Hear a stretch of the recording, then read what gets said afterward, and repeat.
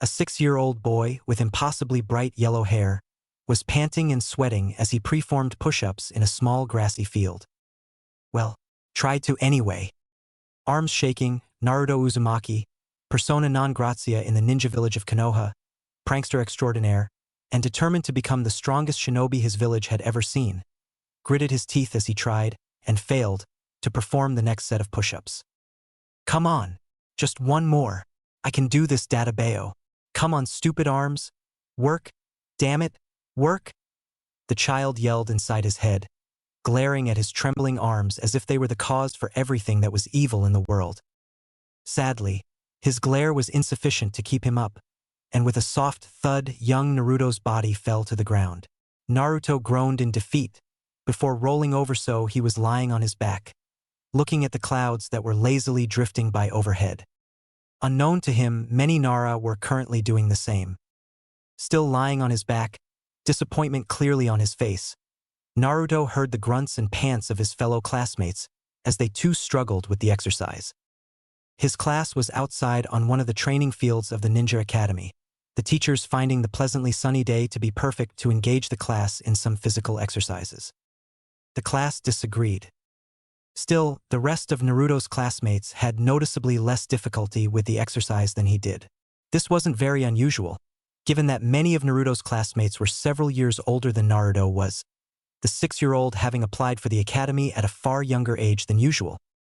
As a result, whenever they were assigned physical activities, Naruto would almost always fall behind.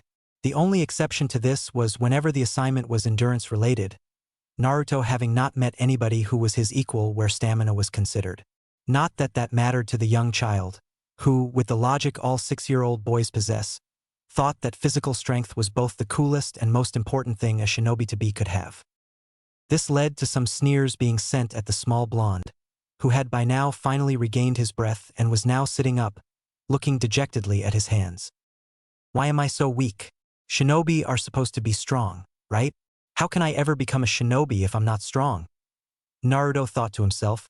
So absorbed in his thoughts he didn't even register the sandal-clad feet standing in front of him, before a bellow brought him back to the real world with all the subtlety of a sledgehammer. Uzumaki!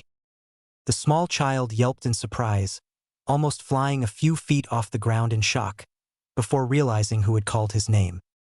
He gave a sheepy grin at his academy instructor, scuffing his feet. Considering the man's furious expression, Naruto didn't think he was impressed. Uzumaki, the man ground out between clenched teeth.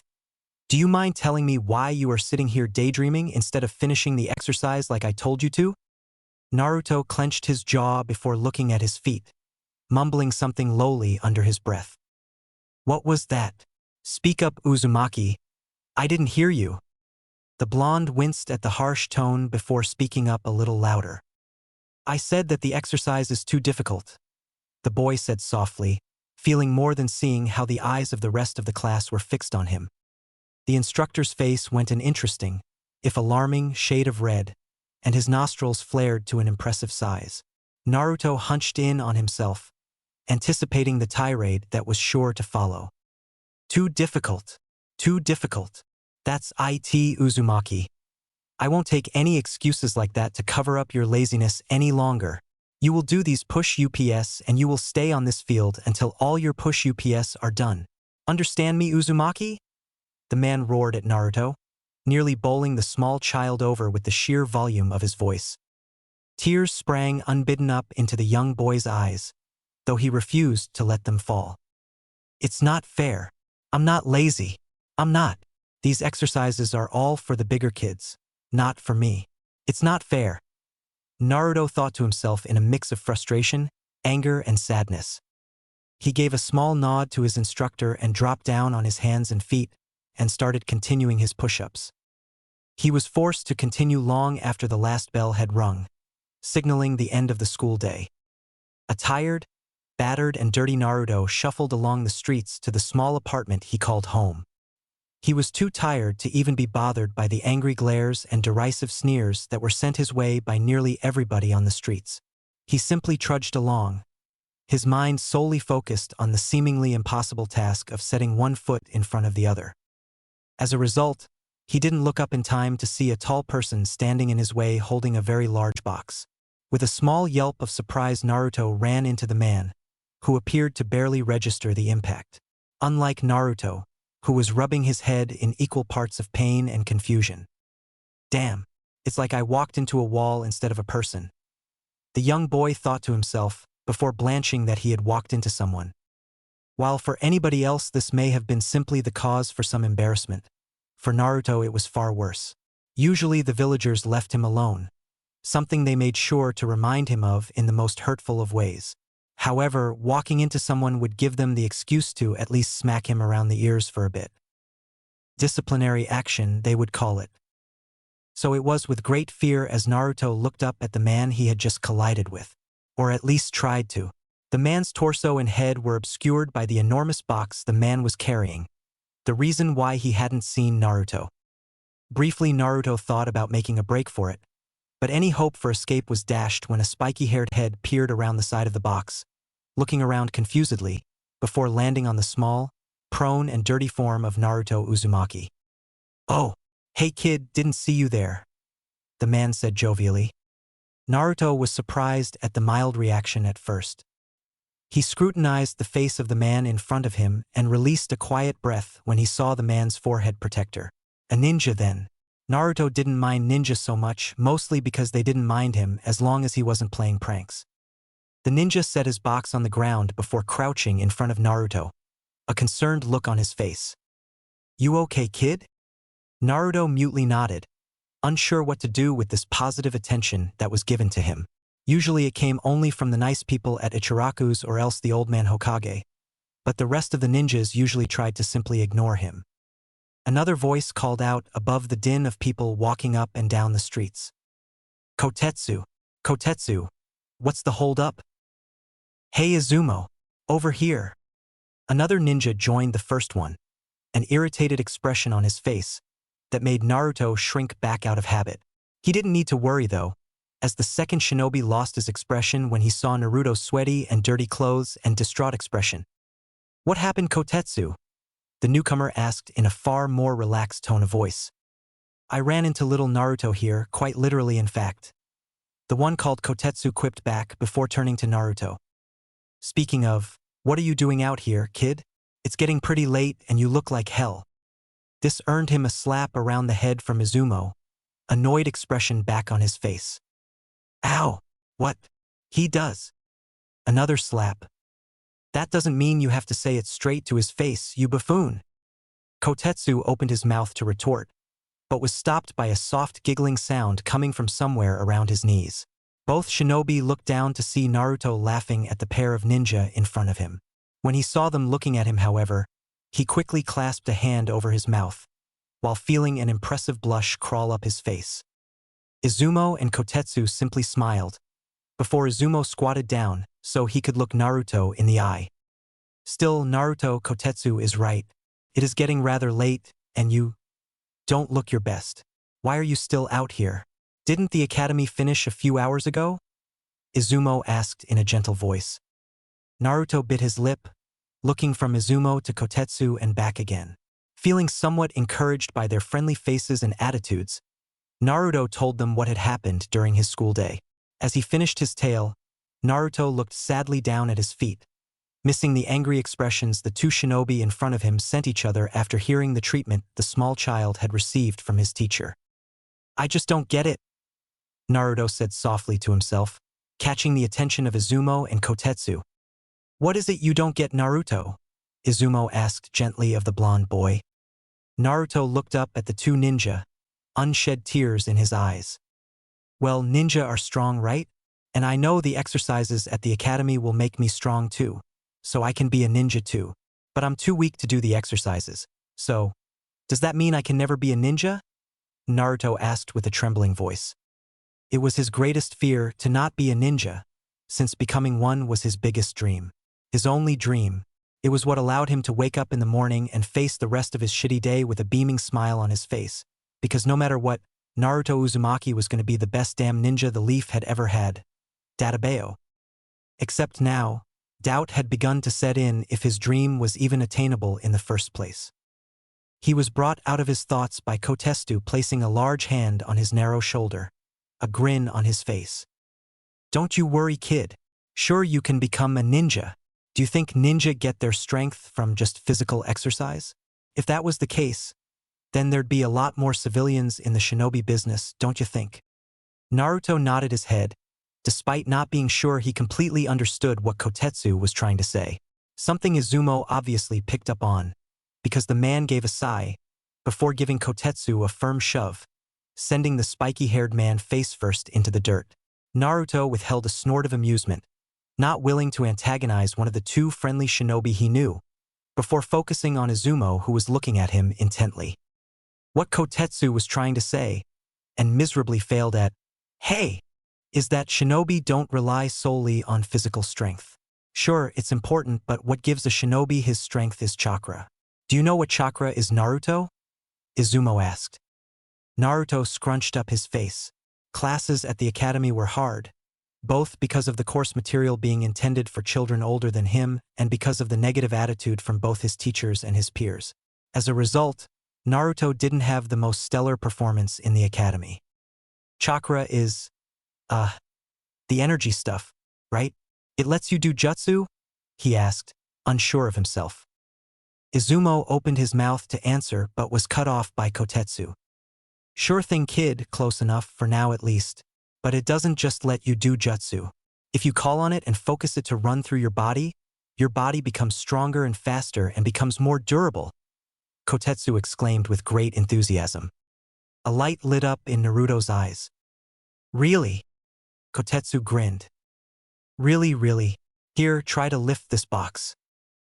A little surprised at the odd request, Naruto simply shrugged his shoulders and decided to humor the man. After all, they had been nice so far, and Kotetsu had been carrying the box around without any problems. So how heavy could it be? Very heavy, it appeared. Naruto grunted, his fingers scrabbling against the box, trying to lift it, or at the very least nudge it a little bit.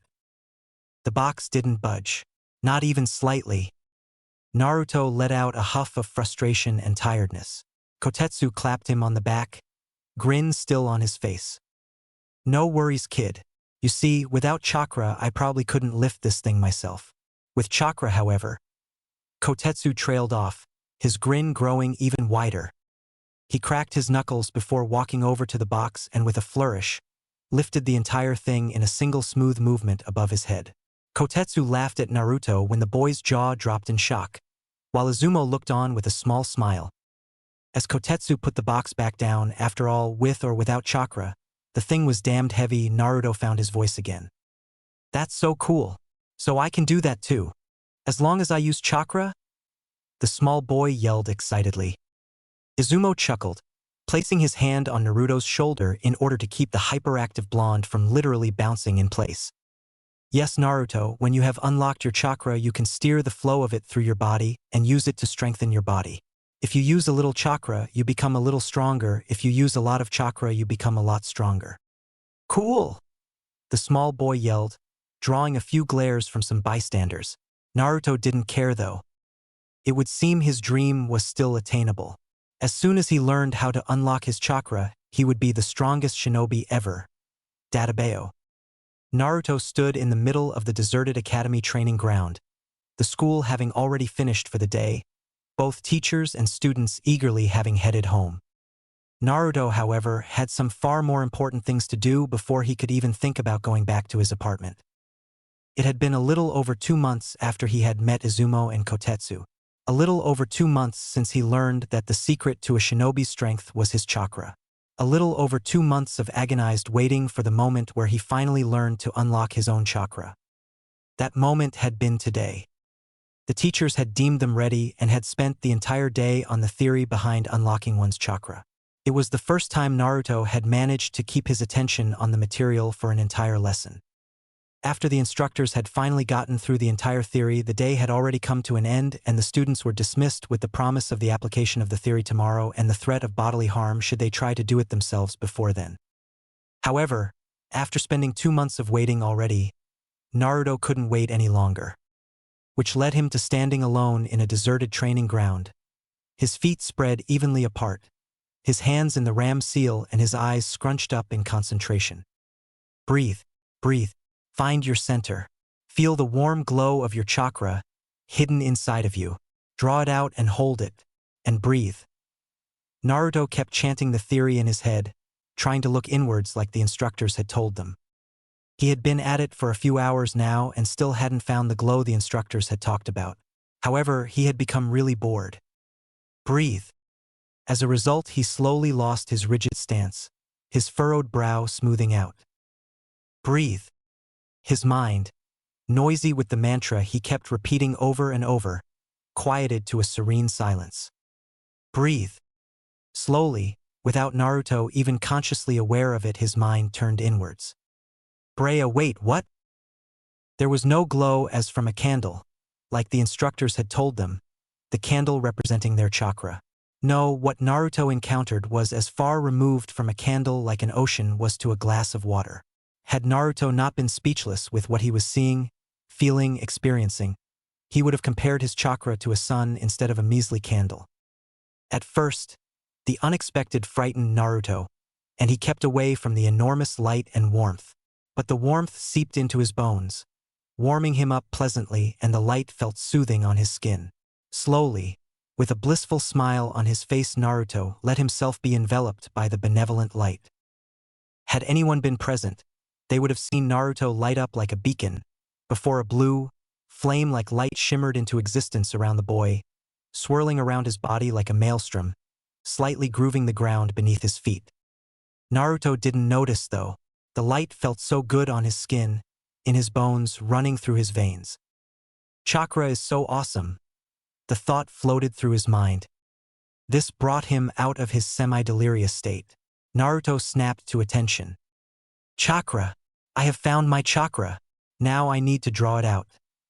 Naruto thought happily to himself, even as he felt a little saddened at having to leave the warmth of this light.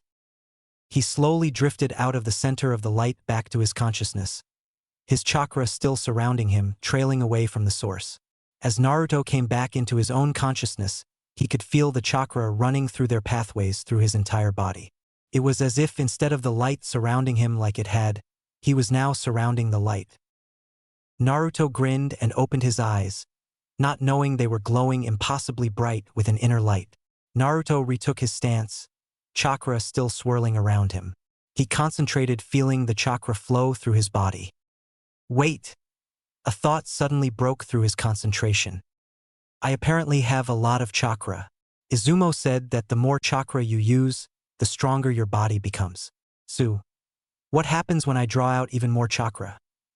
Naruto thought to himself, starting a train of thought that would change the history of the elemental nations. But that was still a few years off, though. For now, Naruto simply grinned, the same way he would when he was about to pull a particularly spectacular prank, and closed his eyes. Focusing on the warm feeling that had enveloped him not so long ago, he drew more of it out. The swirling chakra around him grew even larger, churning faster and faster, the ground beneath Naruto's feet scarred with deep grooves. Naruto didn't notice, though. He simply kept his eyes closed and focused on drawing more and more chakra out. By now, several shinobi and even a few civilians had taken notice of the enormous chakra being emitted from around the Hokage Tower, where the academy was located. The Hokage himself, a wizened old man in white robes with a wide hat on his face, sat up straighter in his chair, eyes widened in shock. Naruto? The man asked softly, chewing nervously on his unlit pipe, before reaching for a crystal ball. Unaware of the unrest he was stirring up, Naruto was still drawing on his chakra, though he was frowning now. Calling on his chakra had become uncomfortable, not exactly painful yet, but Naruto didn't like the feeling nonetheless. On top of that, instead of being pleasantly warmed by the light running through his veins, his body now felt as if he was burning up from a fever. This is it, Naruto thought to himself, gritting his teeth. He opened his eyes and focused on a young tree nearby, for no other reason that it stood closest to him. Cocking his fist back and forcing the light in his body to run through his limbs and pool in his bald hand, Naruto bent his knees, preparing to rush forward. Due to his focus on his target, and because he held his clenched fist a little behind him, he didn't see chakra beginning to swirl around his fist and forearm, coating it in a violently churning shroud of chakra. As Naruto prepared to take off, several ninja managed to reach his training ground. Among these shinobi were the majority of the senseis of what would later be recognized across the elemental nations as the Rookie 12. Right on their heels was the third Hokage, Hiruzen Sarutobi himself. "Naruto," he called out in shock. Within him and most of the other shinobi present, worry wrestled with pride. To call upon one's chakra at such a young age was impressive. Not to speak of the truly gargantuan amount the child was channeling, making it visible as a swirling shroud around him. However, calling upon one's chakra wasn't without its own risks. There was a reason why it was always done supervision after all. Not to mention what kind of damage channeling such large amounts of chakra could do to such a small body.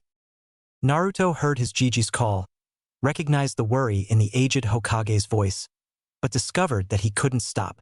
The sheer amount of chakra had already been called upon and now demanded an outlet. It hurt trying to hold it back, so, in what would later be regarded as a typical Naruto-like leap of logic, Naruto decided to continue instead. With a yell, that to the surrounding shinobi sounded more like a roar that shook the earth, Naruto pushed off, shunting power into his legs, and shattering the ground beneath him as a result. Faster than a regular eye could track, Naruto shot forwards, a blinding blue blur, streaking across the training field, creating a deep furrow into the ground, shocking many of the watching ninja. Naruto, however, was simply scared. Everything was going so fast, he couldn't see anything, the world around him dissolving into a blur, except for the young tree he had elected to serve as his practice target. Deciding that hitting the tree with his face would be a lot more painful than hitting it with his fist, Naruto shot his fist forward, only now noticing with amazement the way his swirling chakra coated his hand all the way up to the elbow. He had no time to think anything of it though, because then the tree was suddenly right there and Naruto managed a single shriek of fear before the world lit up before going dark. Hiruzen held his hand across his face, blocking out the brilliant light as Naruto collided with the tree. He couldn't block the deafening sound though, a bone-rattling boom that shook the earth. As the light died away, Hiruzen removed his hand, not bothering to hide his worried expression. "Kami, Naruto, what have you done?" the elderly man asked himself silently. He quickly rushed towards Naruto, sensing Kakashi and his son Asuma, as well as a few others doing the same. When he arrived at where Naruto had collided with the tree, his face lost all color, hand clutching at his breast in fear. Vaguely his mind distractedly noticed one of the female shinobi throwing up, his son comforting her. He couldn't really blame the woman. Only willpower and a lifetime of seeing similar or worse in brutal wars kept him from following her example. Because there, lying in a blackened crater, with his shirt shredded and unconscious was Naruto. His right arm, though, couldn't really be called an arm anymore. As far as Hiruzen could see, there simply wasn't any skin left, exposing the red muscle underneath to the air. What was left of it anyway? Most of it was as blackened as the ground Naruto was lying on. Stark white bones stuck out of his arm at odd intervals, standing in sharp contrast to the boy's flesh. Hiruzen fell to his knees next to his surrogate grandson, unheeding of how the charred earth smeared soot across his pristine white robes. Slowly, as if afraid he may harm the boy should he move too fast, Hiruzen placed his fingers on Naruto's throat. "Please, please, Kami, revered and honored ancestors, please anybody, let him have a pulse, please, let him have a pu dash." Thud thud. Hiruzen almost cried with relief as underneath his fingers he felt a steady, if faint, heartbeat. Looking up in the worried face of Hatake Kakashi, Hiruzen let out a shaky smile, before nodding once, not trusting his voice right now. Obviously Kakashi understood what he meant, because the elite Jounin let out an explosive sigh, before sinking to the ground next to Hiruzen, dragging a shaky hand across his face. Around them, relieved murmuring was heard as Naruto's status of remaining amongst the living spread. Neither man bothered to pay attention, looking at the unconscious Naruto with unblinking intensity, as if afraid that if they looked away for even a second, Naruto would slip away. Given how hurt he was, the fear was not unfounded. Hiruzen felt a hand clamp on his shoulder, as the scent of tobacco his nose. Medics are on their way, and an emergency operating room is being prepared as we speak. Sarutobi Asuma said to him in a soft voice, any animosity between father and son shoved to the background in the face of this crisis. Hiruzen patted his son's hand and nodded, acknowledging the message. He would much rather take Naruto himself and Shunshin to the hospital, but that could easily aggravate Naruto's wounds even further. No, best to let the professionals take over, for now. Suddenly a silence fell across the clearing as Naruto groaned. Hiruzen was at his side so fast it put the Hiraishin to shame. Shush, Naruto, it's going to be all right. Okay? You just need to lay still. Do you hear me, Naruto? Hiruzen said, trying, and failing, to keep the worry out of his voice, not wanting to scare the boy he considered his grandson. An affirmative grunt was his response before Naruto turned around, looking up at Hiruzen with pained eyes. Suddenly the boy let out a shaky grin. I did it, Gigi. I unlocked my chakra. I'm going to be super strong now, Gigi. Databeo? Naruto managed to croak, a victorious expression on his soot-covered face. I did it, Gigi. Naruto trailed off as he fell unconscious again. Hiruzen laughed shakily, running a hand through his hair, not caring he knocked off his ceremonial hat in the process. He looked around the small crater where there once used to be a tree, before turning to look at the direction Naruto had punched in, several slack-jawed ninja already walking across it. I would say that you did indeed, Naruto, Hiruzen managed, while beside him Kakashi lifted his forehead protector in disbelief. Where once had been a part of the small forest, there now was a clearing, starting from the crater where Naruto was lying in, then fanning out to a diameter of about 20 meters and continuing on for almost twice that, felled trees littering the ground, their scorched barks making the ground appear to be black. You did indeed. Drip. Drip. Drip. The hallway was shrouded in darkness. It ended in a large, square room, which was lighted by no visible means, and was flooded by murky water, which came up to slightly above the ankle. On the opposite side of the dark hallway, the wall of the room was replaced by thick golden bars, reaching up from the ground to the impossibly high ceiling. They appeared to be held closed by a relatively small scrap of paper, on which the kanji for seal was inscribed in black ink. In front of the bars, floating on his back, was a small blonde child, unconscious, which was probably a good thing, as the child most likely would have been scared out of his mind by what awoke behind the enormous bars. Two blood-red slitted eyes opened in the darkness that mirrored the hallway. Each eye was as large as an average man was tall, and both focused with unnatural intensity on the small figure floating in front of them, so close, but out of their reach because of the bars in between them. For now. A dark chuckling came from the inky blackness, shaking the room as if there was a particularly violent earthquake. So, the jailer finally meets his prisoner. A malevolent voice rumbled across the vast emptiness of the room. A wide grin, filled with enormous teeth, appeared underneath the glowing red eyes, each tooth glinting with sharpness, creating a truly terrifying image. And what a meeting it shall be! The voice continued ominously, before it retreated back into the darkness of its prison. The small child hadn't stirred even once. It was a beautiful day in the ninja village of Konoha. The sun was shining brightly, basking the land in a warm glow, while a gentle breeze kept the temperature pleasantly cool. Birds were singing amongst the great trees surrounding the village, while in the underbrush, small critters flew back and forth, either for food or fun. Hiruzen Sarutobi didn't notice any of this. The elderly Hokage's attention was focused solely on the small figure lying in the bed in front of him.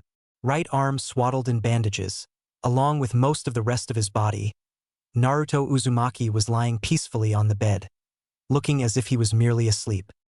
Hiruzen turned his tired gaze to the nurse next to him, who had just run the latest batch of tests. Any change in his condition? The nurse looked up from her clipboard on which she had been furiously scribbling, only to give her leader a small shake of her head. The Hokage sighed, before turning to look at Naruto, just like he had been doing since the child had been brought into the hospital. Hokage-sama. Hiruzen gave a small, reassuring smile, though his eyes didn't leave his surrogate grandson for even a second. You may take your leave now, Nurse-san. I will alert the nearest medic should he wake. he said warmly, expressing his gratitude through the tone of his voice. Apparently satisfied that her charge would be looked after, the nurse bowed curtly, before quickly leaving Naruto's room. As soon as the door clicked closed, a man stepped out from the shadows of one of the corners of the room. Hiruzen didn't even twitch at the sudden appearance of the ninja. He had sensed the man the moment he had stepped foot in the hospital, after all. "Salamander," the Hokage said, acknowledging the man's presence, but still not looking away from Naruto's unconscious form. "Hokage-sama," the masked ninja replied, before joining his leader at the foot end of the hospital bed. Silence reigned between the two men, only disturbed by the rhythmic beating of the heart monitor attached to Naruto. Hiruzen gave another sigh, before turning to address his ANBU commander. "What's the situation, Salamander?" The commander straightened, snapping to attention immediately, and gave his report in clipped tones. "Sir, the area around Uzumaki's accident had been cordoned off, while those who were present have all been ordered to consider what happened in S-rank secret for now, until you have assigned it a proper ranking. In the meantime, several of ANBU's best have investigated the area of Uzumaki's accident." Hiruzen nodded, before asking the question which answer he dreaded more than anything. "And what was the result of the investigation? Did Naruto-kun use any of its chakra?" the elderly Hokage asked, though his voice was calm and steady, even as his inside were squirming around. "No, Hokage-sama. It was the first thing our best censors tried to find out, and they have universally come to the conclusion that all the chakra used by Uzumaki was his own." Hiruzen managed to contain his sigh at the last second, though he couldn't help the relieved sagging of his posture. If his commander noticed, then the man wisely didn't say anything. The third Hokage turned back to Naruto's sleeping form. "Well, that's a small comfort at least," Hiruzen muttered to himself. The commander cleared his throat. Through sheer willpower, Hiruzen managed to keep himself from groaning, though he turned to the ANBU with narrowed eyes. Taking that as his cue, the masked ninja continued. "What should we tell the public, Hokage-sama? Many amongst our ninja forces have noticed the enormous amounts of chakra that young Uzumaki-san drew upon. When his teachers notice his absence in the coming days, they will draw conclusions, Hokage-sama." Hiruzen did groan this time. "And because it was ANBU who handled the investigation, we can't even use the records of their findings to calm the people," the third said in a frustrated voice. The Hokage walked towards one of the windows, looking out across his village, hands clasped behind his back, as his wrinkled brow wrinkled even further as the old man thought deep and hard about what action he should take. "Kami, I wish I had my pipe right now," he thought mournfully. The ANBU remained standing at attention, patiently waiting for his leader to come up with whatever action they should take. He didn't have to wait very long. Hiruzen turned away from the window with a twinkle in his eye. "We tell them the truth." Had the ANBU not worn his signature mask, the world would have been treated to a slack-jawed NBU commander, a rare sight indeed. "Hokage-sama?" the ninja asked hesitantly. "Not the entire truth, of course. We will simply say that young Uzumaki had been attempting to unlock his chakra, as was instructed, but made a mistake in doing so, and released far more than he had intended to summon. It was never involved as our beloved Yandame's seal still holds strong and wouldn't allow it. Young Naruto shall be kept under observation to monitor any possible damage he has done to himself. Make sure to mention the seal in the statement, Salamander." "Yes, Hokage-sama. It shall be done." But the ANBU trailed off. Hiruzen raised an eyebrow. "Yes, Salamander. Permission to speak freely, Hokage-sama?" Hiruzen's other eyebrow joined its brother in a journey to his hairline. It was a very unusual question to be asked by an ANBU commander. Hiruzen could in fact recall all previous instances on one hand, and 3 of those had been during wartime. "Permission granted, Salamander. Speak your mind," Hiruzen said, curious what his commander wanted to say, unfiltered by protocol or decorum. The ANBU nodded and relaxed his stance somewhat.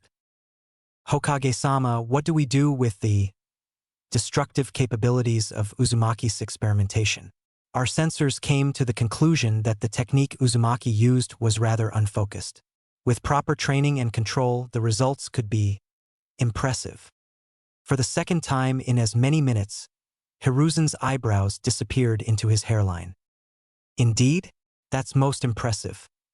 The elderly Hokage mused, looking at the child in the hospital bed. Such strength, such power, such a young age too. Minato-kun, Kushina-chan, you would be proud of your son.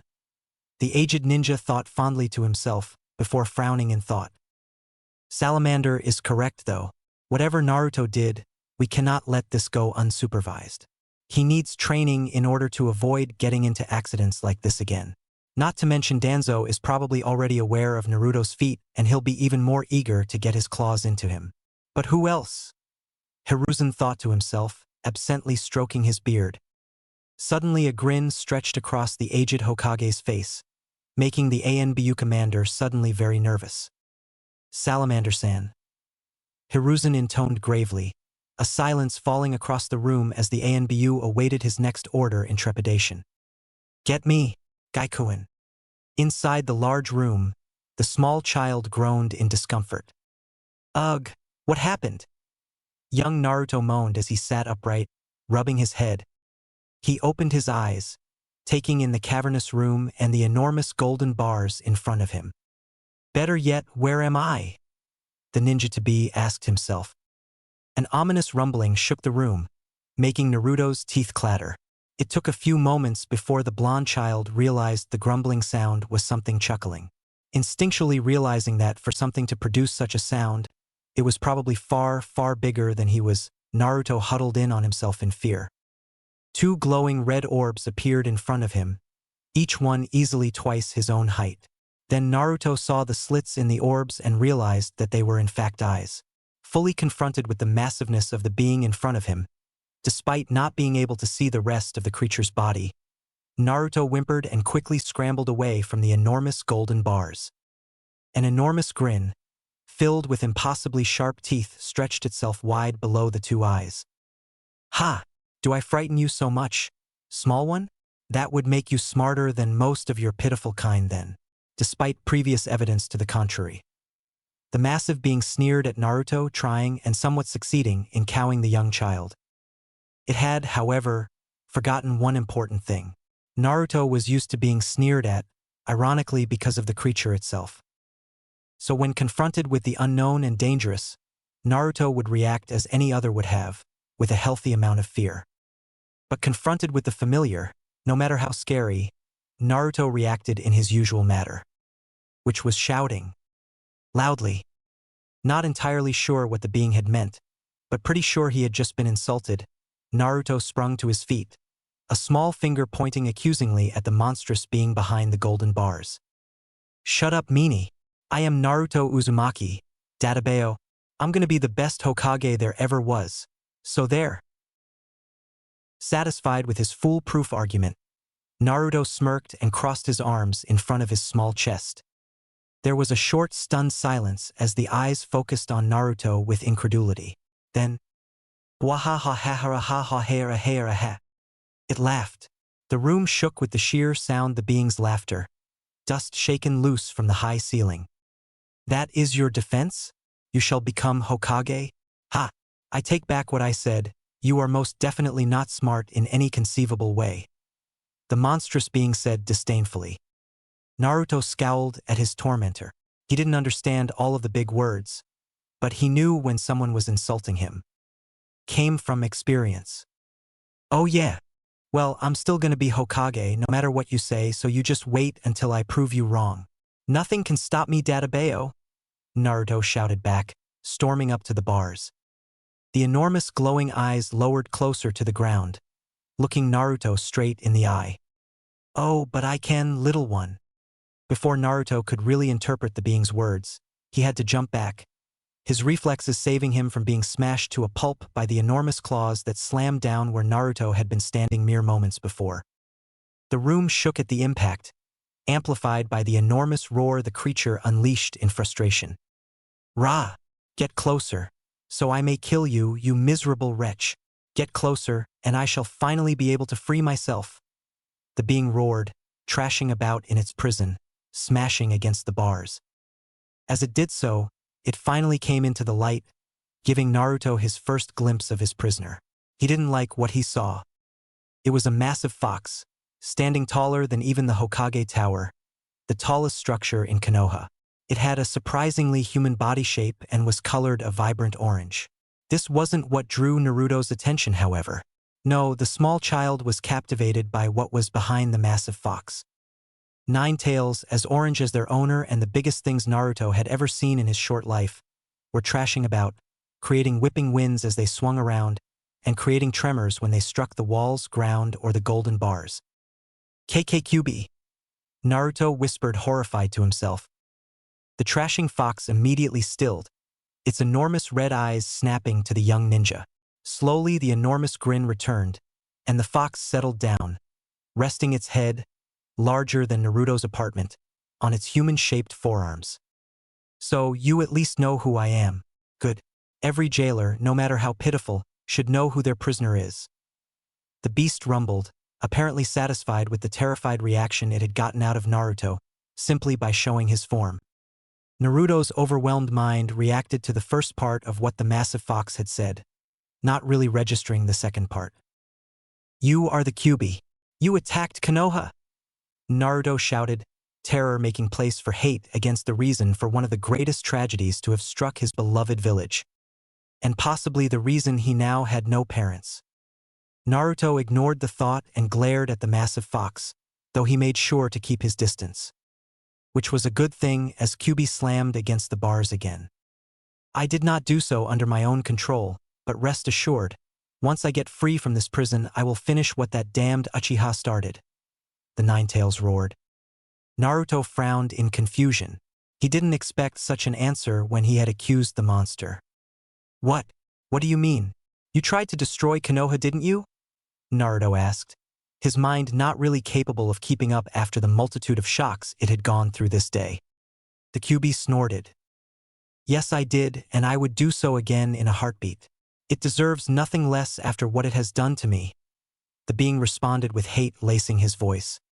Before Naruto could jump to the defense of his village and plead that they did not, in fact, deserve total annihilation, the Kyuubi continued. However, the attack of 6 years ago, I did not do it of my own will. The great beast chuckled darkly. Though I guess that's not entirely true. I certainly wanted to destroy your pitiful village. However, someone else controlled me. Naruto was floored, before closing his mouth with a snap. He pointed at the great fox with an angry glare. You're lying. You're just trying to blame someone else for it.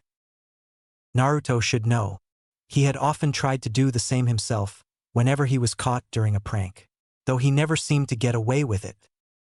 The monstrous fox immediately slammed into the bars again, sending Naruto staggering at the impact. You dare question my word. I am the great Kyuubi no Kitsune.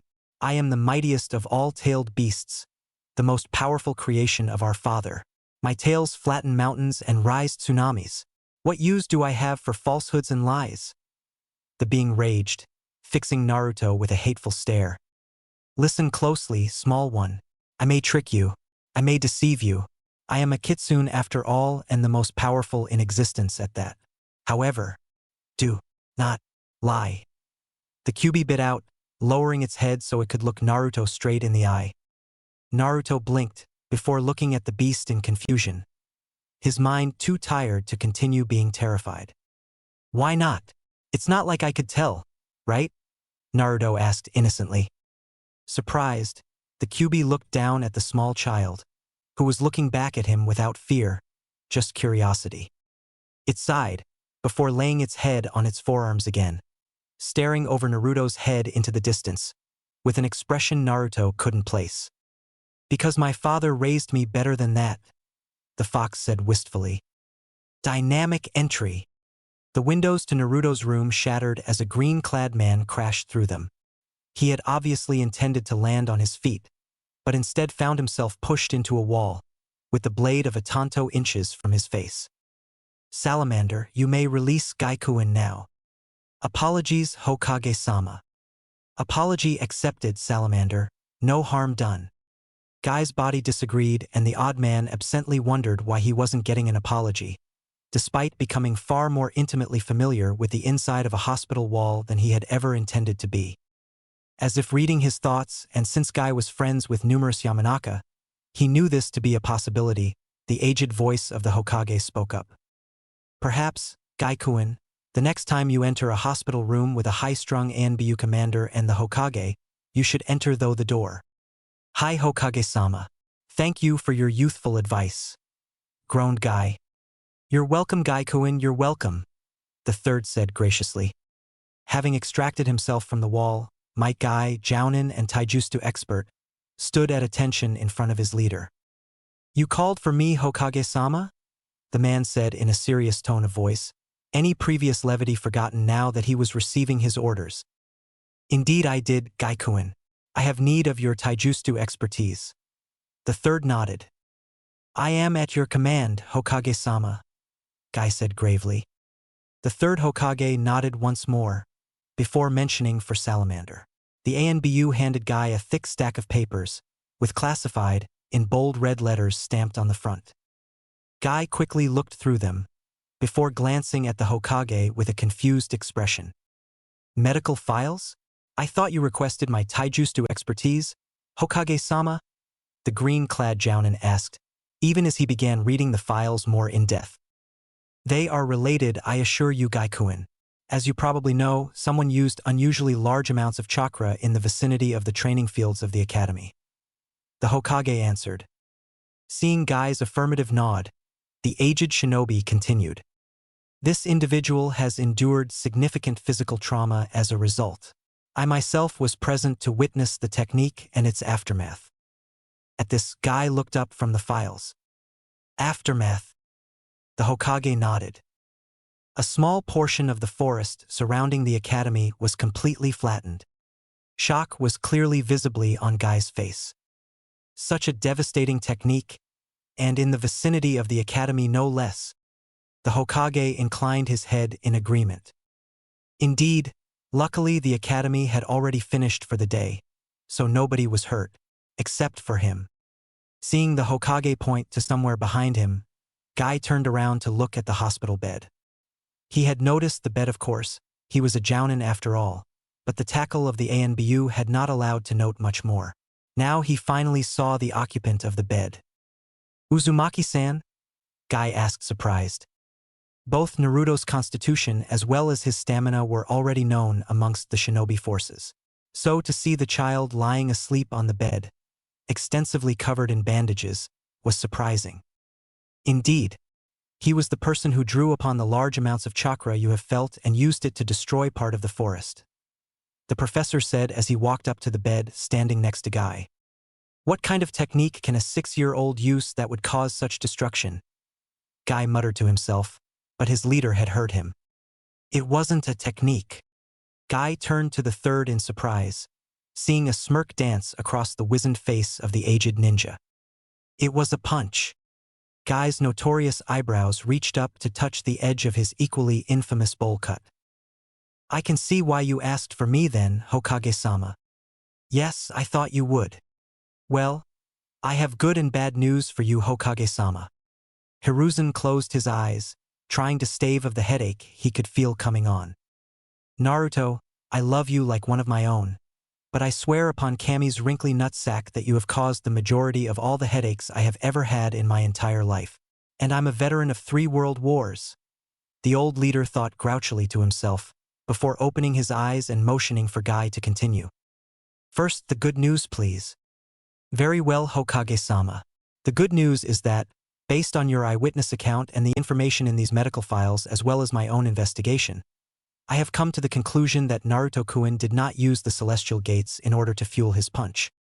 Hiruzen internally sighed in relief. The opening of the gates were perilous at best even for the most skilled of shinobi. There was a reason Guy was both known and feared across the elemental nations. For a child to mess around with them, the damage could have been horrendous.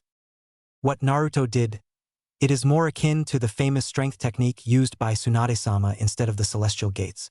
However, instead of immense control released at the most opportune moments during strikes to gain enormous strength, Naruto-kun used immense amounts of power to flood his body, overcoming the physical limitations of his body in much the same way most shinobi do when strengthening their bodies, but to a more extreme degree. Hiruzen turned around to face Guy, a thoughtful frown on his face. That sounds remarkably like the technique of the celestial gates to me, Gaikuin. Guy nodded. A common misconception, Hokage-sama, since it certainly appears so to the observer. However, the celestial gates work in a different way to what Naruto-kun did. When one uses the celestial gates, they release the limits our own body has put upon itself in order to function at a much higher degree. However, this is still the inherent physical strength of the body, not a chakra augmentation. It merely appears so, due to the release of one of the gates, and the subsequent flood of chakra. It is why intense physical training is required in order to use the gates effectively, Hokage-sama. 100 times 0 remains 0. Hiruzen nodded in understanding, his opinion of the odd jounin somewhat rising after finding out the reason for the man's ridiculous physical regime. However, what Naruto-kun did was not removing the limits his body has put on itself, but bypassing them with chakra. The result is the same, a body without its usual limits. However, this brings me to the bad news, Hokage-sama. Hiruzen closed his eyes again, as he felt icy tendrils spreading from his gut. He had a feeling he already knew what Guy was about to say. Because the result is similar, the consequences to Naruto's body are as well. The damage he has suffered is similar to the opening of the second or third gate, Hokage-sama. This is disregarding the state of his arm, Guy said in a mournful voice. The damage is truly that high? How? Hiruzen asked himself as he rubbed a hand against his aching forehead. Guy had heard him though and explained. I think it's because of two reasons, Hokage-sama. The first is that Naruto, for however a short amount of time, operated on a level far surpassing the limits of his body, while those limits were still in effect. On top of that is his young age and the fact that his body is unaccustomed against such immense stress.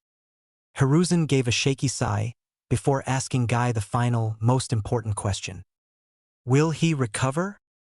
Silence was his answer as Guy was deep in thought.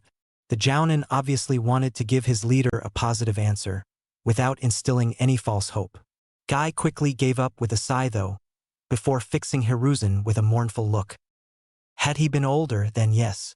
Even had he been but a mere fresh genin, due to his Uzumaki blood and his tenet, he would have eventually recovered. Had he been a chunin or jounin, he would have even eventually come out of this all the stronger for it. But now, with such a young, underdeveloped body, I am sorry, Hokage-sama. I truly am. But I fear Naruto-kun's growth may forever be stunted. Hiruzen turned away from his jounin in order to gaze at Naruto's sleeping form. He felt his heart break for the small child. The stunted growth, along with the terrible damage to the boy's right arm, would make becoming a shinobi, let alone Hokage, nothing more than a dream for the energetic blonde. Thank you, Guy. You may dash. Hiruzen was cut off when a dark, vile chakra began to cloud to room, and it originated from Naruto. A few minutes previously, Naruto's face was scrunched up in thought as his bright blue eyes stared ahead of him. Two blood-red eyes stared balefully back. Finally, the silence became too much and the Kyuubi snapped. Well, out with it then, mortal. Your incessant staring is getting on my nerves. The mighty fox snapped irritably. Naruto blinked a few times in surprise, having lost most of his fear for the giant demon after getting bored out of his mind exploring the extremely impressive, yet ultimately very boring, room the two were stuck in. Where are we? Two giant eyes were fixed incredulously on the small ninja in training. We have been here for many hours, yet you only think to ask that question now? The fox snorted disdainfully. Not to be outdone, Naruto snorted as well, though not as impressively as the Kyuubi, since his snort didn't create a gale of wind. You aren't the most friendly-looking fox around, you know? The blonde defended himself. The Kyuubi rolled his eyes, before answering the small child's question, hoping it would keep Naruto from staring at it unblinkingly. Seriously, it was starting to get creepy. We are inside the seal that keeps me contained within you. Ah, Naruto nodded seriously, stroking his chin in a wide manner. The Kyuubi sighed in relief. Hopefully the child would now. That doesn't tell me anything, Databeo.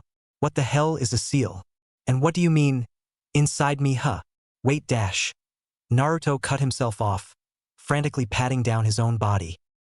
How does that even fit? Silence, you fool. Naruto's mouth snapped shut with an audible click. Giving a relieved sigh, the QB continued. Perhaps I misspoke. We are not inside you. Not in the literal sense anyway. How to put this in a way even you understand? The great beast mused, ignoring Naruto's spluttering, who once again had the feeling he was being insulted, yet not really understanding how. Well, when I was defeated, I was locked away in a special prison. The prison itself does not exist in your world. Little one, think of your world as a room with doors. We are currently not in the room but behind one of the doors. The seal which I mentioned is what allows you to come here, and what allows my chakra into you, but you don't need to know that. Naruto's face scrunched up in thought, before giving a tentative nod. Satisfied, the QB continued. Now when I said that I was contained within you, I meant that the door is in your hands. You are the one that closes and opens it. And one day you will open it completely, and I will be free. Naruto was silent for a few moments, for which the fox was thankful, before giving a decisive nod. Weird, but I get it. But why are we here? The young Uzumaki asked. The QB growled in displeasure. I am here because of the arrogance of you pitiful humans, because of those damned Uchiha and their thrice-damned cursed eyes. For close to a century, I have been sealed away, to never see the light of day, to never feel the wind or rain on my face again. Why am I here? The fox spat. The QB leaned forward, his nose almost pressing against the golden bars keeping him from devouring Naruto. I can tell you that it is not by own will at least, and that I have deserved none of the years spent in here. The beast growled, malice dripping from every word. Naruto gulped, before marshaling his courage and frowned. You've been locked up for a century? That's pretty bad. And it's even worse because you don't deserve it. Naruto thought, not seeing the QB smirk malevolently. Before the creature could open his mouth in order to use Naruto's empathy in order to trick the child into releasing him, Naruto spoke again. You just wait, Foxy-san. When I get out of here, I'll tell what you told me to the old man. He'll be able to help you. He's the Hokage. He can do anything. Databeo? Young Naruto said, giving the fox a thumbs up and a massive grin. The QB was stunned. This was not what he had expected. Naruto didn't notice, though, as he looked confusedly around the room he had spent a few hours exploring. About that, how do I get out of here? Why am I here in the first place? Had the QB been a lesser being, he would have face-palmed, dignity be damned. As it was, the great Kitsune simply sighed before answering. The reason why you are here is the same as why you cannot leave this place. Not yet, at least. Why not? Look at your arm, small one. Naruto looked at his unblemished arm, not understanding what the QB was getting at. Looks fine to me. I should hope so. This is the representation of your mind. Should it be damaged, well, then I'd be worried if I were you. Now look in your reflection. Looking down at his feet, which were submerged within the water flooding the room, Naruto checked out his reflection. I don't see any WHO, Naruto shouted suddenly. His reflection looked back at him, covered in small burns and cuts, and his right arm. He hurriedly felt his arm and was reassured when he felt smooth, slightly damp skin. Still, the reflection bothered him. What dash? Your little experiment had some negative consequences. What you see in the reflection is the current state of your body. You will eventually heal, though the damage done to your body will preventing you from ever becoming a proper ninja. The QB intoned, each word heavy as the fall of a hammer.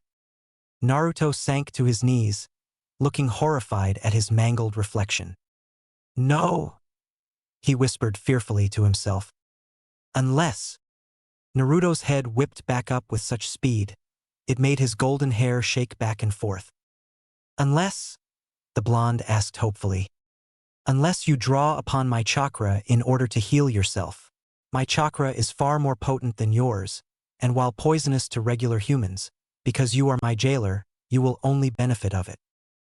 Naruto jumped to his feet, ready to accept the demon's offer then and there, before a small whisper in the back of his mind held him back.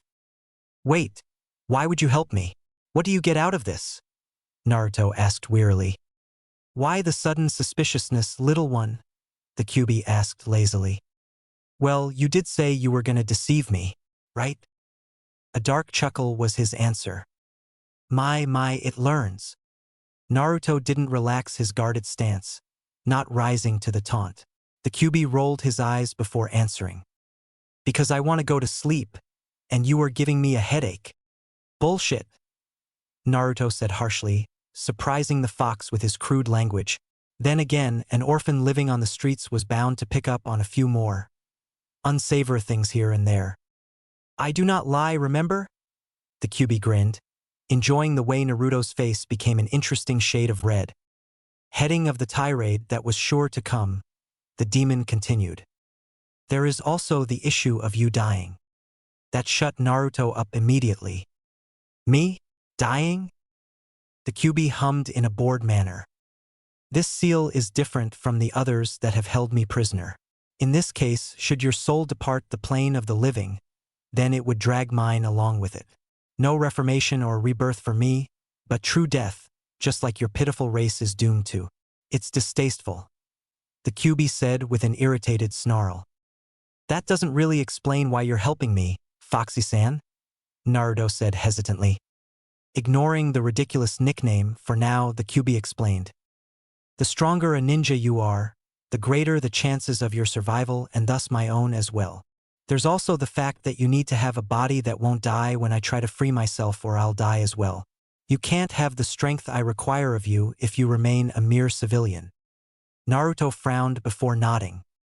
Right, then I'll accept your help, Foxy-san. What do I need to do? Well, first you need to. The Kyuubi trailed off as one of his 9 massive tails wormed itself with great difficulty through the bars, the tip ending not far from Naruto's chest. The small blonde was getting nervous, but did his utmost in order to not let it show. Leave!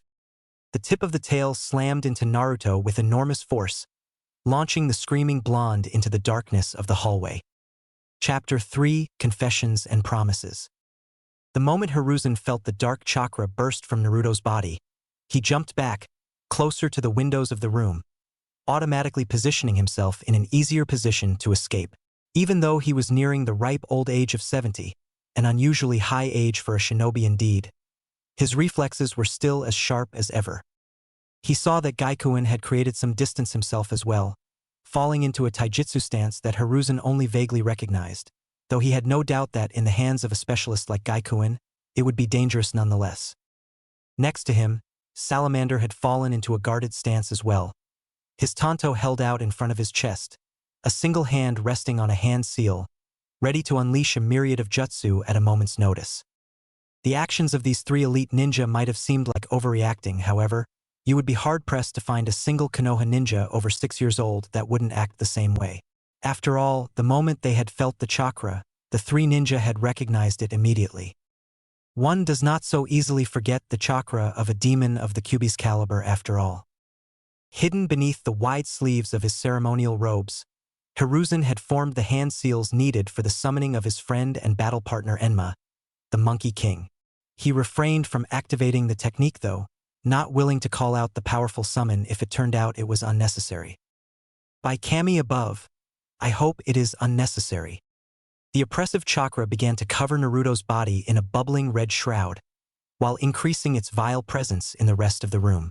Hiruzen heard Gaikuin's breathing hitch for a second, though outwardly the taijutsu specialist managed to keep an impressively unruffled appearance. Salamander though didn't even so much as twitch as the dark chakra pressed down on them. As expected of his ANBU commander, of course. Hokage-sama?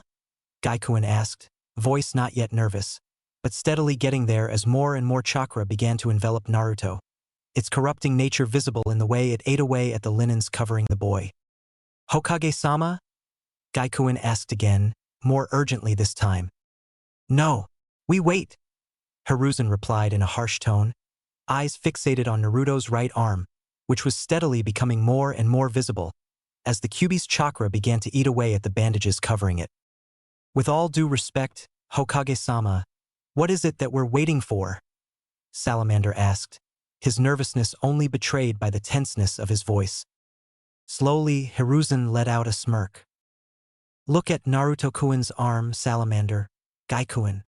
Both ninja wearily approached the small child on the hospital bed, who was still leaking massive amounts of demonic chakra, even though the amount slowly started to die off. When they finally reached the foot end of Naruto's bed, Hiruzen's hearing managed to pick up Salamander's quiet, "Oh." Gaikuen's reaction didn't require any superb hearing, though. Yash, how can this be? Hokage-sama. Truly your fountain of youth is fanned by the most impressive of youthful flames. How did you know that this would happen? The eccentric Jounin bellowed enthusiastically, before turning towards Hiruzen with a thumbs up and a grin which literally sparkled. Hiruzen blinked at the light glinting of his taijutsu expert's teeth. That is some impressive genjutsu. That, or he is the most vigorous teeth-brusher in the history of man. Shaking of the random thought, Hiruzen focused on Gaikuen and Salamander, who had turned to look at his leader at well. The aged Hokage walked towards Naruto's bed until he was standing in between the other two ninja. By now, the Kyuubi's chakra had almost completely disappeared, reduced to a thin film surrounding Naruto's skin. Now that he was standing closer to the blonde boy, Hiruzen could see that the 3 whisker marks on Naruto's cheeks had thickened considerably, while his fingers had developed claws. When the Hokage squinted, he could even see 2 fangs peeking out from under the child's upper lip. He looked at Naruto's arm with a smile on his face. I am called the professor for a reason, you know? Hiruzen said smugly, eyes not leaving his surrogate grandson's arm. Surrounded by vile and demonic chakra, wrapped in smoking bandages that had almost been eaten away, Naruto's arm was visible to the world. And it had been healed. Naruto came back to the world in stages. First came sound. The small child could hear several voices somewhere above and to the side of him. He couldn't really make out what was being said, but the voices all spoke in serious tones. Then came touch. Naruto could feel a coarse fabric on his torso, while something soft was lying underneath his head. A pillow? He could feel that the fabric surrounding him had been damaged in large areas, as if it had been burned, making it feel uncomfortable against his skin. He could also feel several thin strips of fabric pressed closely to his body, though most felt even more damaged than the other fabrics. Bandages. Next, almost simultaneously, taste and smell came back to him. His mouth felt as if someone had attempted to shove the desert of Suna down his throat, and his nose picked up an acrid smell, like something vile had been burned away. Then finally his vision returned to him, blurry at first. Above him, he could vaguely make out what appeared to be a light bulb. Naruto turned his head to his side, trying to take in the space he was in. It appeared to be a room of some kind, though he didn't recognize it. Then again, at this point the world simply consisted of black and gray blobs. For all he knew, he was just lying in his own bed. Probably not. This pillow is way too nice for that. Naruto let out a groan, something he regretted immediately when it felt like crushed glass tried to work its way back up his throat. Suddenly a large, gray blob was at his side, pressing something cool in his hands. Drink, Naruto. You're pretty dried up right now. A kind, elderly voice said gently. Gigi?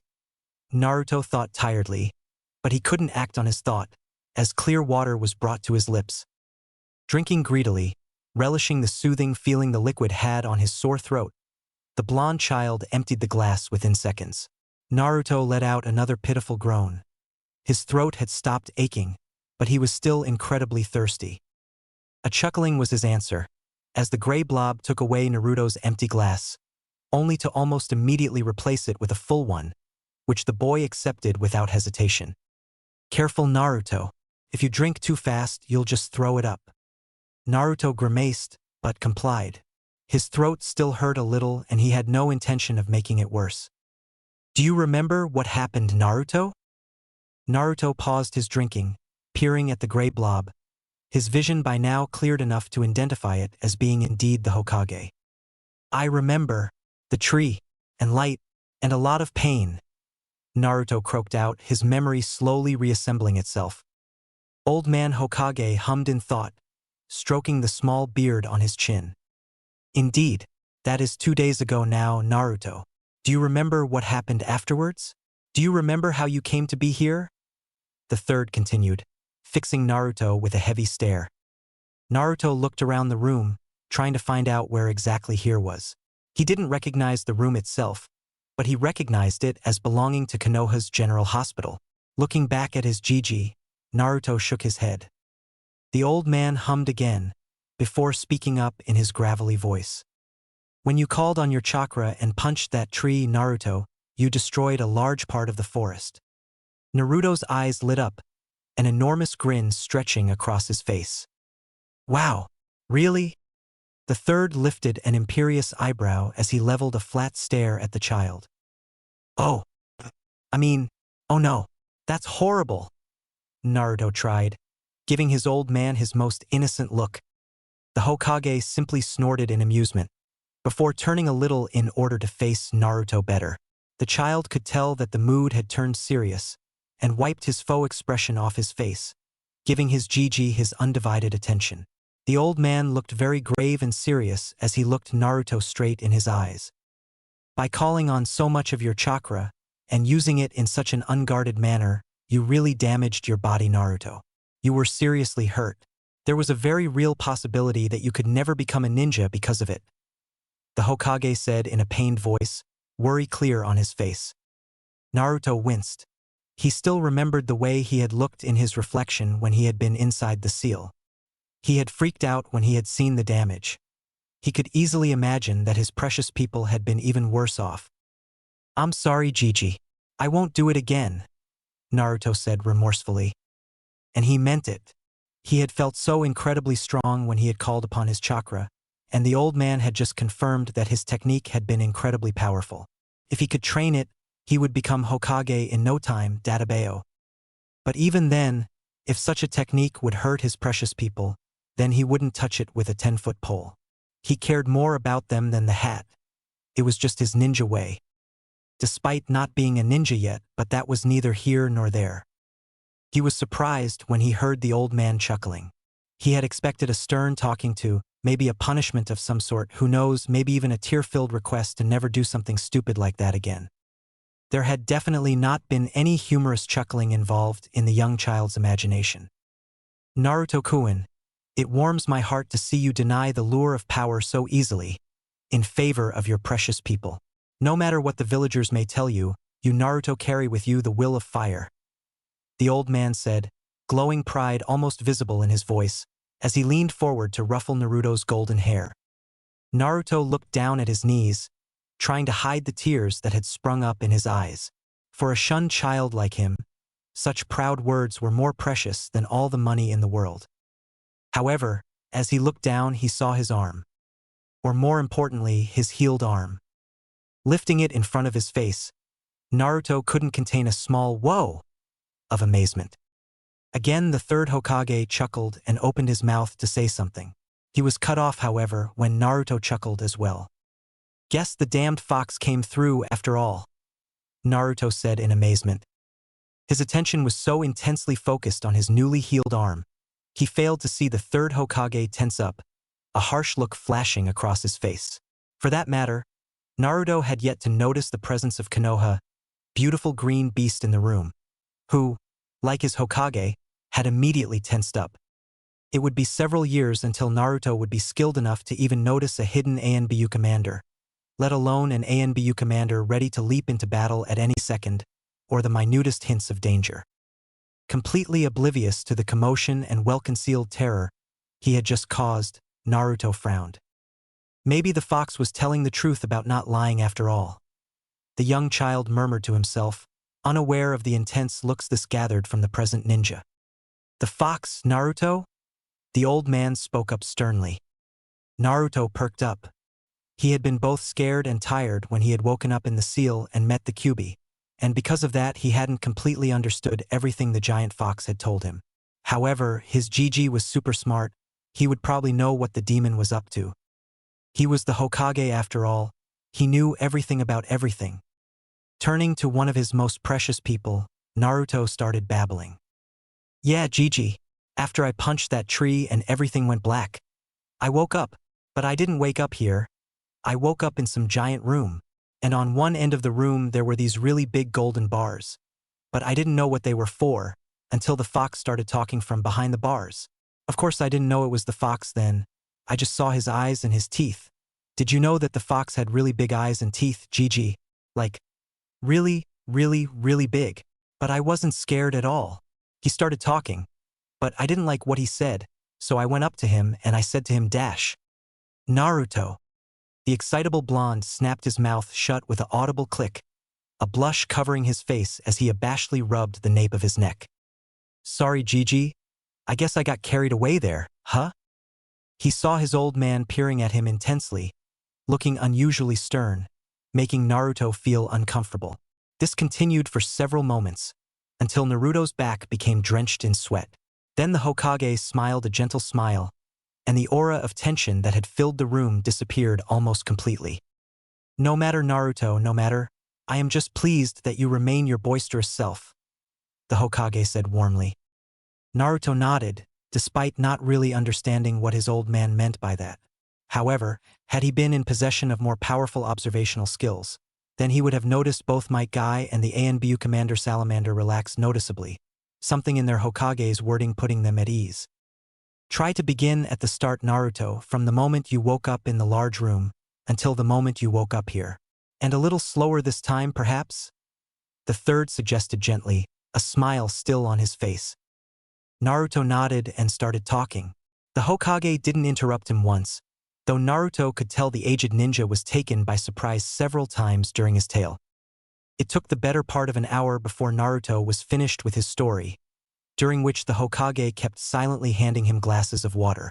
Now he was sitting upright in bed, sipping his 7th glass of water, his eyes going back and forth from the Hokage to a weirdly dressed man with truly humongous eyebrows.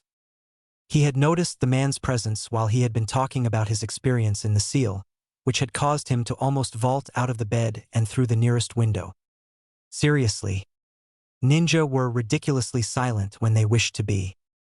He was brought out of his musing when the old man cleared his throat.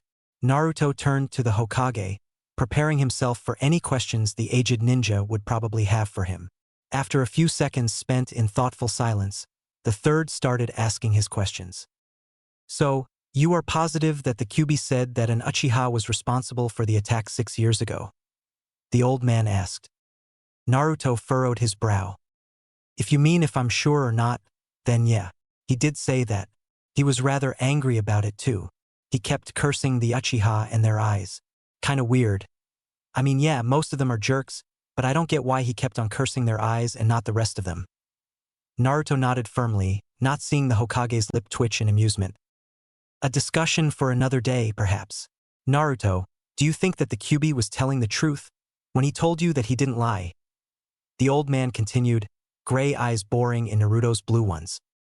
Naruto thought long and hard about this, absent-mindedly stroking his newly healed arm. Finally, he gave a tentative nod.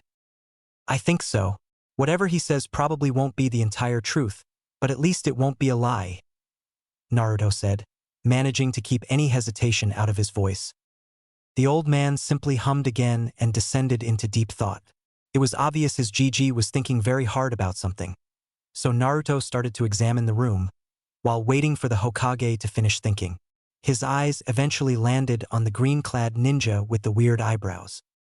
Seeing that Naruto's eyes were focused on him, the weird ninja grinned, before giving Naruto a thumb up, the light glinting of the man's teeth. Naruto hurriedly looked straight ahead, hoping his Gigi would be finished with thinking soon. As if the old man had heard his thoughts, who knew, maybe he did. They were ninja after all, there was probably a jutsu for that or something. The aged ninja shook himself before clearing his throat. In that case, Naruto, please inform the Kyuubi that I will try to look into the matter. However, that being said, promise me that you will not try and meet with the demon, Naruto. While he may have decided not to lie to you, the Kyuubi is both old and wise, and it will probably try to trick you at every chance it gets. The third Hokage said seriously, fixing Naruto with a stare.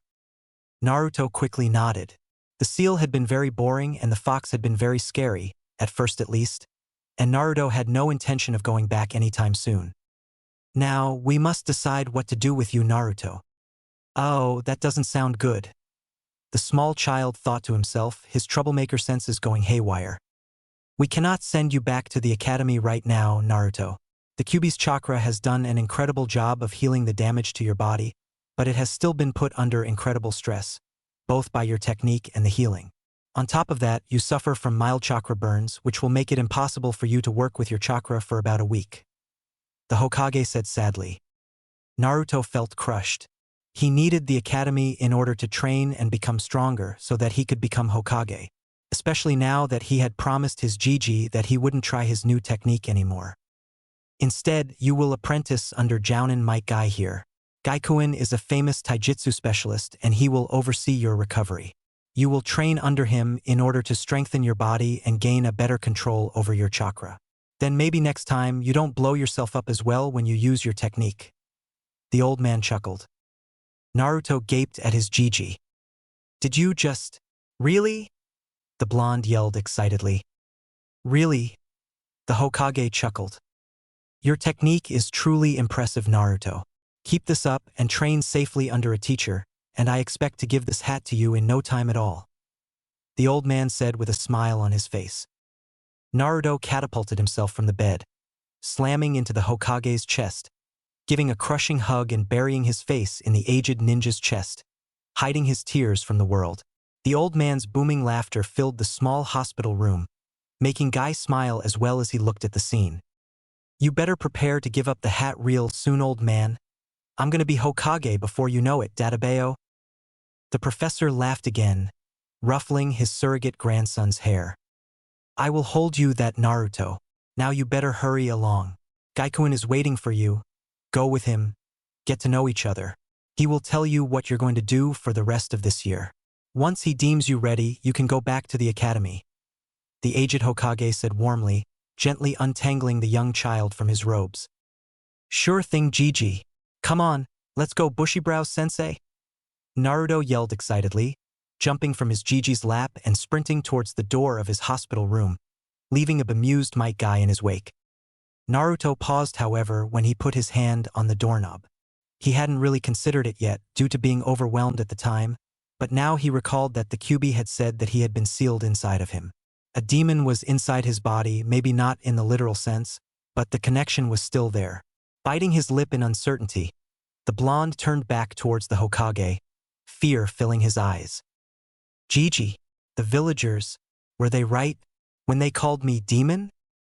The elderly Hokage gave a deep sigh, before coming to his feet and walking towards Naruto. Bending down to one knee, so he could look the small boy in the eye, the professor gave Naruto his most reassuring smile. Naruto, you are no demon. You have seen the Kyuubi, it is your prisoner, but it is not you. You are simply the jail that keeps us safe every single day. You're not a demon, Naruto. You are a hero, the Hokage said firmly. Naruto felt like an enormous weight had been lifted from his shoulder, or like a shroud of darkness that he hadn't realized had been there had been removed. He felt lighter and happier than he could remember ever being in his entire short life. Thanks, Gigi, Naruto whispered, furiously wiping at his eyes. Anytime, Naruto. Anytime, the Hokage said, his smile wrinkling the skin around his eyes and mouth. Now off you go, the old man said, opening the door and gently pushing Naruto through it. Naruto nodded, before giving a grin that could rival the sun in intensity. Maybe even rival that of Might Guy's. Maybe. Let's go, Bushibrow-sensei, Naruto yelled, before dashing down the hallway, laughter and angry reprimands following in his wake. The Hokage turned to his taijutsu specialist, amusement dancing in his eyes. I believe you are being called Gaikuin. Konoha's beautiful green beast blinked a few times in bewilderment, before giving a loud laugh and dashing after the blonde blur. YOSH, I see that your flames are already impressively fanned, my youthful student. Together, we shall fan those flames so that your fountain of youth may be everlasting. YOSH. Hiruzen was still chuckling as he slowly walked towards his own residence, not far from the Konoha hospital. As he was walking, a shadow disconnected itself from the ceiling and dropped down behind him. It straightened up, revealing itself to be the ANBU commander Salamander. The commander drew level with Hiruzen, and they continued walking in silence towards the Hokage's home. While outwardly the commander appeared unreadable, Hiruzen could tell that the ninja desperately wanted to ask some questions. He wasn't disappointed. "Hokage-sama, what do you wish to do with the information Uzumaki has provided us?" Hiruzen didn't answer for a moment, his eyes clouded in thought. "What makes you think I will do anything at all with the information, Salamander? It was given by the Kyuubi no Kitsune after all, not the most truthful intelligence source, I think you'll agree." Hiruzen rumbled in his gravelly voice.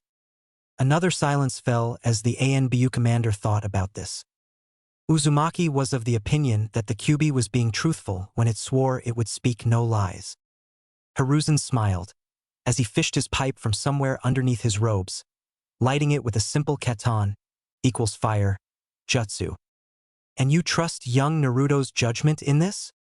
Perhaps, maybe it would be wise to ask a Yamanaka to accompany Uzumaki in a trip to the demon, so we may get a less impressionable interpretation of the Kyuubi's words."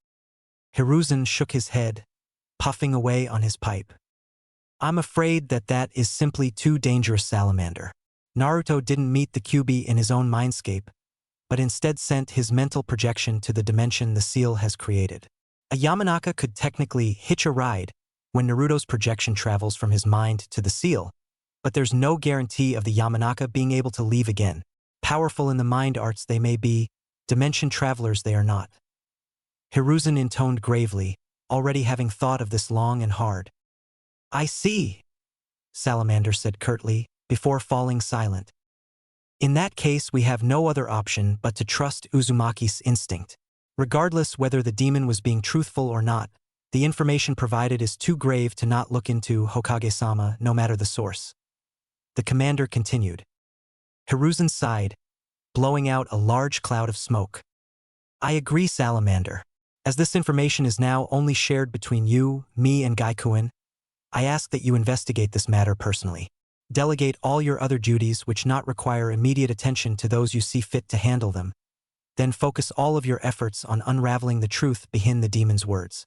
You will receive any manpower and security clearance you think you may need, Salamander," Hiruzen said softly, but firmly, hoping that he wasn't making a monumental decision. "Hi, Hokage-sama," Salamander said crisply, snapping off a salute, even as they were still walking. Hiruzen nodded in acknowledgement, before continuing on. He was surprised to find that Salamander remained at his side. Evidently, the ANBU commander had something to get off his chest.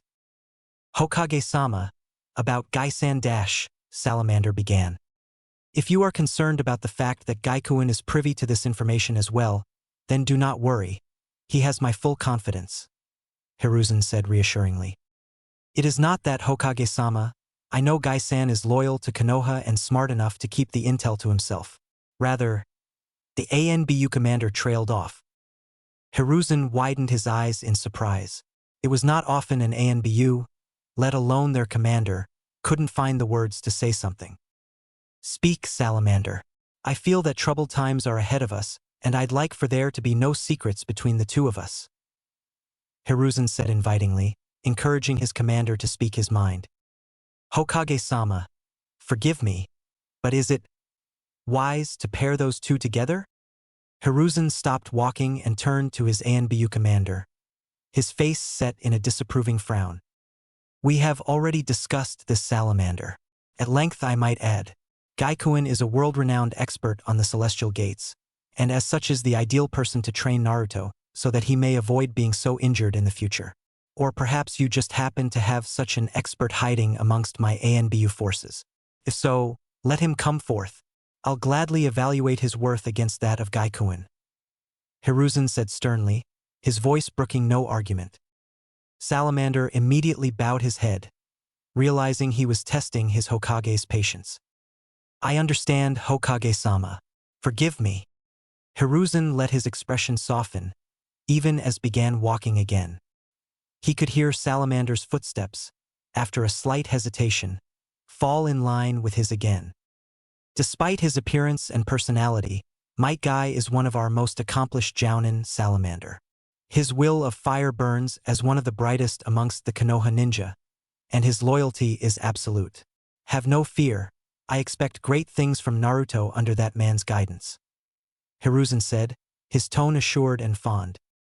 As they continued walking, the aged Sarutobi glanced towards the mountain wall lining one edge of the village. Or more importantly, he looked at the faces hewn out of the rock, staring imperiously out over their village. His gaze lingered on the final head, to the right of his own. Great things indeed. Chapter 4: Training, Youth and Flying Lessons. Naruto couldn't help but grin. In fact, he hadn't stopped grinning from the moment Gigi had given him permission to train his new technique. He had even assigned him a teacher. Sure, Bushibrow Sensei was more than just a little weird, what with his massive eyebrows and his weird hair. And while Naruto could admire the man's dedication to a single color, Naruto was still trying to scavenge an outfit that consisted solely of the color orange. He had to wonder about what the man had chosen to wear. A spandex jumpsuit? Really? Naruto shook his head, shaking of his musings about his teacher's wardrobe choices. He had more important matters to concern himself with after all. He was going to train. Actually train, not just mucking about by himself on some abandoned academy training ground, trying to replicate what the teachers had thought in class that day. Something that became noticeably more difficult when he didn't show up for class in the first place. But today would be different. He had been forced to wait for about a week after being discharged from the hospital in order to heal from his chakra burns and the lingering damage to his body. But today he had been finally cleared to start with training.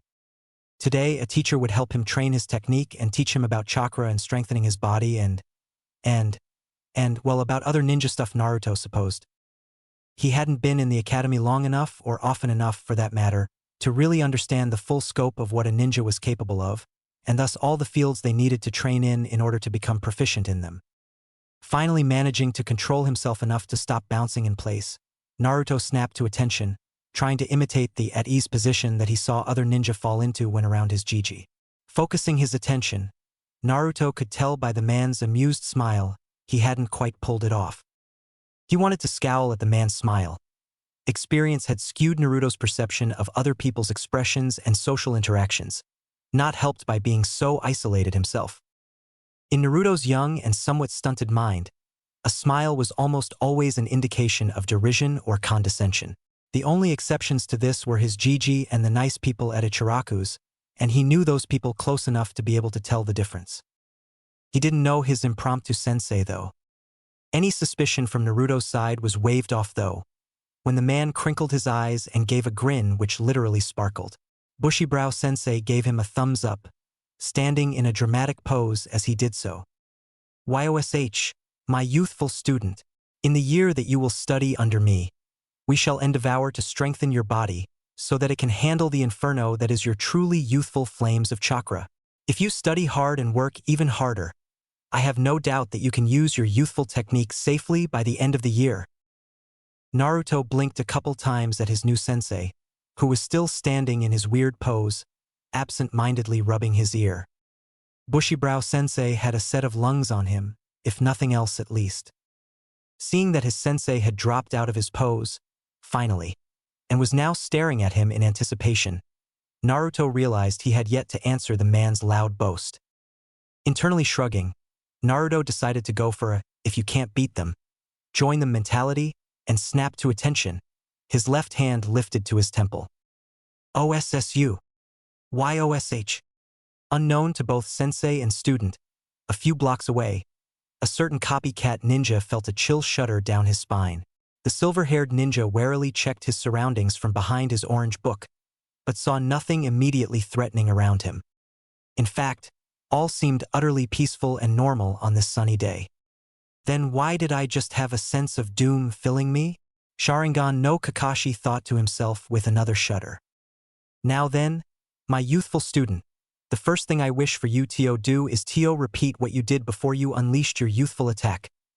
Bushibrow Sensei bellowed again, sparkling grin still on his face. Naruto managed to hide his wince at the man's boisterous volume, before fully registering what the odd man had just said. Raising his hand as if he were still in the classroom at the academy, Naruto waved it impatiently. His sensei appeared confused at the action at first, before giving an amused nod. Dropping his hand and again falling into an imitation of the at-ease form, Naruto spoke up as seriously as he could. "But Bushibrow sensei, isn't that dangerous? The last time I did that, I ended up in the hospital for 2 whole days." His sensei nodded a few times in contemplation, stroking his chin in a serious manner, adopting a thoughtful pose. Suddenly his hand whipped out at incredible speeds, finger pointing at Naruto, who let out an eep of surprise and fell over. "Firstly, my youthful student, my name is not Bushibrow sensei." Naruto worked himself to his feet, only to be bowled over again, as his sensei continued talking, now holding up a second finger. "Secondly, my youthful student, you will not actually be pre-forming the attack. I simply wish for you to do the same thing you did before you unleashed your flames of youth, and then hold it there." Naruto worked himself to his feet again, worry still clear on his face, but was startled out of his musings when he felt a large hand clamp down on his shoulder. Looking up, Naruto stared at the face of his sensei, who was now smiling without showing all of his teeth.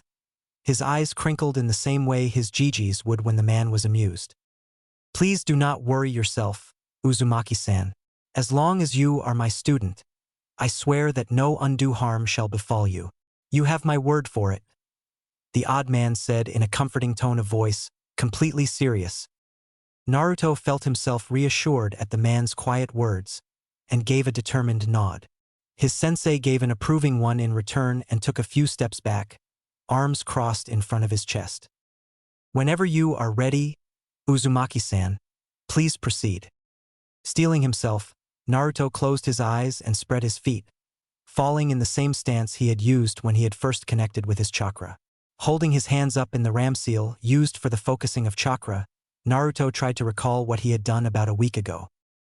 He slowed his breathing easy enough, but once again, Naruto's mind couldn't empty itself properly. Though there were numerous people within Konoha that would claim this was because Naruto's mind was empty to begin with, Naruto disagreed. Naruto was acutely aware of his teacher watching him and felt incredibly self-conscious. On top of that, his mind kept flashing back to the reflection of himself that he had seen when he had been inside the seal, which was also a sense of turmoil for the small child. While it had been incredibly reassuring to hear his Gigi think of him like a hero instead of a demon, it didn't ease the sting from the insults of the other villagers. In fact, they only hurt even more now. Before, he had been able to reassure himself that the villagers had simply been mean and spiteful, their words only fueled by, and based on, hate. Apparently, they held at least a kernel of truth, no matter how ignorant of said truth the people were. All of this led to a very troubled child that simply couldn't get his mind to become clear and empty. His mounting frustration at his continued failures with the technique were certainly not helping in that regard. Right as he was about to give up, he heard the reassuring voice of his teacher, who was still speaking in his soft, gentle tone of voice. "Feel free to take your time, Uzumaki-san. Connecting with your chakra is a very difficult task to accomplish, but the more you do it, the easier it will become. For now, clear your thoughts. If you find this to be difficult, then focus instead on something soothing, like your breathing." Taking his teacher's advice to heart, Naruto tried to stop letting his thoughts and doubts run rampant, firmly shoving them to the back of his mind, ignoring them for now. Instead, he focused on his breathing, trying to give it his entire attention. Breathe in, breathe out, breathe in, and out, in, out. And so it continued. Slowly, the various thoughts and doubts that had been gnawing at Naruto's consciousness started to fade away, his mind clearing. Then the outside world started to fall away. The rustling of the leaves, the feel of wind on his face, the gaze of his teacher on his form. In, out. As the outside world ceased to exist, and his mind became empty of all thought, Naruto finally achieved the mental state required to interact with one's chakra.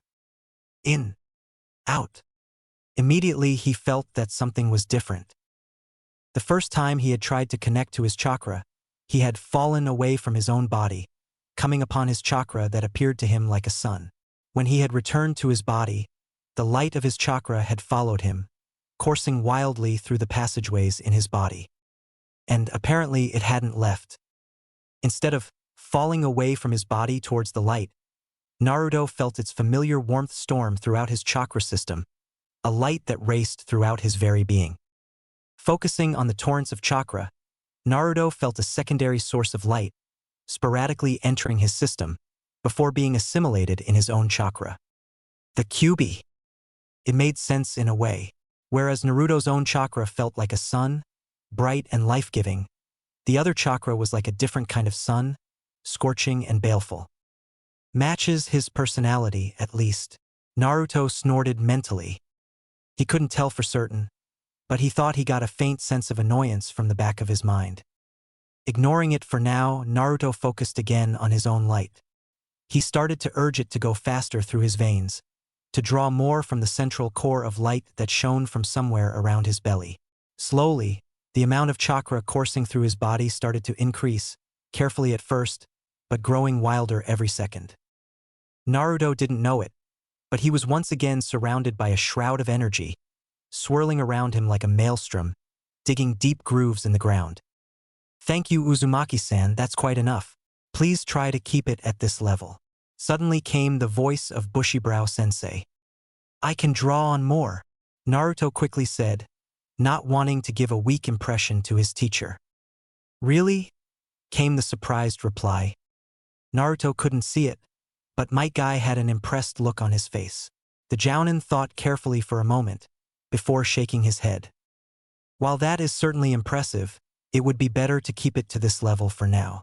You are, after all, only recently healed from severe chakra burns, and if you were to draw on more, it might impede with my own observations of how your technique works." Naruto was somewhat disappointed he couldn't really cut loose, but his teacher made sense. So he stopped drawing on more chakra and instead tried to keep the chakra he had called upon from returning to his core. "Good, very good, Naruto-kun. Now, please prepare to throw a punch like the one you had thrown when you first experimented with this technique, but do not throw the punch itself. If you feel as if you cannot contain it anymore, please try to simply let the chakra naturally recede. If this fails, please alert me, and I will make sure you do not injure yourself." Naruto was briefly apprehensive about preparing to throw a punch again. After all, the last one had left him in a pretty bad shape. He quickly shoved it to the side though. This time he had a teacher to help him and keep him safe, so there was nothing to fear. On top of that, how was he ever going to become Hokage when he was too scared to even use his own techniques? A determined frown on his face, Naruto cocked back his fist, keeping it close to his body. He started to slowly guide the chakra running through his body to pool into his fist, slowly increasing the amount in a controlled manner. After all, teacher or no, a little caution never hurt anybody. Because he still had his eyes closed, Naruto didn't see the effect his efforts had on his clenched fist. Like before, it was encased in a swirling cloak of chakra, far denser than the one surrounding the rest of his body, appearing almost as a physical construct that obscured his fist in swirling blue. Guy, however, paying close attention to his student, did see the results of Naruto's efforts and barely contained a gasp. That is almost like the fourth's technique." Guy was shaken from his revelation by a grunt from Naruto. The boy had his face scrounged up in determination, his teeth clenched in the effort to contain his power. "Sensei, I don't think I can control any more chakra," Naruto ground out between his teeth, sweat pouring down his face. "Then do not call upon further amounts of chakra, Naruto. Simply try to maintain the amount you have now gathered in your fist. Remember, try not to throw a punch yet, and should you lose control, give me a warning." Naruto gave a curt nod, before starting to tone down the amount of chakra he had been pulling towards his fist. It proved to be more difficult than he had originally thought it would be. The chakra system circulated chakra throughout the body, much like the blood vessels do with blood. This meant that fully cutting off the flow of chakra to a specific part of the body was not only nearly impossible, it could have dire consequences. More importantly to Naruto, however, this meant that his chakra system kept circulating chakra towards his fist, where it was being added to the amount already gathered. He could feel his control slowly slip with each heartbeat. "Sensei, I can't control it anymore," Naruto yelled, panic slowly creeping into his voice. Guy-sensei remained calm though, his tone steady and controlled, calming Naruto down somewhat. "No need to worry, Naruto-kun. Simply try to let go of the chakra you have gathered, letting it flow naturally into the rest of your system." Giving a hurried nod, Naruto tried to take a deep breath, taking care to not let all of the gathered energy dissipate too fast. He had a feeling that would end badly. However, as he started to lose his hold on the chakra pooled into his fist, Naruto encountered a significant problem. The chakra wouldn't leave. Instead, the more Naruto loosened his hold on it, the wilder it became, making containing it increasingly difficult. On the outside, this manifested itself in a destabilizing of the whirlpool of blue surrounding Naruto's fist. Might Guy took notice of this with a worried frown. "Sensei?" Naruto asked, unable to keep the building panic from his voice. He had felt something similar to this when his Gigi had arrived when he had experimented with his chakra the first time around. The uncontrollable chakra, not willing to stand down, violently churning within his body, searching for an explosive release. Unbidden, his mangled reflection returned to the forefront of his mind's eye, and Naruto barely managed to keep himself from a full-out panic attack. "Sensei? Control yourself, small one. Kyubi?" Naruto was so surprised by the thunderous voice of the demon contained within the seal inscribed on his stomach, he simply forgot to panic. "Indeed," came the dry response. "Cease your panicking, small one, it will do you no good." "Well, what else am I supposed to do then? In case you haven't noticed, my chakra won't listen to me anymore."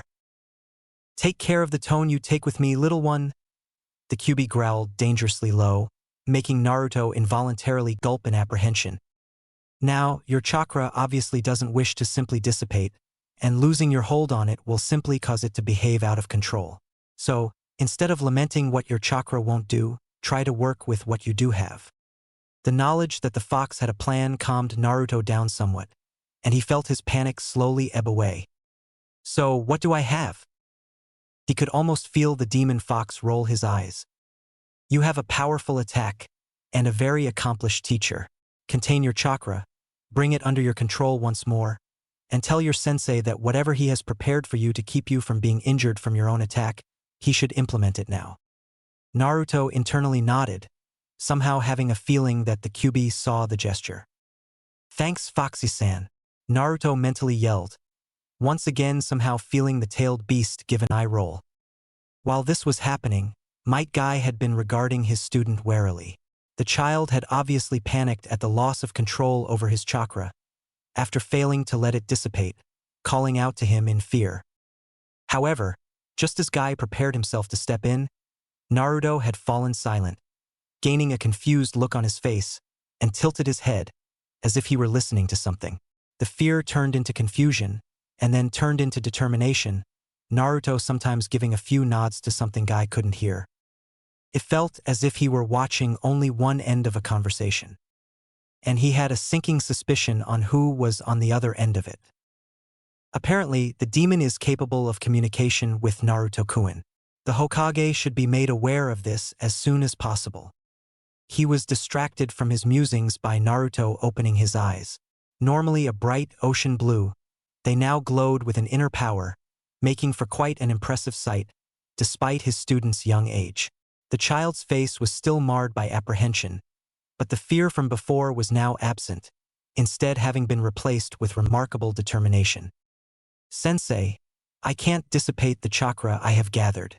I'm going to have release it into a punch. Please prepare whatever technique you have that will keep me from harm," the boy said in the most serious voice he could manage, though Guy still heard the small tremor the blonde tried to hide. He gave a grim smile, hoping it would reassure his student. "I am ready, Naruto-kun. Whenever you feel ready, please continue." Getting a nod from the child, he slid into his own stance, a slight variation to the standard Goken. Naruto nodded back to his teacher, before cocking back his fist again. The clearing he and his sensei were standing on had no obstacles that Naruto could focus on, so he simply decided to punch forwards and hope for the best.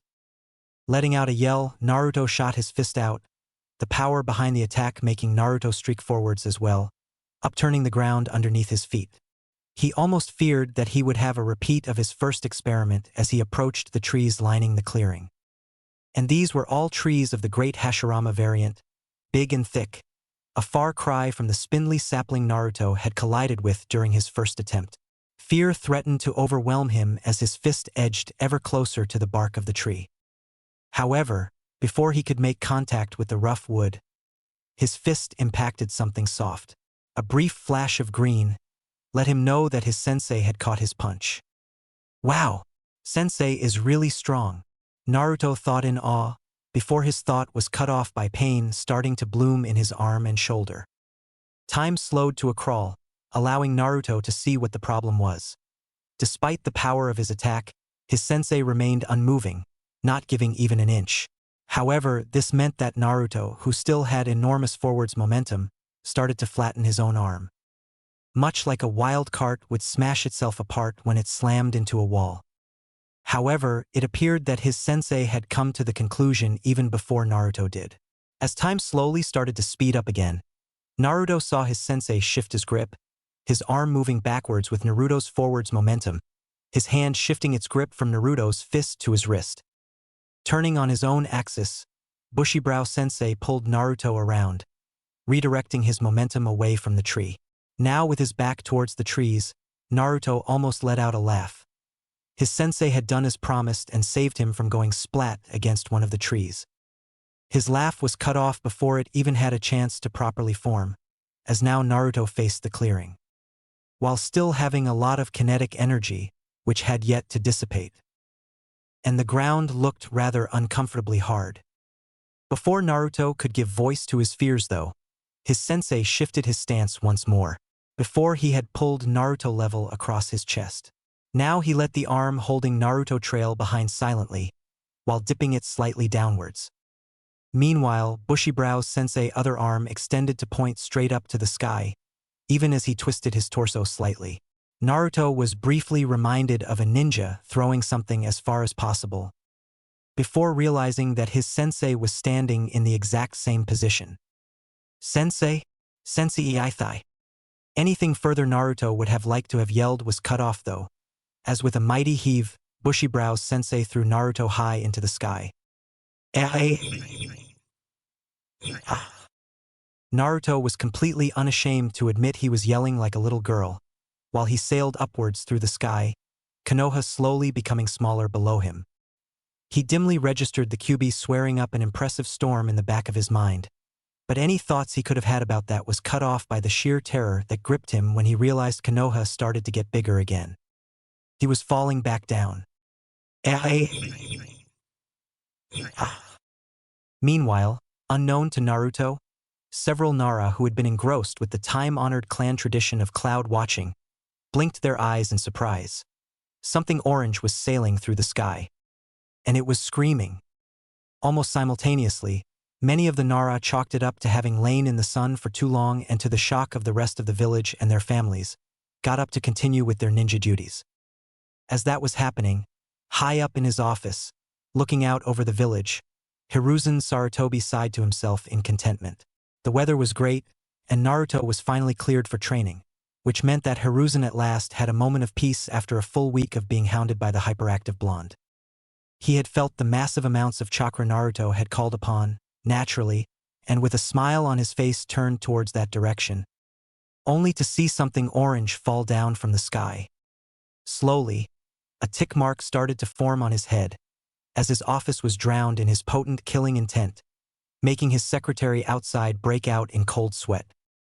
Turning around, intent of making his way towards Naruto's training ground, Hiruzen saw that Salamander had already assembled the Hokage's personal bodyguard. The man's mask and crisp posture didn't betray anything. As Hiruzen stalked past, his robes snapping around him, he ground out not word. His commander dipped his head. Of course, Hokage-sama. The amusement in the ninja's voice could not be concealed. During all this, Hatake Kakashi, who had steadily felt a growing sense of doom travel down his spine, was now holed up in his apartment, kunai ready in his hand. His paranoid mind had begun to fray at the edges as his nerves remained strung on high alert during the day. Ready for anything, Kakashi carefully moved over towards one of the windows looking out over Konoha, gently pushing away the blinds in order to look outside, and saw something orange fall down from the sky. Suddenly, the sense of dread that had followed him around all day increased exponentially. Back with Naruto, the boy was still yelling his head off, only pausing to take short gasps of much-needed air, before continuing to give voice to his fear. By now, he had descended low enough that he could make out the ground of the clearing, which was rapidly getting closer. Foxy-san, I just want you to know, I had really hoped we could become friends sometime down the line, Naruto thought dejectedly. I know, little one, I appreciate it. Maybe we could have become friends, the QB answered gravely.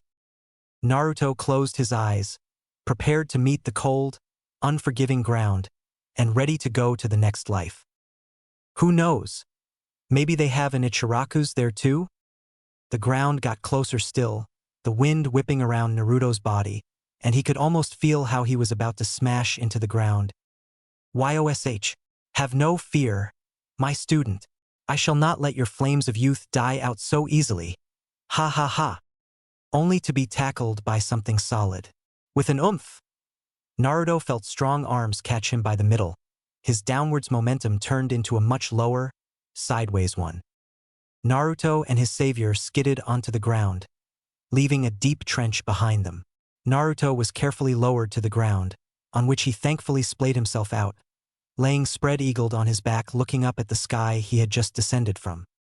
Well, my youthful student, how do you feel? Tiredly turning his head, Naruto looked at his sensei, who was standing next to him, wearing his signature sparkling grin. Completely whipped out by his training and the experience of falling from high up in the sky, Naruto simply blurted out the first thing his mind could come up with. You threw me. Gai-sensei nodded, giving him a thumbs up. Indeed, and then I caught you. Naruto stared at his teacher dumbfoundedly, before giving a groan and closing his eyes once more. I do not like that man, the QB groused from within Naruto's mind. For once, he and the fox were in perfect agreement. The next day saw Naruto and his sensei on the same training ground. Naruto stared dubiously and somewhat warily at his teacher, who looked like crap. Sensei? What the hell happened to you? His teacher tried to give him one of his sparkling grins, but couldn't quite pull it off due to the black eye and the split lip. My useful student. It would appear that both the Hokage and my eternal rival Hatake Kakashi disagreed with my teaching methods. His teacher's raspy voice thankfully kept him from using his more boisterous volume, but Naruto couldn't help but feel somewhat concerned for the man. Absolutely crazy or not, the man was still dedicated to teaching Naruto, which earned him some concern at least.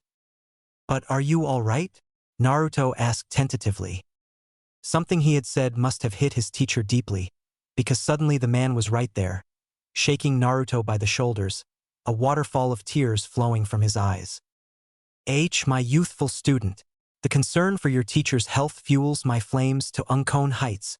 I swear I will increase your fountain of youth, so much that it may rival the greatness of your heart.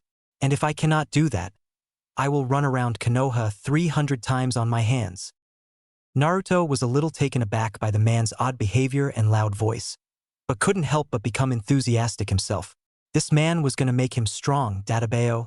He made a promise, and to Naruto, a promise was more binding than any contract that could be written down on paper. OSSU, how do we start? Drawing himself to his full height, on hand on his hip, the other raising a finger to the sky, Bushibrow Sensei looked at Naruto with flames of determination in his eyes. In order to fan your flames of youth to an inferno. Yeah. In order to become the strongest that you can possibly be. Yeah. We shall start your grueling, but ultimately worth it, training regime with. Come on, just tell me already. Push-ups. Nani sort of, make one. History lessons. It was a sunny day as Naruto and his classmates were training in the yard of the academy, under the watchful eye of their sensei, Umino Irika. While the rest of the children were running laps, preforming katas or endlessly repeating jumping jacks, Naruto was deep in focus. He was feeling for his chakra, the warmth storming through his veins, trying to wrestle it under his control. Slowly, oh so terribly slowly, the by now familiar shroud was starting to form around Naruto's body, its swirling motions in homage to the boy's clan. As the blue glow started to grow brighter, it began to draw the attention of his classmates and his sensei.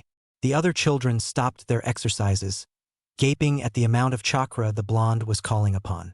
Irika started to approach his student hurriedly, fearing for what might happen to the boy should the swirling chakra prove to be beyond the Uzumaki's control. Again. Before he reached him, however, Naruto gained a confident smirk, opened his now glowing eyes, and lifted his right arm parallel to his shoulder. Briefly, Irika wondered what the prankster was up to, when his question was answered by the sudden increase of the cloud surrounding the boy's arm. Instead of swirling around it with a little over an inch of thickness, it explosively expanded, forming a swirling cocoon of a little over a foot in diameter, roughly resembling Naruto's arm. With a yell that shook the earth, the blonde raised his arm over his head, before slamming it down into the ground with an even greater shock, completely shattering the ground beneath him. Both Irika and Naruto were blasted of their feet, Irika managing to right himself at the last moment though, while Naruto was a little more unfortunate. Flying end over tea kettle, Naruto ended up looking at the cloud-free sky, wondering just how he got in that position. Within moments, however, the sky was replaced by the furious face of Umino Irika, bearing down upon him in righteous fury. He. Hey there, sensei, Naruto hesitantly ventured. Naruto. Naruto could tell he had made his sensei angrier than usual. The throbbing veins in the man's forehead were a big clue. Being pushed a little further into the ground solely by the man's voice was also pretty enlightening. What, in the name of Kami's hairy ballsack, was that? Filing away the expletive for later, it was a pretty good one, especially since it came from the normally prudish Irika-sensei. Naruto went for his most innocent look. Judging by the way his teacher's face started to become more and more red, it wasn't working really well. I didn't mean to. I just thought that putting more chakra would make the shroud bigger. It would let me punch harder. The Akimichi do it, Naruto yelled in desperation. Choji, who, like the rest of the class, had been able to hear every word of the conversation, quickly paled and hid his face in his chips bag, not willing to face the wrath of his sensei. None really blamed him. Meanwhile, Irika had been steadily reaching a boiling point. Do you have any idea just how dangerous that was? You were basically turning your own body into a version of Hiramakari. Instead of showing understanding, sympathy, or even horror at his own actions, Naruto's face simply scrunched up in confusion. Hiram, what no? For a moment, Irika blew up his cheeks, his fingers twitching with murderous intent. He closed his eyes and started counting to 10, then started counting backwards, then started reciting all the old cryptology codes that he had learned during his days as an academy student. Finally, he slowly released an enormous breath through pursed lips, slightly ruffling Naruto's hair in the process. Keeping his eyes closed, Irika pinched the bridge of his nose, feeling the rough skin of the scar that ran horizontally across it under his fingertips. Hiramakari, one of the 7 swords of the mist, used by the 7 swordsmen. Unseen to him, Naruto's eyes lit up. The 7 swordsmen? Who were they? Were they strong? They sound strong. Irika sighed, opening his eyes in order to offer a sharp rebuke, but was stopped when he saw that every eye of every student was fixed intently on him, curiosity clearly visible in all of them. Slowly, he started answering Naruto's question, warily keeping an eye on the alertness of his students, on the lookout for the telltale signs of boredom, now a trademark of every history lesson he had ever given. Yes, the 7 swordsmen were strong. Very strong, in fact. Their first installment can be considered to be on par with our own Sannin in terms of fame and abilities. Following generations were not as powerful, but are still considered the elite forces of Kiri. much like the Kinkaku squad is to Kumo. Surreptitiously, he checked all the other students, checking for any signs of inattention. He was shocked to his core. Not a single one of them wasn't paying attention, all of them listening intently to his story. Really? That sounds awesome. Were the Ginkaku squad really strong as well? Kinkaku. And yes, they were. Irika distractedly replied to Naruto's question, his mind running faster than the speediest of courier ninja, which was very speedy indeed. I can't believe it. They're actually paying attention. I need to capitalize on this. But how? Irika furiously thought to himself, glancing around the gathered students, before his eyes landed on Naruto, who was still staring expectantly at him, obviously waiting for the rest of the story. As a plan started forming in his head, Irika grinned at the gathered students. In fact, the Kinkaku squad was so strong, they were instrumental in the Hokage being elected to be the Sandaime. As expected, the mention of their current Hokage immediately gripped Naruto's undivided attention, always eager to learn more about his grandfather figure. Really? Irika's grin widened, as he leaned down so he could look his students in the eye. He nodded and whispered in his most conspiratorial voice. Really? Really? Want me to tell you how? It's a story filled with a lot of adventure and great danger. In unison, the entire class yelled out, "Hai-sensei! Let's go back inside." Irika smirked. Meanwhile, in the largest office of the Hokage Tower, the Hokage himself was staring forlornly at a little orange book. He had, somehow, managed to finish all of his paperwork for once, and having nothing on his schedule for the next half hour or so, had greatly anticipated reading his student's greatest legacy. Unfortunately, just when he cracked open the vibrant orange cover, his senses picked up an enormous chakra spike from the adjacent training grounds of the academy. Well, that, and his hearing had also picked up an enormous boom that had rattled his windows. In a frustrated tone, rubbing a head against his aching forehead, Hiruzen growled the name of his tormentor through clenched teeth. "Naruto, why has it always got to be you? Why?" With a look of great emotional pain, Hiruzen gently placed the amazing piece of high-standing literature back in its secret compartment within his desk, already knowing that he would be pestered by one of the most annoying and useful ninja his village employed. Right on cue, Shimura Danzo, Hiruzen's ex-teammate, sometimes friend, mostly rival, and all-around unpleasant person, shuffled into the Hokage's office. "Hiruzen, I should be in that chair." "Danzo, not even if the Sage of the Six Paths himself would give it to you." Standard pleasantries out of the way, Danzo immediately came down to business. Both of them knew why he was there anyway. "Today's chakra spike at the academy once more proves my point. Hiruzen, the weapon is both too powerful and too unmanaged to be safely put with his classmates, who, I don't have to remind you, Hiruzen, are all heirs of prominent clans. And yet you remind me anyways," Hiruzen coolly replied. Only a slight twitch by the man's uncovered eyebrow showed that Danzo conceded this verbal spar to his rival. Not giving his enemy the chance to press on, Hiruzen continued. "Before you make any further claims or demands, Danzo, perhaps we should examine the situation at the academy? It would be unadvisable to make decisions on a situation one doesn't fully understand, after all," the aged Hokage said, his voice hard as steel. The corners of Danzo's mouth drew slightly downwards at the dig at his many, more radical, decisions in the past, which had had long-lasting consequences, almost all of them affecting Konoha in a negative way. Inclining his head by the smallest of margins, Danzo conceded. "Very well, lead on."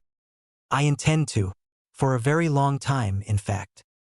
The walk to the academy had been blissfully short, what with it being located directly next to the Hokage Tower, but Hiruzen still felt wrung out at the end of it. Every step of the way had been a chain of verbal battles between him and his old friend, and to his shame or Danzo's credit, the aged Hokage couldn't say that he had won all of them.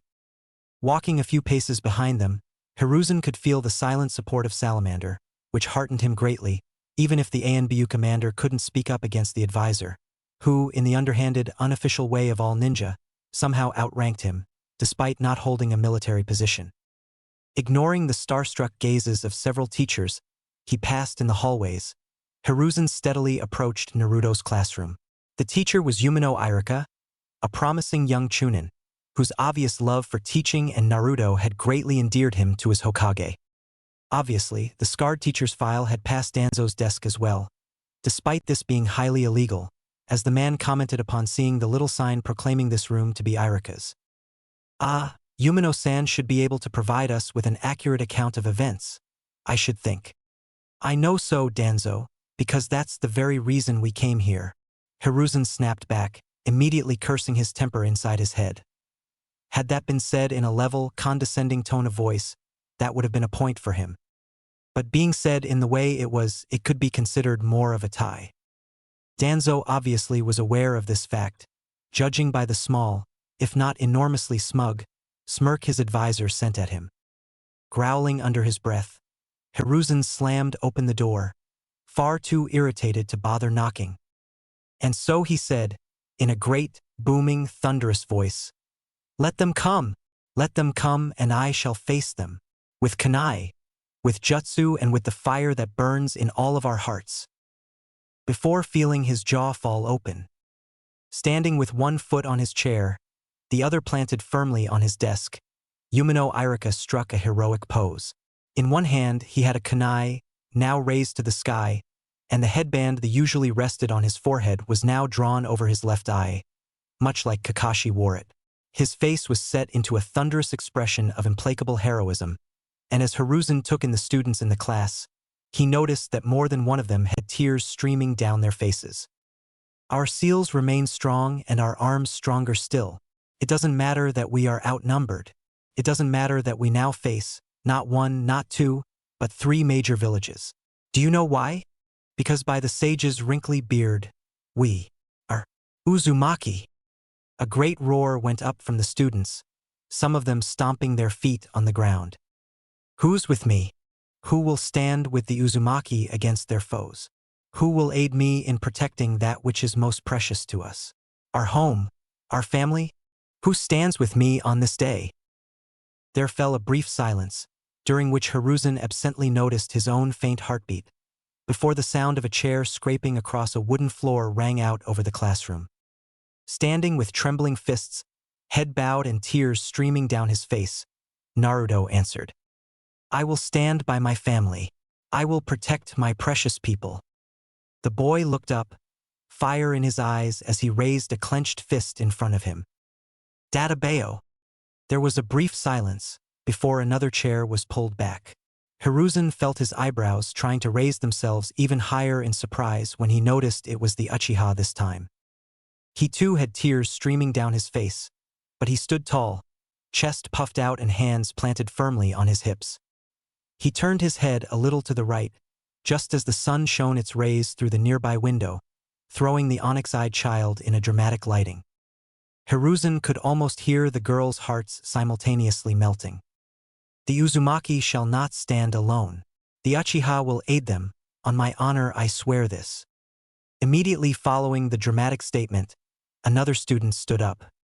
Hiruzen recognized her as Hayashi's eldest, though gone was the meek little girl he had sometimes seen in passing. Now, chakra was blazing from her fingertips, while the Byakugan prominently stood out on her delicate features. "As will the Hyuga. On my honor I swear this," the little girl roared with passion. Almost before she was done, several other chairs were pulled back, a multitude of voices rang out. "As will the Akimichi. On my honor I swear this." ****guess there's nothing to it then. The Nara will stand with the Uzumaki. On my honor I swear this. You bet that the Yamanaka will stand with the Uzumaki. On my honor I swear this. The Inazuka will fight with the Uzumaki. On my honor I swear this. Bark. And Akamaru does as well. The Aburame will stand with the Uzumaki. Why? Because never before has a member of our clan been reduced to tears. On my honor I swear this. Stunned, Hiruzen watched as each and every child, from shinobi clans and civilians alike, pledged to fight alongside the Uzumaki in whatever conflict Irika had apparently just played out. Feeling the heavy glare of Danzo in the back of his head, demanding he do something about all of this, Hiruzen sighed. Touching as it was, he simply had to intervene now. Yumino Irika! There was a horrified silence, as both children and sensei stared wide-eyed at their leader standing in the doorway to their classroom. In a flash, every single child sat back in their chair, their backs rigid against their chairs, heads all pointing straight ahead. In that same flash, Irika had suddenly appeared before Hiruzen's feet, faster than his eyes could track, prostrating himself before his leader. The Hokage could tell the teacher was whiter than a ghost, and having spent half a century amongst the elite of the ninja world, Hiruzen was talking from experience here, and shaking like one of the leaves his village was named for. What's the meaning of this? The Hokage thundered in his most commanding voice, shaking some dust loose from the ceiling. Somehow, Irika managed to press himself even further into the wooden floor, tearfully answering his leader. My absolute, most sincerest apologies, Hokage-sama. Somehow I got caught up in dash. Silence. Hiruzen boomed again, making the pencils on the student's desk rattle. This is an outrage, an abomination, the gravest insult to a great and noble history imaginable. Behind him, he could almost feel Danzo's surprised but approving look, while in front of him, Irika was now openly crying. You understand, Hokage-sama. After all, Hiruzen said, pausing for a moment. He could hear the students all sharply inhale in dread, could see the rivers of tears streaming down Irika's face thicken even more, and could imagine in great detail the vindictive glee of Danzo, as they all waited for the hammer to fall. This is how one should reenact the last stand of Yuzu. Irika's head shot up in surprise, as both the students and Danzo gasped in concert. Faintly, the sound of an armored glove hitting a porcelain mask could be heard in the background. Turning around in order to face his desk, Irika saw the Hokage, but not like he usually saw his benevolent leader. No, this one was standing much like he had mere moments ago, his ceremonial hat akimbo on his head, covering one eye, while the man's robes were tied by their sleeves around his throat, showing of the armor the Hokage always wore underneath them, while the robes themselves were now fluttering dramatically in the wind. In a closed classroom, darkness had fallen outside, even though mere moments ago it had been a bright, sunny day, and thunder could be heard, while rain softly started falling. Again, in a closed classroom, a brief flash of flame lit up the darkness, illuminating the Hokage's lined face, minus the eye that was covered by the hat, throwing it into sharp contrast. Exhaling deeply the smoke from his recently lit pipe, the aged leader started talking, softly at first but steadily louder, until he was roaring at the top of his lungs. My friends, today we stand at the end of an era. Our enemies, too cowardly to face our great might on their own, have now grouped together and are howling at our gates. Our seals, our great seals which have kept us safe for so long, are starting to fail against the onslaught of our rabid foes. Konoha has sent aid, but ere they arrive here, all that shall remain of Yuzu are but mere ruins. But do we accept this? Do we flee before the darkness? Do we flee before insurmountable odds? No, for we are Uzumaki. The blood of the sage himself runs through our veins. I stand here before you, unafraid of the battle to come. They may have many, but I have you. I have you, my precious people, and together, we shall protect that which we hold most dear. After today, our buildings may be smashed, our bloodlines broken, but our name shall never be forgotten.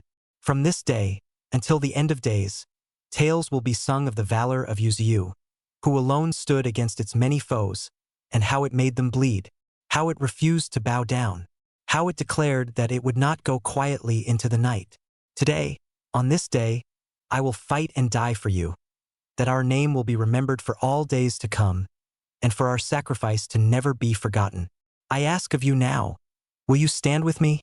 For Yuzu, for our home, for our friends, our family, will you stand with me to protect your precious people? By now, tears were once more flowing down everyone's faces, and without really having any say in it, Irika felt how his body raised its arm, and he could hear himself roar alongside his students. Yes, we will. Off to the side during all of this, Danzo was looking on in shock, his mouth hanging open and his eye widened fully. Salamander stepped up next to him, and while his face was concealed, his posture was clearly that of a defeated man. What? Oh, wait, what? Danzo stammered helplessly. Salamander gently patted him on the shoulder. I know how you feel, the ANBU commander said in an understanding tone of voice, before turning around and slowly starting to make his way out of the academy. Is it too early to drink? TCH, what am I saying? I'm the ANBU commander to Sarutobi Hiruzen. It's never too early to drink. Meanwhile, Danzo was left watching with a twitching eyebrow as his former friend and hated rival led a group of children, and one teacher, on a charge through one of the windows with a battle cry. One that for some reason sounded suspiciously like, for Ramin. Wait, what? Chapter 5 training completed, a rivalry started, and a friendship begun. It was, as it always is, a bright and sunny day in the oldest hidden village in the elemental countries. People could be seen bustling in the thriving village, off on various errands or simply out for a walk in order to enjoy the plentiful sun. Ninja could be seen as dark blurry shapes, hopping from rooftop to rooftop. While customers coming to Konoha would be amazed at the speed and agility displayed by a hurrying ninja, the civilians knew better. Despite not being ninja themselves, they had lived long enough amongst their mass-murdering neighbors to know that for a shinobi, such a rapid trip across the rooftops was comparable to a relaxing stroll. After all, a ninja who was in a hurry was a ninja who was either too fast or too crafty to be seen by mere civilians. If we move towards the edges of the village, we come across several of the training grounds open to the ninja of Konoha. Protected with more than was visible to the untrained eye and several trained eyes as well, these areas were generally used by the jounin, which had genin teams, the genin themselves, or by individual or teams of chunin hoping to hone their skills. Jounin, of course, either had too destructive or too secretive techniques to simply practice out in the open, and instead made use of several hidden training grounds, the location of which wasn't known to the civilians. Or a lot of the other shinobi forces, for that matter. The ANBU, on the other hand, were rumored to have entire training facilities hidden throughout and under the village. Of course, the only ones who knew where they were even located were the currently active ANBU themselves, since this information is removed by a Yamanaka from the ANBU who decide to retire. Not that that mattered to those ANBU who retired on a more complete and a definitely more permanent basis. It says everything you ever need to know about the ANBU that the last operative a Yamanaka had to mindwipe was Kakashi, despite the ANBU having had multiple changes of rosters since then. But the focus of our story isn't the secretive facilities of the ANBU, or even the hidden training grounds of the jounin. No, our focus lies with one of the more commonly used training grounds which were open to all shinobi forces. It appeared like many of the other training grounds, consisting of a rather large clearing, surrounded by a small forest, and through which ran a small creek. The majority of the training grounds were equipped in such a way. This was done in order to simulate a scenario most shinobi would encounter in battle, many of which would take place in Fire Country itself, given the fact that mostly genin and chunin trained here who usually didn't leave the border all that much. Of course, there were other, more specialized training grounds, which simulated the climates and surroundings of the other elemental countries, such as an artificial desert for Wind Country, or a rocky terrain void of any vegetation for Earth Country. There were rumors amongst civilians that there was a gigantic outdoor pool as a simulation for Water Country, but one was never found, and the shinobi neither confirmed or denied it. But once more, I digress. After all, we are more interested in one of the more generic training grounds, where the sound of flesh impacting wood could be heard clearly amongst the babbling of the nearby creek and the chirping of the birds. Thwack, thwack, thwack. 203, 204, 205.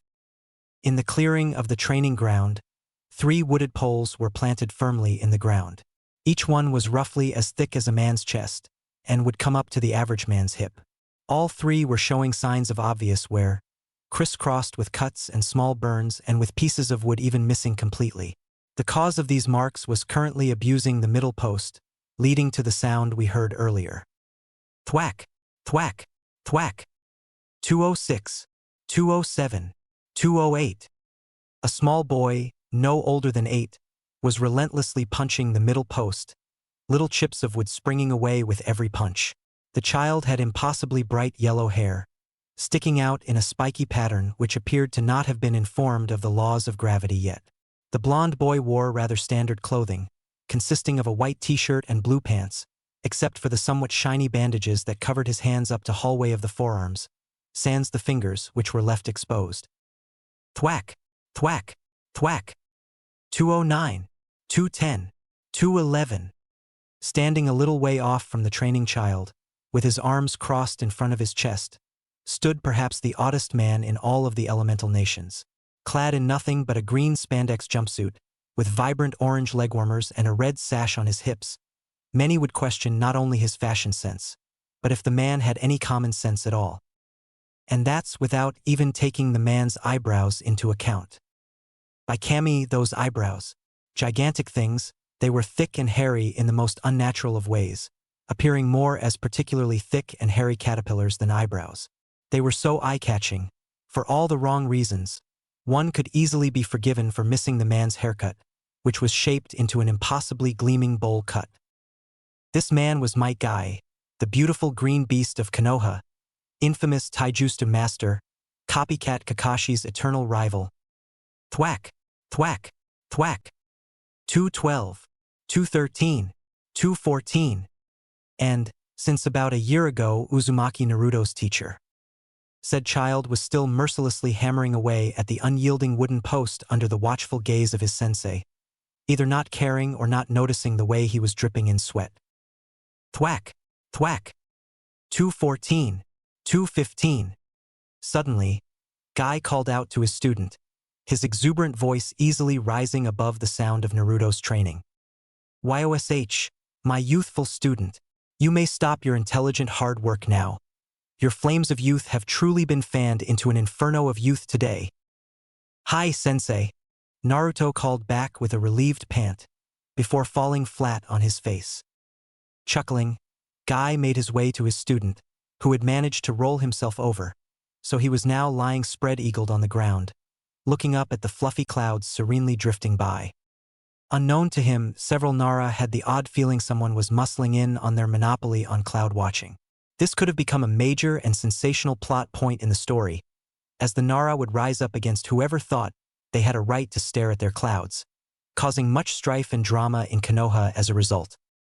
However, the Nara were too lazy to actually get up and do anything about it, so they simply continued to lay down and stare at the clouds, opting to try to ignore the newcomer with a practice that came from years of saying, "Yes, dear, I'll do it tomorrow." Needless to say, this practice sometimes got a raised eyebrow whenever a Nara wasn't, in fact, at home but, say, in the Hokage's office. But that's a tale for another time. For now, we return to Naruto, who is being helped into a sitting position by his sensei.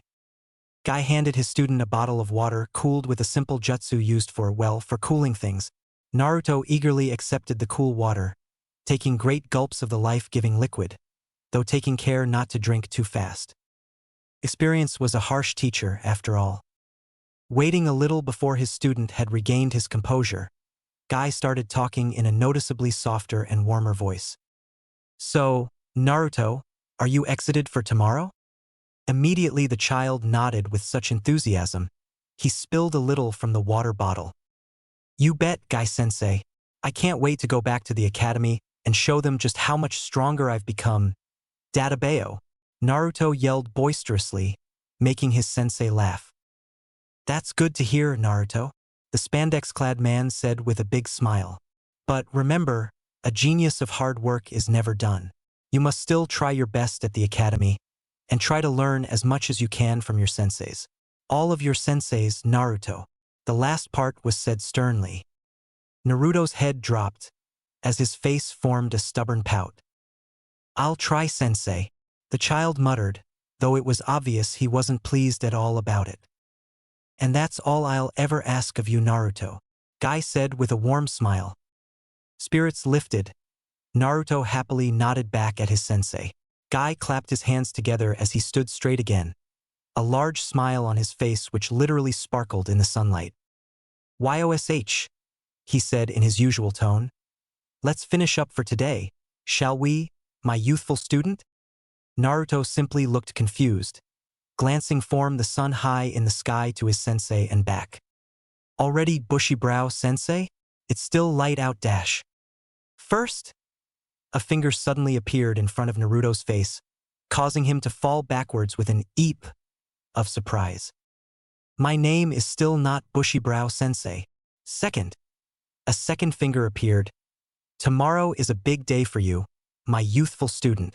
While I admire the way in which you wish to fan your flames of youth to even greater heights, a genius of hard work should always know when it is best not to work. The short, impromptu speech was capped off by a thumbs up and another impossibly bright smile. Ha! Guy face-faulted, standing up with a great sigh and dusting off his pristine green spandex jumpsuit. The oddest man in the world clarified himself. What I mean is that in order for your big day tomorrow, you should make sure that you take plenty of rest, leaving you all the more prepared for when you truly need it.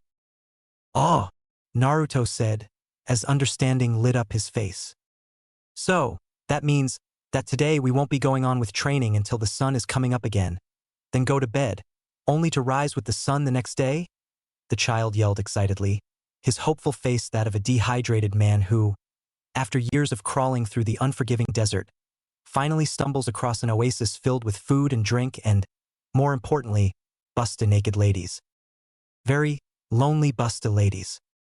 Well, yes, Guy said, a little confused as to why his student appeared so relieved that he would be missing out on the greatest and most youthful of training regiment in the world, courtesy of yours truly.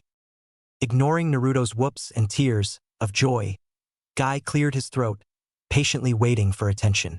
He had to clear it several more times before he finally got it. By now, that patience was pretty much gone. Right, before I let you go home, Naruto, please preform your technique one final time, so we can see the results of your year of training under me.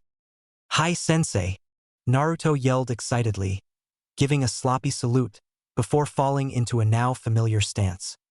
Feet spread slightly apart, with one fist clenched at his side and his eyes closed. For a few tense seconds, nothing happened, before suddenly Naruto started to glow, the glow quickly growing into a blue flickering shroud, appearing as if it was made out of an ethereal flame. As a current of wind began to surround the young Uzumaki, the shroud started churning wildly around his body, carving deep grooves in the ground beneath his feet. As the shroud began swirling faster and faster around him, a more solid shroud sprang into existence around the boy's fist, rolling madly around his bandages, which started to glow in the same color as the rest of the shroud. Finally, Naruto opened his eyes, which were now glowing brightly with an inner light, and let out a yell which was audible to most of Konoha. Briefly, he crouched a little deeper, coiling his body, before he pushed off, cratering the ground beneath him. Shooting forwards in nothing but a blur, creating a deep furrow in the ground, Naruto shot off towards his target, the wooden post he had been punching mere minutes ago. Tum! Guy had to shield his eyes for a few seconds before looking back towards his student.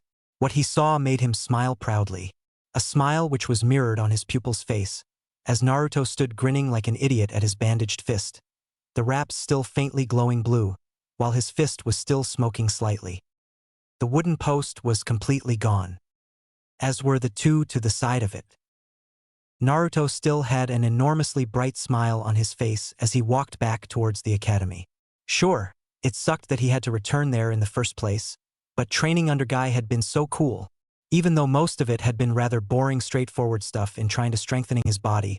Just having a sensei who was trying his best to help him out and make him stronger was the greatest thing in the world to Naruto. So, it was with lifted spirits that Naruto started his second time in the first year at the academy. Those spirits became increasingly harder to lift as the months started to drag on though. He was starting to get bored. In terms of the academic stuff, Naruto still wasn't the sharpest tool in the shed, and he knew that. Despite this, he still gave it his all, he promised after all, and he never breaks his promises.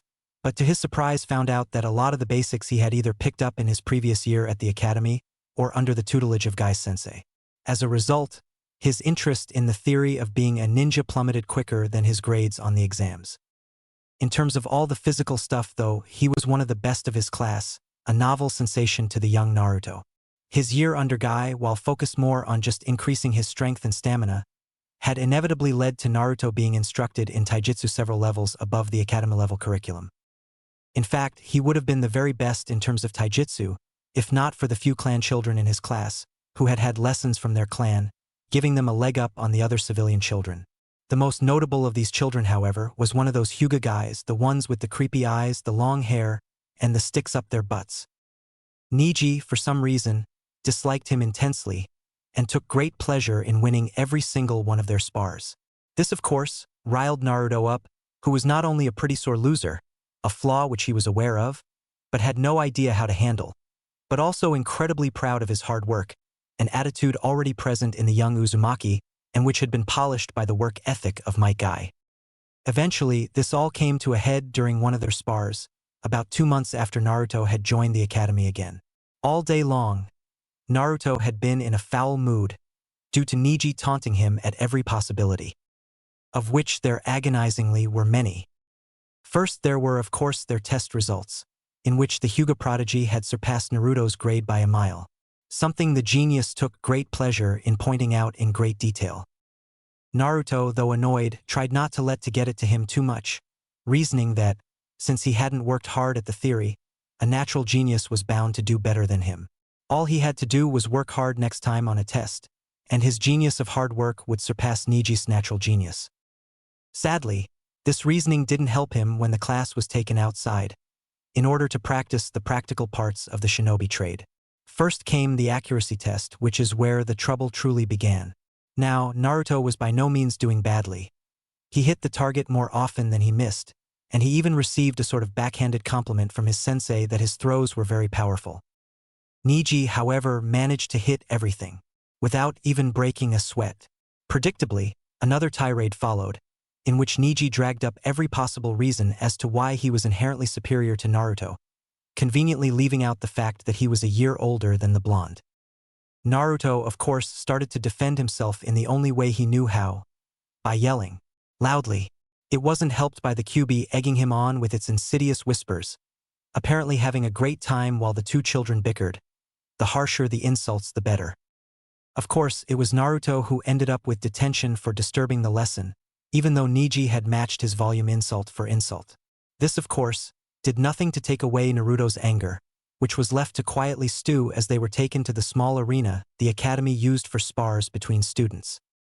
As luck, or as Niji would argue, fate would have it, eventually Naruto and Niji were paired up together. Naruto was well and truly seeing red now, due to the Kyuubi not relenting in trying to rile the child up. Standing a few feet apart, not having made the sign of confrontation despite the teacher ordering them to do so, the two boys stared each other in the eye. And then Niji started talking. Later, Naruto couldn't be able to tell you just what it was that Niji had said to him, due to not really paying attention and the Kyuubi's unrelenting voice combining with that of Niji's. The end result, though, became somewhat of a legend in the academy.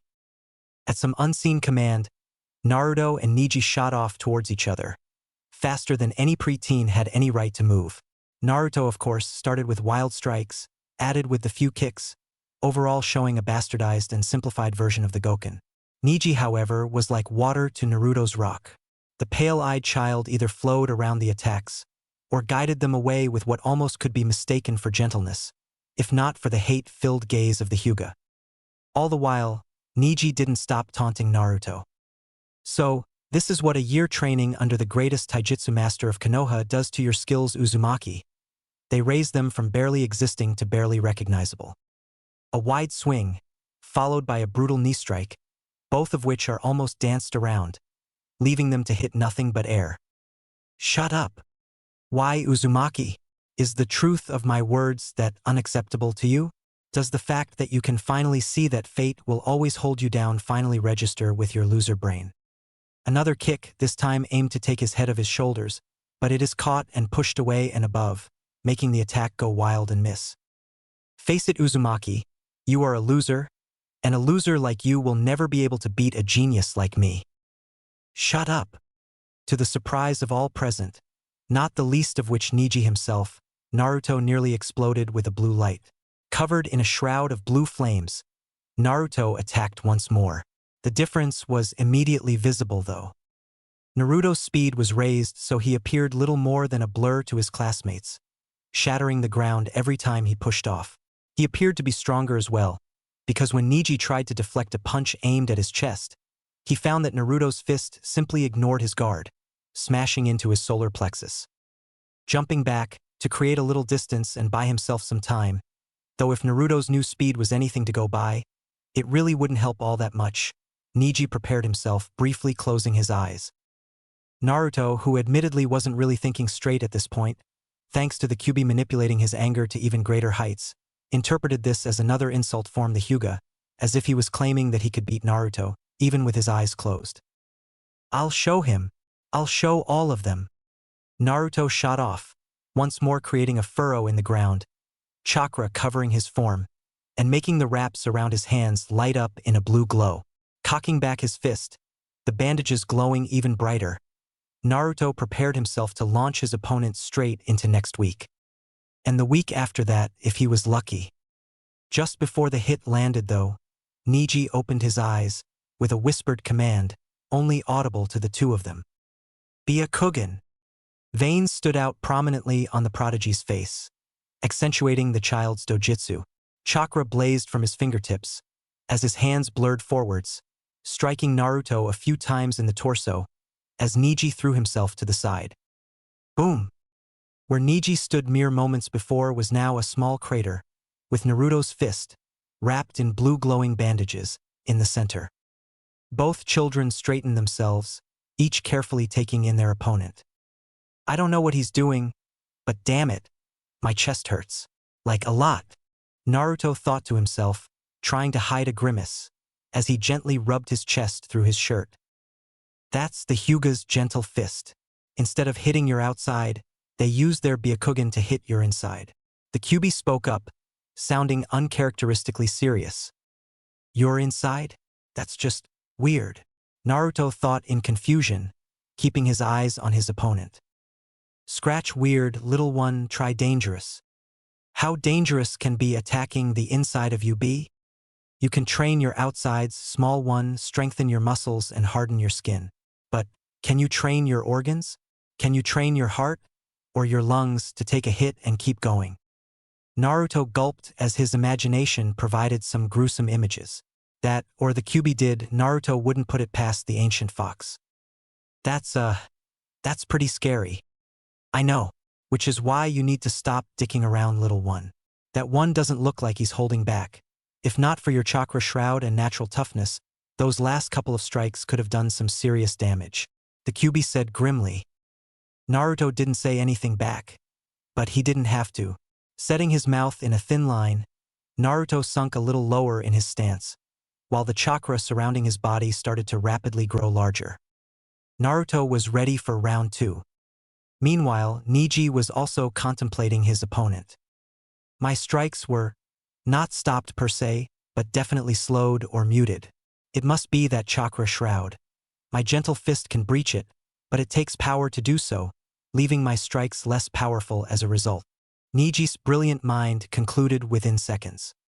While no Nara, Neji's label as a genius wasn't bandied about without reason.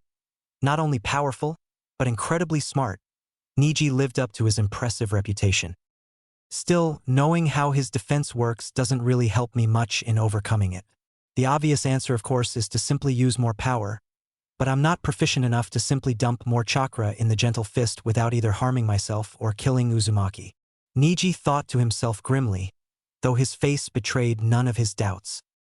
Of course, if I can hit his tenketsu, then I can shut down his shroud, and finally put that loser in the place fate has ordained for him. But his shroud is so bright, I cannot even make out his pathways. It was true. To Neji's Byakugan, Naruto wasn't a dark shape through which ran bright pathways to and from a central chakra core, like everybody else. No, Naruto appeared like a person, completely filled and surrounded by chakra, making it impossible to make out anything else but the silhouette of Naruto's body.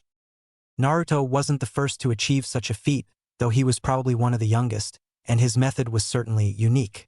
But in the history of the shinobi world, there have been several ninja who had been both clever enough to find a way around the Byakugan.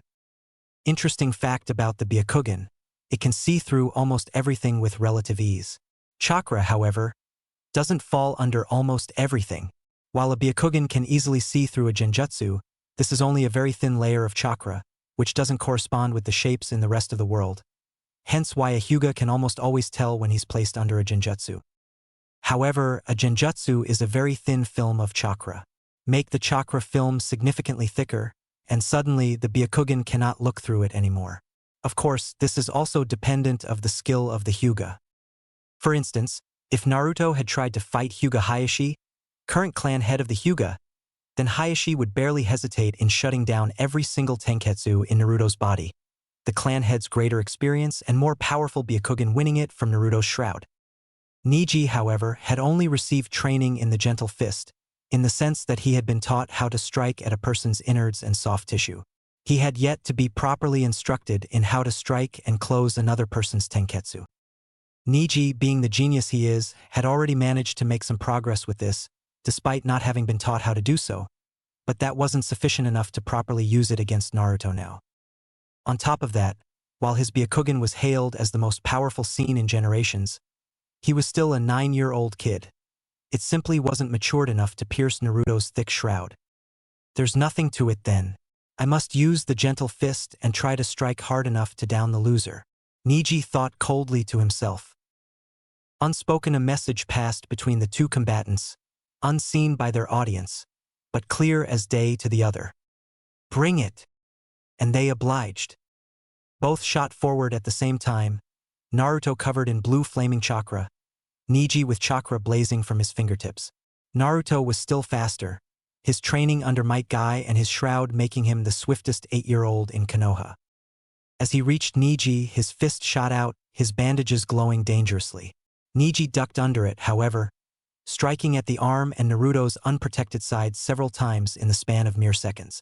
Naruto, however, gave nothing more than a grunt, and brought up a knee in order to strike Neji in the chest. Recognizing the danger, and realizing that Naruto was too strong to properly block, Neji jumped back a few feet. His opponent didn't let up though, closely following Neji's footsteps, letting out lightning-fast jabs with his left arm, occasionally throwing in a kick or two. Neji was forced back several steps, furiously dodging whenever he could, and gritting his teeth whenever he couldn't. Every strike of Naruto rattled his bones, despite only clipping him slightly. Frowning, Neji thought to himself, I need to change my tactics. He's forcing me on the defensive and turning it in a war of attrition, which we both know he will win. It was the single thing that Neji would concede to his opponent. He had stamina. All of their fights ended in his favor because he shut the Uzumaki down quickly and harshly, as fast as he could. But he had seen the loser fight others in the ring before. While the rest of the class were losers as well, it was still telling in the way his opponent would be forced to fight in 3 back-to-back matches and still have the most energy left out of all of them at the end of the day. Having reached his decision, Neji intentionally lagged in bringing up his guard after having deflected one of Naruto's kicks. Predictably, Naruto saw the opening and without hesitation tried to go for another punch to the chest. However, at the very last moment, Neji twisted around the strike and stepped forwards, inside Naruto's guard. Seeing his opponent's eyes widen in fear and understanding, Neji let out a cruel sneer and shoved both hands, still glowing with the effects of the gentle fist, into Naruto's chest. Hard. With a strangled yell, Naruto was flung back through the air several feet, before crashing into the ground and sliding a few feet further. Neji barely managed to keep a sigh of relief from escaping him. Everything was sore, both form pushing his own body to match Naruto's speed, as well as from the few glancing hits he had taken from Naruto's technique. Fixing a sneer on his face, prepared to give another speech as to why his opponent was and always would be a loser, thanks to fate, Neji opened his mouth. Before he could speak, however, he was cut off by coughing from Naruto's prone form. No, not coughing. Laughing. Somehow, this enraged Neji to levels he didn't think he was capable of. What's so funny, loser? Hooch? He roared, shocking not only his classmates, but himself as well. More laughter was his answer. Before he could shout again, Naruto cut him off, finally speaking up. I win, the blonde chalked out, before succumbing to another coughing/laughing fit. What dash? Neji started, but before he could finish his question, he had already found his answer. He was outside of the white ring, Naruto had attacked so ferociously that he had lost sight of his surroundings. Naruto had forced him outside of the ring, engaging him with such tenacity that he hadn't even noticed. He tricked me? Looking from his feet, which were most definitely outside of the white ring of the arena, to the still laughing Naruto, who was now working himself to his feet. Despite having been juken twice in the chest at full power, it finally sank into Niji's mind. He tricked me. I lost. In a flat voice that somehow still managed to convey an immense fury, Niji answered his opponent, who was now standing on shaky feet, wiping away some blood from his mouth. So it would seem. Well done, loser. Next time, however, fate itself will show you the consequences of trying to defy it. Prepare yourself. With that, he turned on his heel, hair swaying dramatically behind him, and stormed off into the academy, not sparing a glance backwards at his grinning opponent. I didn't know I could even feel that much pain in so many places at once, Naruto thought to himself with a groan, as he gently poked one of his ribs with a careful touch. A dark chuckling from the back of his mind was his only answer. You think this is pain, little one? This is only a prelude to what is yet to await you. Whatever. I don't care. I'm not letting that stop me, Databeo. There was a brief pause before the demonic fox finally answered. No, I rather thought that it wouldn't, the Kyuubi said thoughtfully. What the hell do you mean with that, fox? Naruto yelled, but he received no answer. Sighing, Naruto dusted himself of and straightened himself. Already, his wounds were healing and not bothering him so much. Opening his eyes, Naruto fell back with an eep. Right in front of him, the two roundest eyes he had ever seen were staring at him unblinkingly. Overcoming his shock, Naruto looked the child that was attached to the strange eyes up and down. He vaguely recognized him, but he had only been with his new classmates for a few months, and he didn't really interact with any of them, either training or getting in fights with Niji. Yes, can I help you? He asked hesitantly, though he was a little distracted by the boy's face. It looked like the caterpillars on Bushibrow Sensei's face finally decided to have babies, and those babies traveled to this guy's face. Naruto thought to himself in equal parts horrified fascination and disgust. The disgust part came from the fact that Naruto, being a young orphan in a tough neighborhood in a village filled with psychopaths, knew in great detail just what process was involved in the creation of babies. He'd rather not envision Bushibrow Sensei's eyebrows in that process. Thank you very much. He was shaken from his morbid thoughts by the boy in front of him, who looked at him admiringly. That was incredible, Uzumaki-san. You actually managed to defeat Niji, despite him being a genius. Naruto swelled with pride. Having such few people in his life who genuinely cared about him, compliments were a rare and treasured thing to the young child. Heh, that's because I'm Naruto Uzumaki. Databeo, I'm a genius of hard work, and a genius of hard work will always overcome a natural genius. Naruto yelled proudly, thumping himself on the chest. Somehow, the child's gargantuan round eyes managed to grow even larger. A genius of hard work? Naruto nodded with enthusiasm. Yeah, my sensei always said that if you put everything you have in working hard, then you become an even greater ninja than any natural genius. A hopeful look overcame the other boy's face, his massive eyebrows scrunched up in thought. You can become a powerful ninja through hard work? The child thought out loud, a desperate hope coloring his voice. Naruto, picking up his companion's voice, nodded wildly. Yep, I trained a year under him, and I'm gonna keep working as hard as I can to become the strongest ninja Konoha has ever seen, Databeo. Naruto eyed the other boy, scratching his chin in thought. There was something about the kid with the weird eyebrows, something in his impossibly round eyes, that Naruto recognized in himself, back when he thought he was all alone. A look of despair. He hated that look. Having made his decision right there, Naruto clapped the other boy on the shoulder. Hey, if you'd like, we can go visit Sensei and see if he wants to train us some more? The kid's face lit up like the brightest Christmas tree in the history of Christmas. This analogy would have been far more impressive, of course, if people in the elemental even knew what Christmas was, but that's neither here nor there. Nodding so enthusiastically that it made his braid flap around wildly, the other child answered immediately. Yes, yes, of course I'd like that. Thank you, Uzumaki-san. You shall not regret this, I swear. Naruto simply waved him off, making his way into the academy as well. No problem. Just call me Naruto Databeo. By the way, what's your name? Hurrying a little in order to keep up with Naruto, the kid answered excitedly. My name's Rock Lee. Chapter 7 New Techniques and New Challenges. Hiruzen Sarutobi sat in his office, chewing worriedly on his pipe. While his eyes were trained on the mountains of paperwork on the desk in front of him, his thoughts were elsewhere. Today, the academy students will learn their first technique, the henge. But I am still worried about Naruto. Who knows what he will do now, or how it may harm him? The aged Hokage thought to himself, eyes flittering to where the academy lay. I'll just have to trust him, I suppose. Hiruzen thought with a sigh, as he closed his eyes and leaned back into his chair. Good luck, Naruto.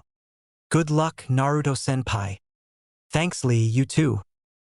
Two children were bouncing in their seats, yelling at the top of their lungs, even as they were sitting right next to each other. One was rather short, with sun-yellow hair sitting on his head in an unruly mop, and with 3 whisker marks on either cheek. The boy next to him had long, shiny black hair, fastened into a long braid, and impossibly round eyes and large eyebrows. These were Uzumaki Naruto and Rock Lee, respectively, loudmouths of the academy, and since Naruto's spar with Neji, fast friends. Both shared a similar work ethic and an indomitable spirit. Both respected each other's dream, even when everybody else thought it would always be just that, a dream. While this on its own might have led to the strong friendship both boys shared, it was certainly helped when Naruto took Lee to meet his sensei for the last year. Might Guy, taijutsu expert extraordinaire, and he meant that in every sense of the way. Guy and Lee took one look at each other, and a lifelong bond was forged with the flames of youth. Or so they claimed. Naruto privately thought that their eyebrows had recognized each other as kin, and made their wearers bond because of it. While Guy was now no longer Naruto's teacher, which meant that he was away far more often from the village for high-ranking missions he hadn't been able to do because of his obligations to the blonde, he still left both eager children with tips and advice, even helping them plan out a training regime to keep to when he was gone. So the citizens of Konoha were quickly forced to get used to 2 boys, tearing down their streets in what appeared to be a training exercise. Of course, while Naruto loved training, he also had the attention span of a hyperactive gerbil fed copious amounts of caffeine and sugar. So those exercise runs quickly turned into desperate runs for freedom from pursuing squads of ANBU as Naruto started to prank them again.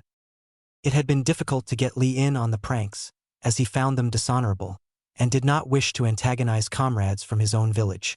However, when Naruto mentioned that there were no ways to increase his flames of youth and those of his comrades better than by keeping the ANBU on their toes and trying to evade them with all their skill, an unholy fire lit itself in the young boy's unnaturally round eyes. YOSH. In that case, let me allow my flames of youth to fan theirs into an inferno as they chase us in youthful spirit. And with those words, Lee had slipped inside an ANBU storage facility Naruto had found, bottle of itching powder in hand. Turns out, having virtually no chakra at all made you almost invisible to the chakra sensing abilities of most ninja. Even the sensors, ninja whose skills focus solely around that area of expertise, simply felt something small brush their senses and dismissed it as another one of the copious amounts of rats that infested the many underground systems of Konoha. While the boys quickly figured out that Lee had a greatly easier time sneaking into places he wasn't allowed to be than Naruto did, both boys wouldn't really grasp the full potential of Lee's small chakra reserves until several years later. The irate, not to mention itchy, ANBU, however, catoned on immediately, and grudgingly prepared a spot amongst their numbers for the chakra-less shinobi. Hell, if the kid didn't cut it at the academy, which seemed likely, then the ANBU could think of several uses for an undetectable ninja, even if he couldn't do jutsu. After all, whether you got burned to crisp by a fireball, or simply received a kunai to the throat, you were still just as dead either way. And ANBU were all about results. For now, however, both ANBU and potential assassination missions were far from either boy's mind, as they were bouncing in their seats. Because today, They would set their first step on the long road to their ultimate goal, the first step in achieving their lifelong dream. Today, they would learn their very first technique. The teachers had guided everyone through unlocking their chakra, even though Naruto had already unlocked his, something only a few other clan children had accomplished as well, Niji Hyuga being among them, to the Uzumaki sire. Those that failed to unlock their chakra, either due to lack of skill or due lack of required chakra, were not so subtly turned towards other branches of Konoha's military that didn't require chakra to fulfill. This only left those with a large enough pool of chakra for it to be useful and large enough skill to make use of it. Lee a noticeable exception, only his record-breaking scores in taijutsu and a personal request from Guy keeping him from being sent away from the academy. Those that were left were all giddy with excitement, even the stoic Niji, eager to learn their first real shinobi skill. Sure, they had had weapon training before and taijutsu as well, both essential parts of any ninja's arsenal. But that wasn't something exclusive to their special brand of mercenaries. Any civilian with the proper motivation could do the same. Hell, with his chakra reserves as low as they were, Rock Lee could be considered just that. But ninjutsu, that was the stuff of every boy's dream. To tame the very elements themselves, to do the impossible but with a mere flick of one's hand, to perform feats no non-shinobi could ever hope to match. As a result, both boys were positively vibrating in their seats. Yes, one had far too much chakra for any academy-level technique to work properly, and yes, the other had too little, but that just made things more interesting for the two geniuses of hard and intelligent work. Their sensei cleared his throat, and all of the unruly children, but especially Lee and Naruto, settled down. Nobody wanted to miss this. Today we will start you on your first technique. While all of the Academy 3 find regular use amongst even Jounin-level shinobi, they are also rather simple to teach, as they require relatively little amounts of chakra to use. Be advised, however, that this also means that they are easily countered by enemy shinobi, as they are all known and well-versed throughout the elemental countries, be it with slight local variations. It's the reason why we don't simply use a henge and walk through another hidden village's front gate. They would spot it immediately, and the resulting onslaught of weaponry and jutsu would turn you into a mix between a pincushion and a roast spit. Several girls looked rather green at that remark, though if the instructor noticed, he didn't comment on it, instead continuing with the lecture in a sharp voice. Don't bother trying to use the kawarami as anything other than a quick escape. The only person on record to have been capable of using it as a combat tactic is a prodigious Uchiha, with a powerful dojutsu, even by their standards. Don't look at me like that, Hyuga. Your eyes are powerful, yes, but until any of you can perceive time at a rate of 1 to 20, don't even think about it. You'd just get turned into a roast spit for your troubles. Several girls had turned white now, though still the instructor did not relent. Bunshin are easily seen through, if you know where to look. They have no shadow, they leave no imprint. Their clothes and hair are unruffled by any wind. For the observant eye, it becomes immediately clear they are nothing more than mere illusions, not worthy of attention. Think you can hide yourself amidst several clones as you make your attack, confident your opponent will not be able to tell which one is the real you? Once again, a skilled opponent will simply not even bother with the clones. Thank you politely for bringing yourself within his range without any effort on his part and turn you into a roast spit. The instructor let out an evil smirk, letting his eyes roam across the class of terrified children. You'll find that the more skilled ninja have a habit for turning people into roast spits. Not healthy, but to each his own, I suppose. Now, the teacher said, slamming his hand down onto the desk with a large clap, making several girls and a few boys shriek in terror. Does that mean that what you will learn here is completely useless for you against enemy shinobi? Quite frankly, yes. At that, a hushed silence fell across the class, every child confused at the statement, but all of them too terrified to ask for an explanation. Again, the teacher's gaze swept around the room, though this time his stern voice was more solemn. Shinobi you may be if you graduate this academy, but seasoned warriors you are not. Each one of you has the potential to become one, however. All of you possess a chance to be truly great, but you will not become that here. Instead, in teams of 3, you will be paired with a teacher and teammates best suited in your interest, who can help you the most in fully realizing your potential. It is why a mission is B-ranked whenever possible contact with enemy shinobi is within the mission parameters. It is also the reason why a rookie genin will never, ever go on a B mission of any kind. It is simply too dangerous, even if the enemy are mere genin as well. This does not, however, mean that you will not run into danger along the way. Bandits, criminals, yakuza, hell, maybe even a ronin, these are all foes you are likely to face, and these are all foes that will not hesitate to cut you down. Which is where the Academy 3 come in. A shinobi will easily counter them, but a civilian, even a trained one, you might just stand a chance. Use bunshin to show confusion and avoid being targeted. In the heat of battle, it's unlikely they'll notice absent shadows or footprints. Use a henge to either impersonate their fellows, or if possible, an innocent bystander. If you find yourself being hunted down, use the henge to throw off your pursuers. Still manage to get yourself into a tight spot?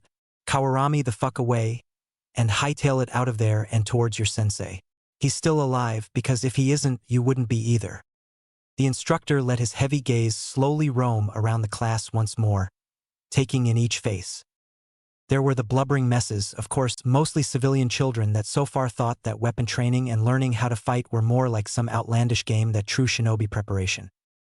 A shame, since if they managed to get here, that meant that they still had the potential for a viable chakra pool. No matter. If they didn't make it, then Konoha still had use for them in any number of ways.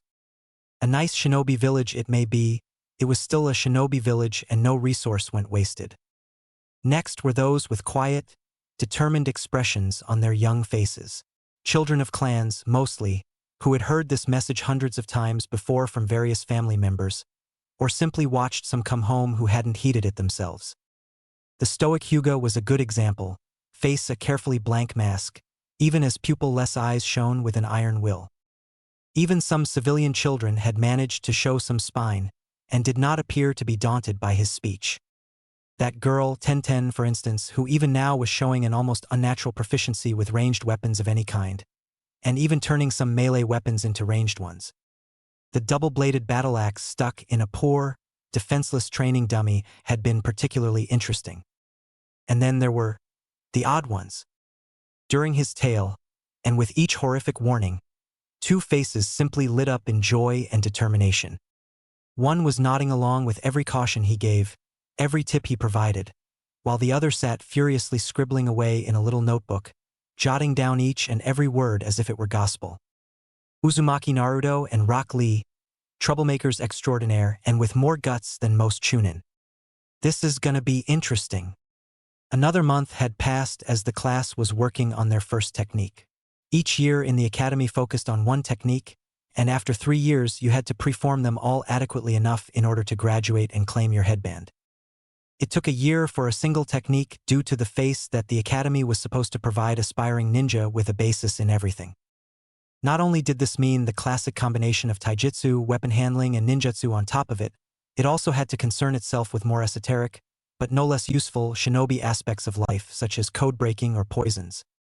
On top of that, since the academy left no time for a regular preschool, it also had to fulfill mundane duties, such as teaching them reading and writing, mathematics, and history. An illiterate ninja was a useless ninja. So Naruto understood why they were taking a whole year just for a single technique. Really, he did.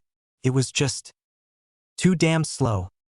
Training under a year under Guy, while monotonous at times, due to being focused almost solely on conditioning his body, had rather spoiled Naruto when it came to education. Sure, Guy had forced to keep up with his letters and numbers, but other than that it had been non-stop training day in and day out. Something that Lee, once told about it, had almost salivated over. And while he and his new best friend tried to hurry things along as fast as they could by sparring and training almost every waking hour, it still didn't feel fast enough for the hyperactive blonde. Further fueling Naruto's sense of urgency was Niji's success with the henge. Well, success might be exaggerating it a little bit. Sometimes certain aspects of the henge would be hazy or even transparent. Other times, and rather often at that, Niji's perspective as a child would mess up his proportions and size whenever he tried to do an adult. Something Naruto took savage glee in pointing out. Only to be shot down by Niji's cool.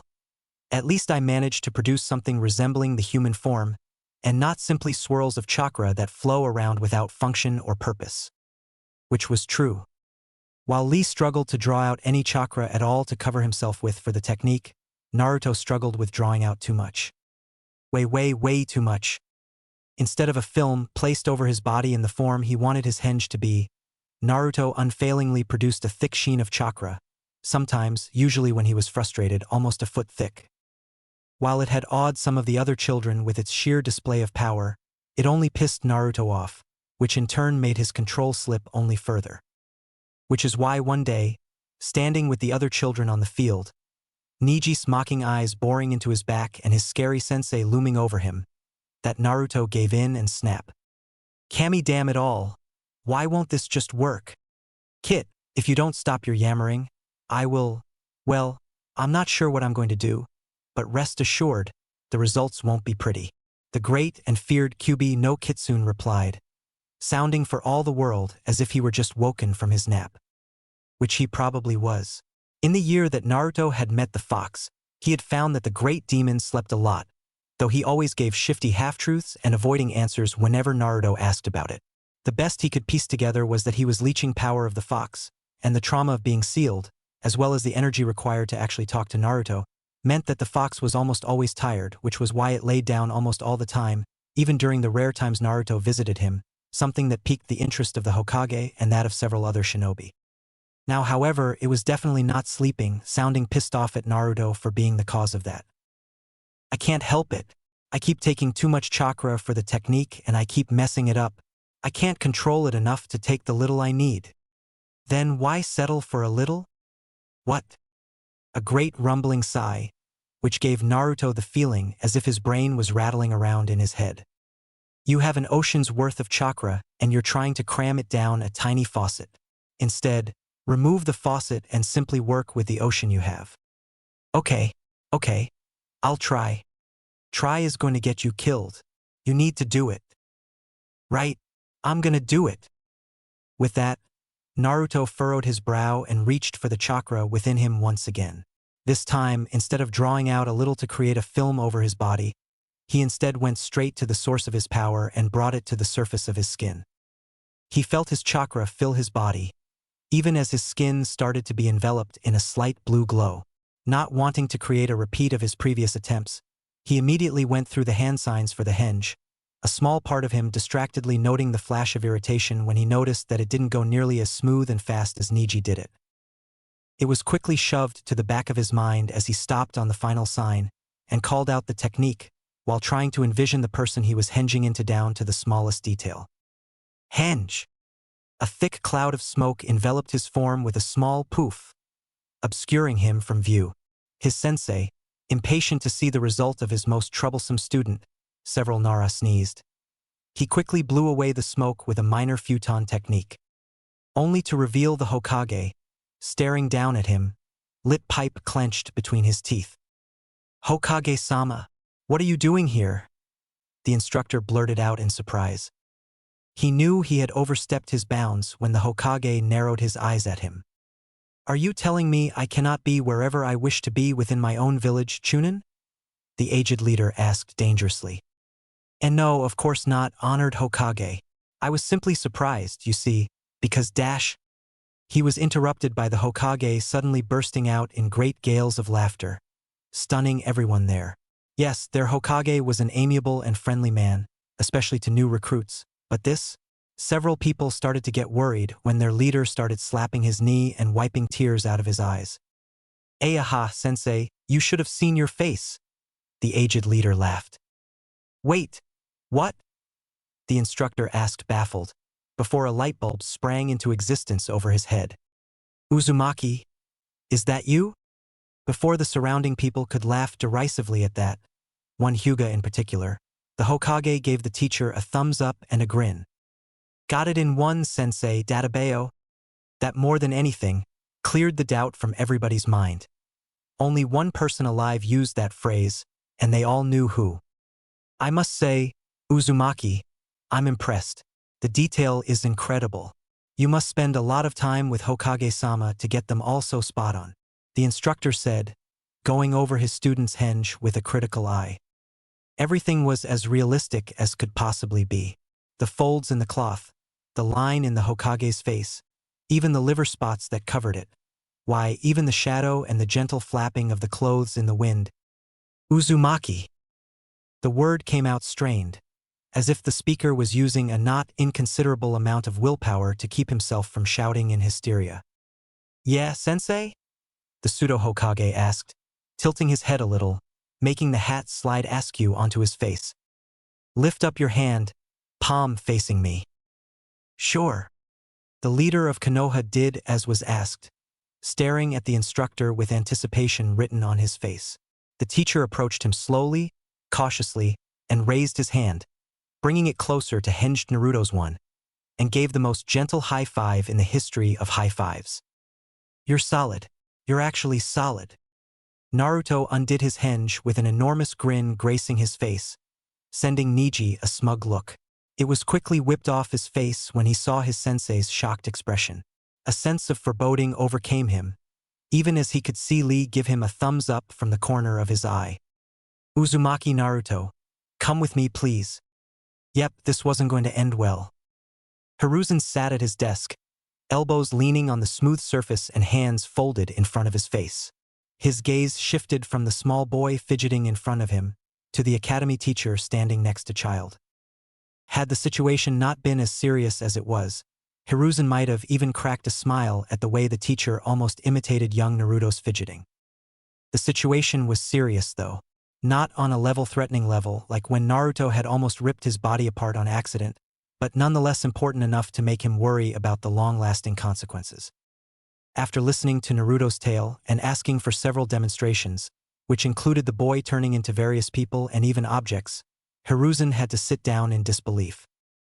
At age 7, Naruto Uzumaki had created a solid transformation, changing his very form to whatever he wished it to be it humanoid, animal, or even a simple object with all the physical traits of that object or animal as well.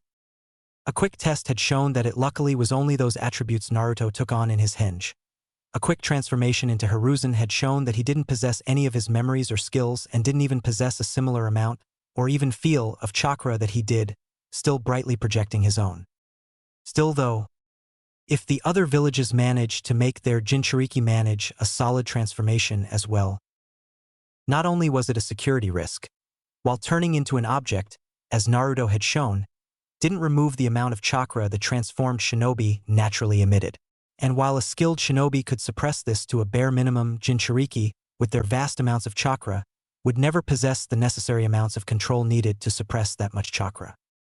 Even then, simply transforming into a hawk would provide unequaled surveillance options, not to mention it allowed any Jinchuriki to position itself above an enemy village, release the transformation, plummet down, and proceed to spread mayhem and destruction. He was jolted out of his dark thought by a soft knock at his door, before it swung open before he could give permission to enter.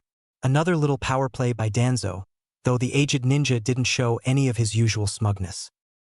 Undoubtedly, he is already aware of the situation and its consequences, even though Naruto's sensei brought him straight here, which is basically admitting that he has spies at the academy, and I can already guess why that is. What has taken hold of you, old friend, to act so hastily and openly? Hiruzen thought to himself, even as he explained to Danzo what was going on, for Naruto and his teacher's benefit. After he had finished getting Danzo up to date with what they both already knew, his rival showed his hand, and while his scarred face showed no emotion, his eyes clearly shone with smugness. Hand the child over to me, Hiruzen. If this gets out, no doubt he will become a target if he isn't already. They both knew he was, and I can keep him safe from that. They both knew he wouldn't within the anonymity of my organization. On top of that, surely you must see the sheer versatility and power this affords the boy. I can bring that to its full potential dash. Thank you, Danzo, both for your concern and advice, and for your offer. However, I share your concerns and have already taken steps to ensure both Naruto's training and safety, so your gracious offer will no longer be necessary. Danzo narrowed his single eye at the Hokage, his face inscrutable. Oh? And may I ask, my old friend, what these steps might be? Hiruzen smiled, but it wasn't a nice one.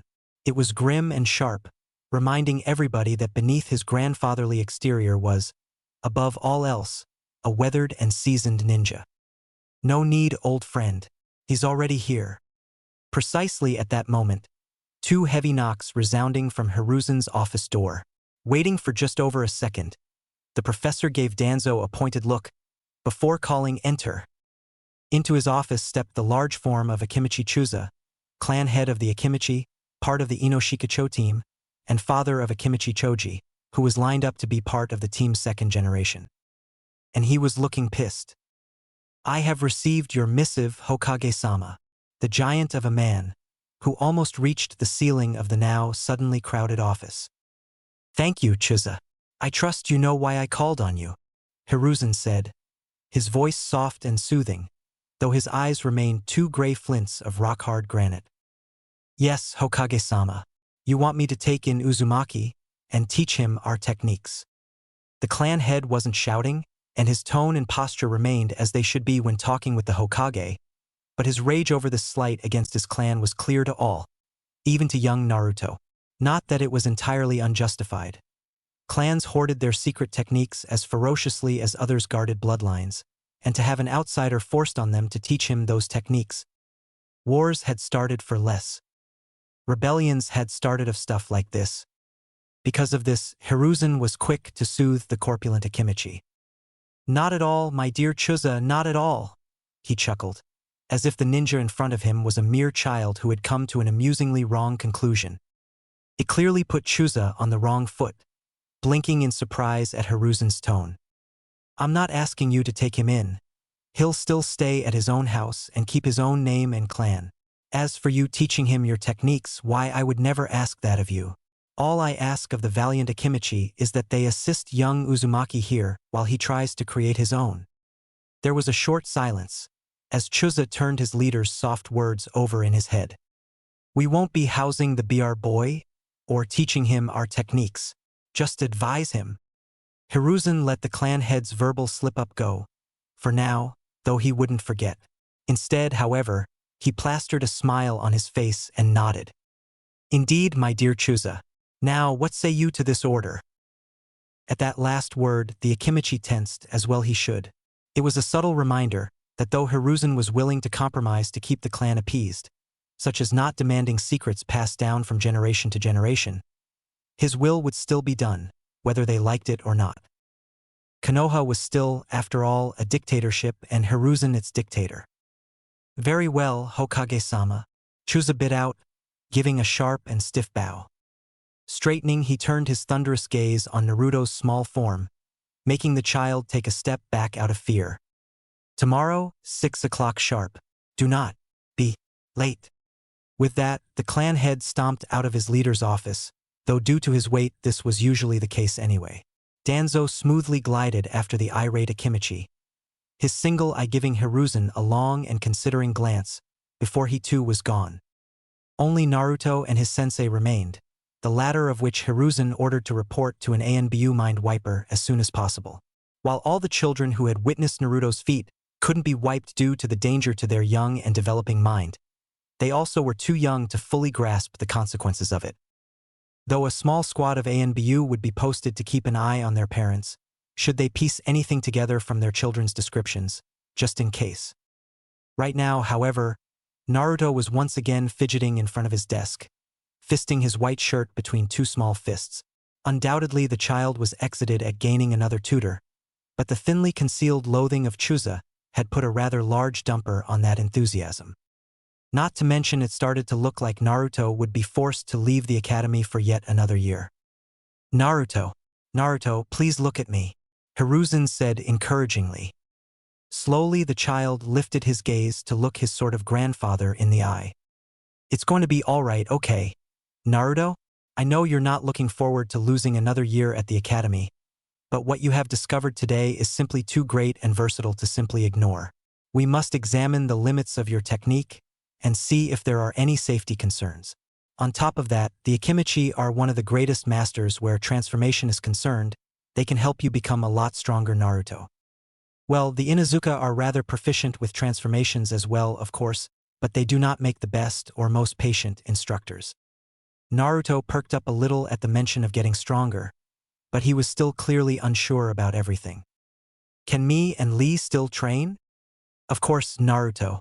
Our comrades are our greatest strength, and it does me proud that you think of them before trying to make yourself powerful. But he cannot join you in your special training under the Akimichi.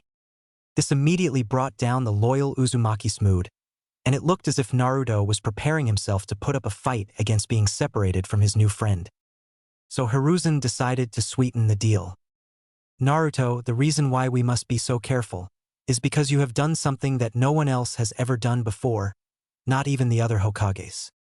At that, Naruto's head snapped up with an unbelieving grin. You, Naruto Uzumaki, have just created your very own, original technique.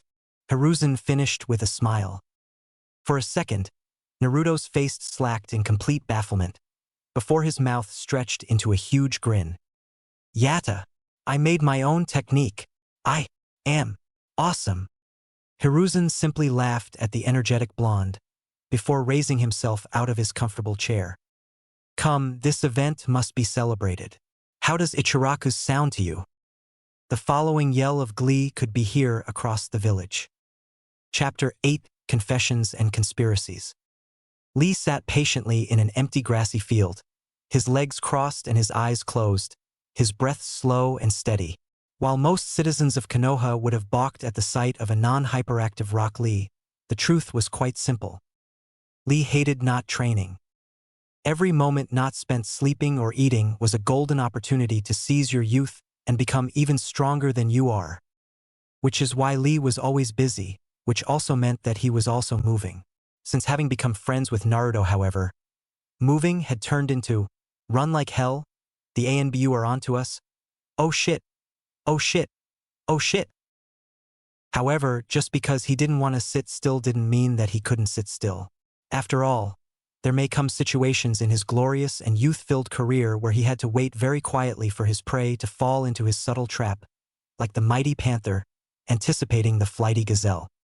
His hero didn't introduce himself as the sublime beast of Konoha after all.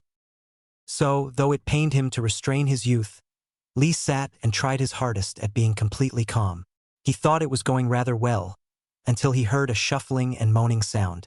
The telltale sounds of dragging feet got closer and closer, yet Lee didn't move or open his eyes. Eventually, there was a great heaving sound and a soft thud, as something fell to the ground next to him.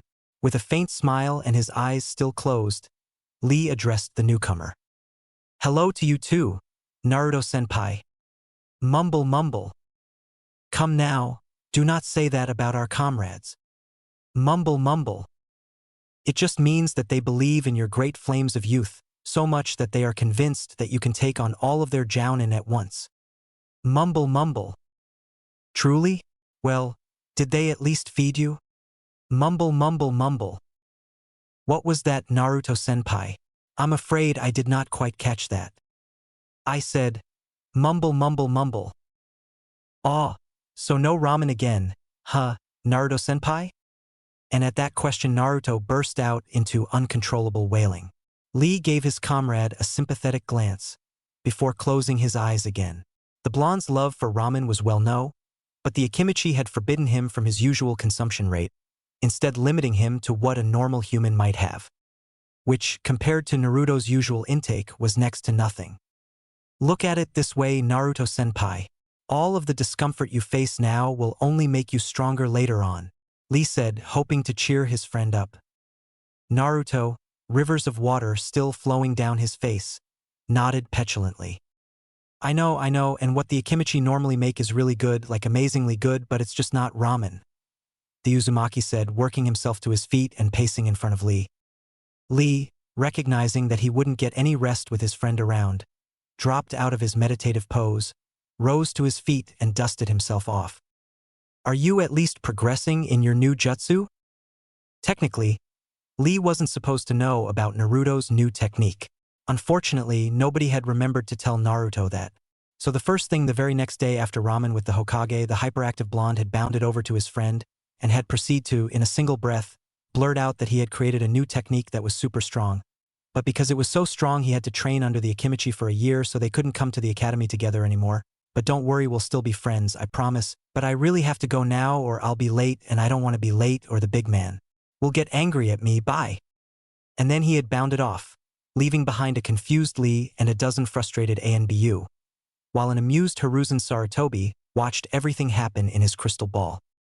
So now Lee knew about the potentially game-breaking new technique that he wasn't supposed to know about. While he wasn't allowed to come with Naruto to his special training in the Akimichi compound, it didn't really matter, because Naruto told him everything that happened there anyway. His friend's eyes lit up at his question, and he nodded so fast that Lee was worried he'd give himself a concussion. Yuha! We were finally moving on from persons today. I had to do animals this time. I was a really big bear dash poof, and a wolf dash poof, and a really big hawk dash poof, and a pig dash poof. But I didn't really like that one, because all of the Akimichi started looking at me real funny, Naruto said, turning into each animal as he said it, making Lee dizzy with the sight, especially since all of the animals kept talking with Naruto's voice. Briefly squeezing his eyes shut, Lee opened them again to see that Naruto had changed from his talking pig form to his regular form.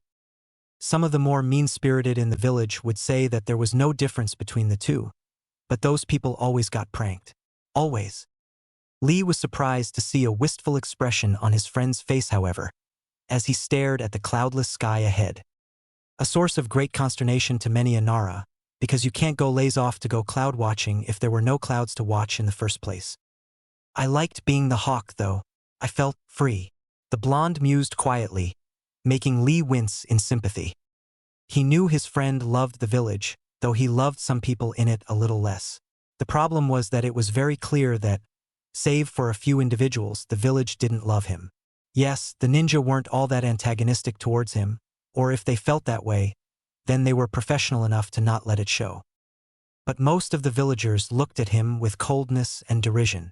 He was never outright attacked or thrown out of stores, but everywhere he went, conversation would dry up, only to flame up right behind his back, loud enough that everyone knew that it was impossible for him to not hear their hurtful comments. Yes, Lee could very much understand his friend's wish to be a bird, free up in the sky, with nobody or nothing around to tear him down. I bet they were very excited about the bird, if you can fly in that form at least. Naruto nodded, though Lee could tell his friend was still in a little bit of a funk. Yeah, I get all of the stuff of the animals I turn into. When I was a bear, I was really strong, and when I was a wolf, I could smell really well. We're probably going to train with the hawk and stuff and with the wolf for a while, though. They're thinking about getting some Inuzuka on board. See if they can turn me into the perfect tracker/scout. Lee nodded along. It made sense after all. While the physical strength of a bear may seem imposing, it still paled in comparison to most mid to high-level shinobi.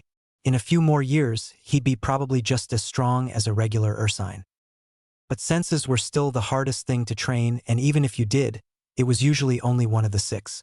There was a reason why chakra sensors were so rare, after all. But Naruto could simply shapeshift his senses to be as high as he needed them to be, without years and years of training required. It was maybe not the most glamorous of abilities his new technique gave him, but those would come in time. Still, I guess the wolf one could be fun, I guess. At least it'll mean I get to work with the Inuzuka on that one. I pranked them a couple of times, and they were really cool about it. The pack mentality of the Inuzuka was well known, and it encompassed them to the very core of their being. It also meant that socially they still relied on that mentality, which meant that for an Inuzuka, to some extent, the entire village was pack, and pack took care of their own. In their eyes, Naruto might be an Omega, the runt of the litter, but he was still pack. Suddenly Naruto looked unusually thoughtful, cocking his head as if he was listening to someone, before letting out a laugh. Confused, Lee warily approached his friend. Maybe the Akimichi hit him a little too hard in the head? They were physically the strongest shinobi amongst Konoha's forces, after all. Naruto-senpai, are you all right? What? Oh yeah, the furball was just bitching that the fox is the best animal there is dash. Slowly Naruto trailed off, his eyes wide and his skin pale. Senpai? Oh no. Oh no. Oh no. Oh no, this wasn't supposed to happen. Senpai, Lee cried out, stepping closer to his friend, who took a hurried step back. I can't. Naruto struggled to say, looking as if he might hyperventilate at any moment. Tell me what's going on, Naruto, Lee said, stepping closer again, now truly worried about his friend. No, no, I can't. I can't, the blonde yelled, his hands fisted into his shirt, knuckles white with the strength he used as he clung to the fabric. Even his tears were starting to form in the corners of his eyes. Making a split-second decision, Lee dashed forwards, gripping his friend tightly by the shoulders and forcing him to look into his eyes. Naruto, you can tell me you can trust me. I am, and will always be your friend. That's a promise. You remember our Nindo, right? Taking a step back, Lee gave Naruto the nice guy pose, with one hand on hip, an extra sparkling smile 9000 XTM, patent pending, and said their Nindo aloud, for the world to hear. We never break our promises. There was a very long pause, as Naruto, still looking like a spooked rabbit, scrutinized his friend, who didn't let up on his smile.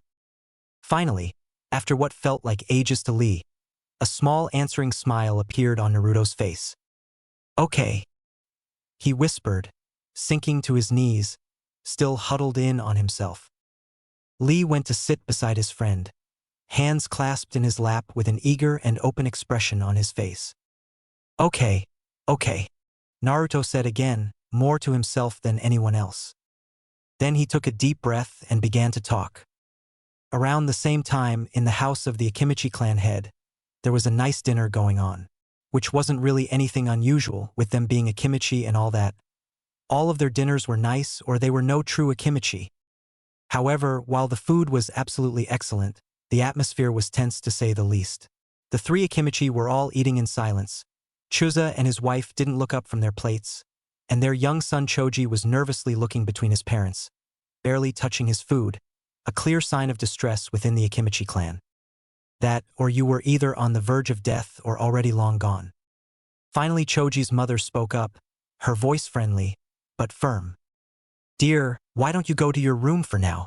Your father and I have some things to discuss. With a hastily blurted thank you, the youngest Akimichi bolted, showing surprising speed for one so big-boned. With all pretense at having a dinner gone, Chuza put down his cutlery with a sigh, eyes closed. His wife, however, jumped right into the argument. Chuza, this can no longer continue. I know what you think of the boy, and believe me, I understand why. I have felt the same as well. But one look at that hopeful face, those baby blue eyes, and you have to admit that there's nothing of the fox in him. I know. And one other thing, you dash as her husband's words seeped through the haze of righteous maternal anger. The Akimichi matriarch was brought to a grinding halt, ladle still held aloft like a legendary weapon of old. What? She asked, confusion clear in her voice, though she didn't drop out of her battle stance, even when the ladle began to drip gravy onto her pristine white tablecloth. Knowing with the accumulated wisdom that came from being married for over a decade, Chuza knew better to point it out, or to laugh, smile, or grin at his wife's antics, lest she use that ladle on him. So he simply repeated himself in a calm voice. I know that Naruto Uzumaki is not the Kyuubi reincarnated. I know that now. Oh, his wife said, blinking a few times in surprise before setting herself down.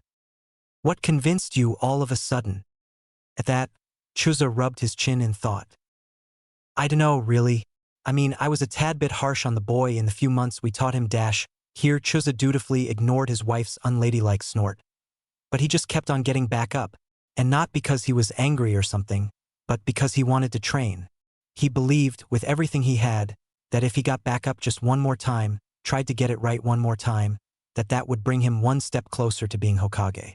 And after a while, I started to believe it as well. Smiling softly, his wife came to her feet and ran a calloused hand through his spiky hair. So what happens now? At that, Chuza sighed deeply. Now we start him on our techniques as well. Not the actual ones, mind you, those are Akimichi secrets and they will remain Akimichi secrets. But teach him the theory, at least, how to use it, battle and stuff like that. We step up the animal shapeshifting training to mythical creatures as well, while drilling him in his flying forms. Get an Inuzuka on board to deal with the extra senses when he shapeshifts into a tracker form or something. We're going to start dealing with this seriously and professionally. Good. His wife smiled lovingly, a smile which Chuza gladly reciprocated. Smack. Oh, Cammy damn it woman. What was that for? The clan head yelled indignantly, rubbing his forehead with a wince. HMPF, because it took you 2 months to see what I saw on day 1, and you completely forgot that you're going to apologize to the poor boy. Baka. His wife threw over her shoulder as she stormed towards the kitchen, chin held high. Grumbling under his breath, Chuza turned to go to the living room, only to see that Choji was already standing there, having come to check up on his parents after having heard all of the commotion. Hey there, son. Everything's all right. No need to worry your little head about anything at all, promise, Chuza said, waving his hands in front of him, smile firmly on his face. Dad, why is there a ladle-shaped red mark on your forehead? Briefly Chuza opened his mouth, retort ready to leap from his mouth, before he simply deflated. Today had been long enough, what with personal revelations and smacks to the forehead and all that. He simply didn't have the energy anymore to come up with a reassuring response. Trudging towards the couch, he briefly rested his heavy hand on his son's head, his voice weary and full of hard-gained wisdom. You'll understand when you're married, son. Night had fallen over Konoha, the moon high in the sky and all of its citizens peacefully asleep. Well, most of its citizens. One Hiruzen Sarutobi was fully awake and dressed for battle, though it was concealed by his wide ceremonial robes. He was tense and he didn't bother to hide it. Depending on what would be uncovered tonight, terrible decisions would have to be made for the future of Konoha and its citizens, lest it all fall to ruin. From the many shadows that lined the underground bunker only he was aware of, he had built it by himself only last week after all, fell a dark shape to the floor behind Hiruzen, straightening itself to show it to be a tall man, his face concealed behind a porcelain mask, a stylized salamander painted on the white ceramic. Report. Hiruzen barked harshly. They did not have the luxury of time. They needed to act both fast and very, very carefully, a situation that put the hairs on the back of his neck on end. Hi, Hokage-sama. As per your orders, I have created a covert ops group within ANBU with only those whose unquestionable loyalty I completely trust in order to investigate the Kyuubi's allegations of an Uchiha controlling him during his attack 9 years ago. Among these operatives are 2 Uchiha. Hiruzen felt ice-cold dread coil in his gut, his face going white in shock, though the ANBU commander didn't see it, for the aged Hokage had had his back turned to him for the entire conversation. Salamander. You didn't, Hiruzen thought with grief deep in his bones. Their names are Uchiha Itachi and Uchiha Shursui. They are young, but they are talented and their loyalty to Konoha is absolute. You did, Hiruzen thought, closing his eyes. Where are operatives Itachi and Shursui, Salamander? Right here, sir. And with that, 2 more blobs fell from the ceiling, revealing themselves to be 2 young boys, though both had hardened eyes. Steeling himself, Hiruzen turned around and started setting up Operation Insight. Report, he said, his voice gravelly. It was clear that Hiruzen Sarutobi had taken a back seat. They were now being addressed by the 3rd Hokage, the professor, the god of shinobi. Itachi was the one to speak first, his voice flat and cold, not fitting with his youthful appearance. Lord Hokage, due to my position as clan heir, I have been able to discern more about my clan's plans than my cousin, Uchiha Shursui, though I wasn't allowed full insight into their scheme. What I do know is that there is a lot of dissatisfaction amongst the more prominent of our shinobi forces, and they hold secret meetings, away from the rest of the compound and the other clan members. My parents are among them, Lord Hokage. You believe them to be the leaders of these meetings, Uchiha Itachi? I cannot say with certainty, Lord Hokage. They might be the leaders of these meetings by their own will, but it could also be that because of my father's position as clan head, they were forced to attend. To not do so would surely divide the clan and instigate a rebellion. And what do you think that they are discussing in these meetings, Uchiha Itachi, based on the morale and general feelings amongst your fellow clan members? As I've said before, Lord Hokage, I wasn't allowed full insight into the plan, as I was barred from attending the meetings, so I don't know dash. I'm not asking you what you know. I'm asking you what you think. I think they are trying to instigate a rebellion, Lord Hokage. Again Hiruzen closed his eyes and turned away, hand briefly resting against his forehead. What were they thinking? This was their village too. One of their kin had founded it, for Kami's sake. Did they not see that a rebellion would only bring death and pain to Konoha? I'm too old for this. Far, far too old for this.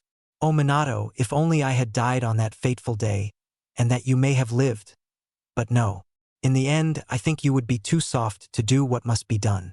I wonder, which one of us makes that the better Hokage? The aged leader mused to himself, sadness weighing heavily on his shoulders, as well as what he was about to do. Uchiha Itachi, Uchiha Shursui, you are hereby ordered to infiltrate the secret meetings of the Uchiha clan and report all of your findings directly to me. ANBU Commander Salamander will brief you on any information you think you might need to know, and has a task force at his disposal. It is now at your disposal as well. Should you, for any reason, need an extraction, his men will provide it. Bear in mind, however, that this is a Black Ops mission. If you do end up needing a distraction, then Konoha will deny any involvement with your actions. You and those of ANBU who are identified as helping you will be labeled missing nin, and will be pursued with the full might of the law. Uchiha Shursui, you are to make use of your unique dojutsu, Kodo Amatsukami, and influence the leaders of the meeting to consider a peaceful resolution. Since your eyes are crucial in keeping the situation contained, you will be guarded by ANBU chosen by Salamander to guard your every waking hour and any other hour as well. Do you accept this order? The silence that followed Hiruzen's speech was deafening, and the aged ninja swore he could hear his blood rushing through his veins as loud as a horse stampeding next to his ear. Finally, it was broken when both boys stood as one fist clasped to their chest as they bowed their heads. Hi, Hokage-sama! Hi, Hokage-sama! Dismissed. And with a flash, they were both gone, retreated into the shadows from where they had come.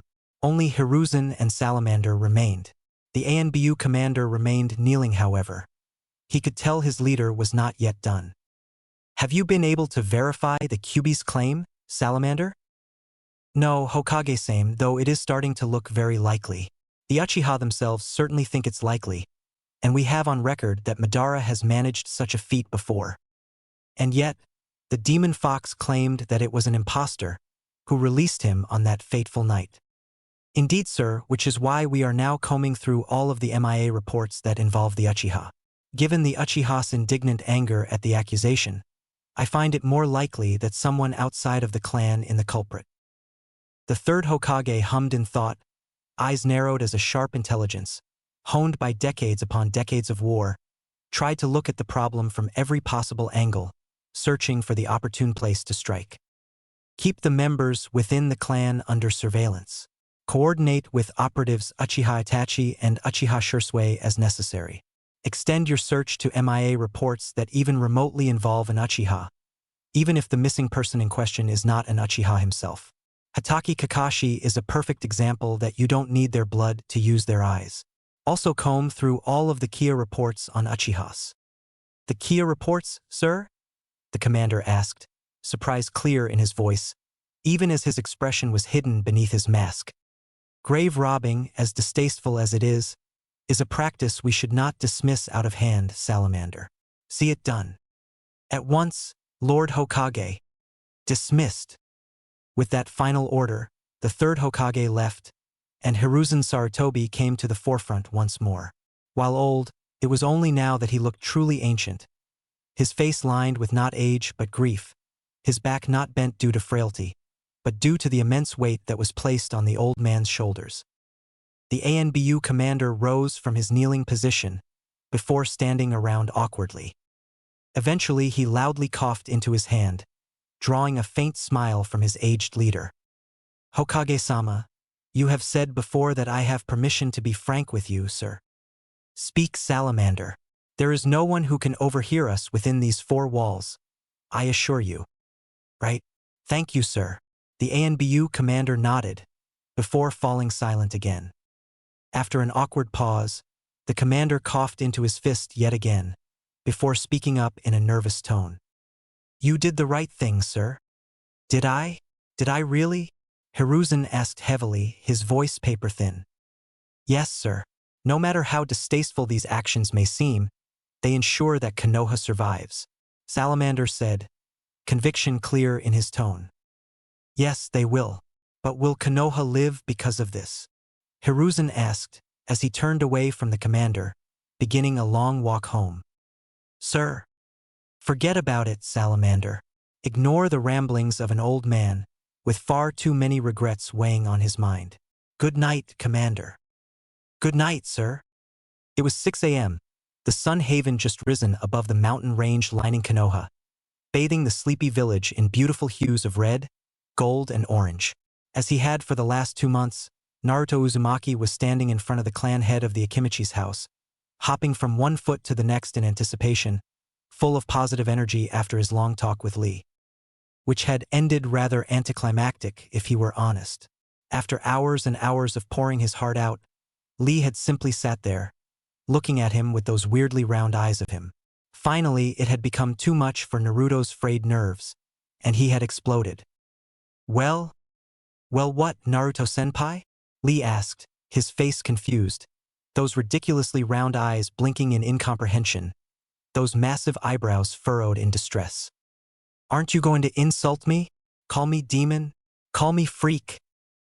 Naruto-senpai, friends do not call each other that, and they don't allow them to call themselves that either. It's most unyouthful. But I have the QB within me. He's probably the reason why you're an orphan. Aren't you mad? Again those round eyes blinked in confusion, Lee's tone completely honest. Yes, I am vexed with the QB no Kitsune. But why should that mean I cannot be friends with you? Because... Suddenly, Lee had sprung to his feet, dragging Naruto up by his shoulders as well. Naruto-senpai, I have promised you I would forever be your friend, and as is our Nindo, I will never break that promise. And that is all there needs to be said about that. Now, let's leave these dreary thoughts behind us.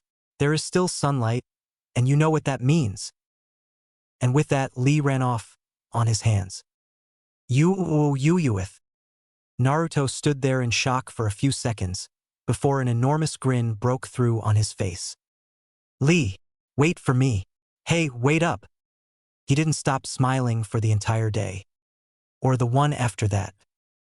So now he was standing in front of the Akimichi clan head's house, in a very good mood and eager to start the day, no matter what it might bring. Yes, training with the Akimichi was grueling, and sometimes, when they were discussing theory, extremely boring, but it was totally worth it. The first couple of times Naruto had changed into adults had been very cool to the small boy. Being tall was awesome. He was so going to do that more often. But the blonde had really been reinvigorated when they allowed him to try various animal forms, even those that were smaller than his regular form, of which there weren't many, unfortunately, and should thus have been impossible. But apparently having a greater demon in your gut allows you to blatantly ignore the laws of thermodynamics, and so Naruto had been happily soaring around as a hawk, despite that form being several sizes smaller than he was. He hoped that they would allow him to try flying forms today as well. Flying was the most freeing experience in the world, to young Naruto's mind, and over the centuries he wouldn't be alone in that opinion. There was someone, however, who disagreed. Vehemently. This is an outrage. This mindless mongrel of a human has within him the greatest kitsune of all, imprisoned. And what does he do with my gracious gifts? Trick people? Upset nations? Sow confusion wherever he goes. No. He wants to be a bloody pigeon. A hawk, and I do plenty of tricking dash. I am not done yet. So, the boy wants to be an animal because of the freedom it gives him. But does he seek freedom in running over plains? Does he seek freedom in the chase of prey? In the flight from predators? Does he seek freedom in the form of a fox, the most cunning and majestic of all animals? No. The fool decides he wants to grow feathers instead. Feathers. I'll have you know, you ungrateful little dash. With a mental sigh, Naruto closed the connection between him and the fox. It had taken a lot of thinking on Naruto's part, okay, mostly on Gigi's part, but they had come to the conclusion that if the fox didn't lie, then they could essentially answer every question they had. They had to be very careful with how they voiced their question, of course. The fox was old and wily and spotted loopholes where they didn't even think to look. One very impressive deceit on the demon's part had them wandering just about the entirety of Fire Country, only to end up back in Konoha again. All without it ever telling a single lie. However, one of the earliest questions had been very carefully worded, composed by both the Hokage, Danzo, for who better to ask to manipulate a manipulator than another manipulator. Nara Shikaku and Yamanaka Inoichi. It had basically boiled down to, can Naruto control whether or not he can here be influenced by you? Though the answer had been a disappointing no, they had still managed to wheedle out of the fox how Naruto could cut off the connection between the two of them, effectively shutting the demon up. The best part was that the connection could only be opened again on Naruto's side, so no occurrences anymore where the demon would butt in at the most random of moments. It had saved Naruto a lot of grief when the fox had been in a particularly ornery mood, and decided to pester him because, honestly, what else could it possibly do inside a prison inside his gut? Ever since the shape-shifting had come up though, had the fox been more antagonistic than usual, tending to go on long rants whenever Naruto appeared to take joy in another form than that of a fox. Apparently it was a point of pride amongst all Bijou, who were all patrons of sort to the animals they shared appearances with. Never, ever eat beef in front of the Hachibi. Or squid, for that matter. One time, Naruto had shut the fox up mid-rant, done his training for the day, getting smacked around by shinobi 5 times his size and 10 times his weight, and had reopened the connection only to hear the fox still going strong on the same rant. Naruto was taken out of his musings when the front door opened. He immediately smiled. He couldn't help it. To him, this was the best part of the day. "Oh, Naru-chan, how nice to see you so soon. Come here." And with those words, Naruto was swept up in a bone-crunching hug from the Akimichi matriarch, every joint in his body popping alarmingly. "Oh dear, you are so thin. Tut tut tut, we can't have that now, can we? Come in, come in. I'm sure we have leftovers somewhere in the house."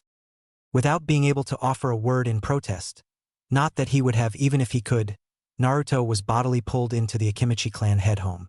As far as homes went, it was rather homey. No armors on the walls, great and legendary swords on the coffee table, no piles of skulls in the corner, taken from fallen enemies. All in all, it was all very mundane. Naruto loved it. He was quickly shoved into the kitchen by the strong arms of the Akimichi clan head, smiling as he saw Choji sitting at the dining table, gorging himself on a heavenly meal, as were all meals prepared by the Akimichi clan. The rotund boy briefly looked up, gave a happy wave, and went back to stuffing his face. He and Choji had eaten Choji's mom's food together multiple times during Naruto's tutelage under the Akimichis. To Choji, this made Naruto practically clan, and the heavyset boy was always bright and cheerful when meeting the blonde. The other Akimichi sitting at the dining table, however, was an entirely different story.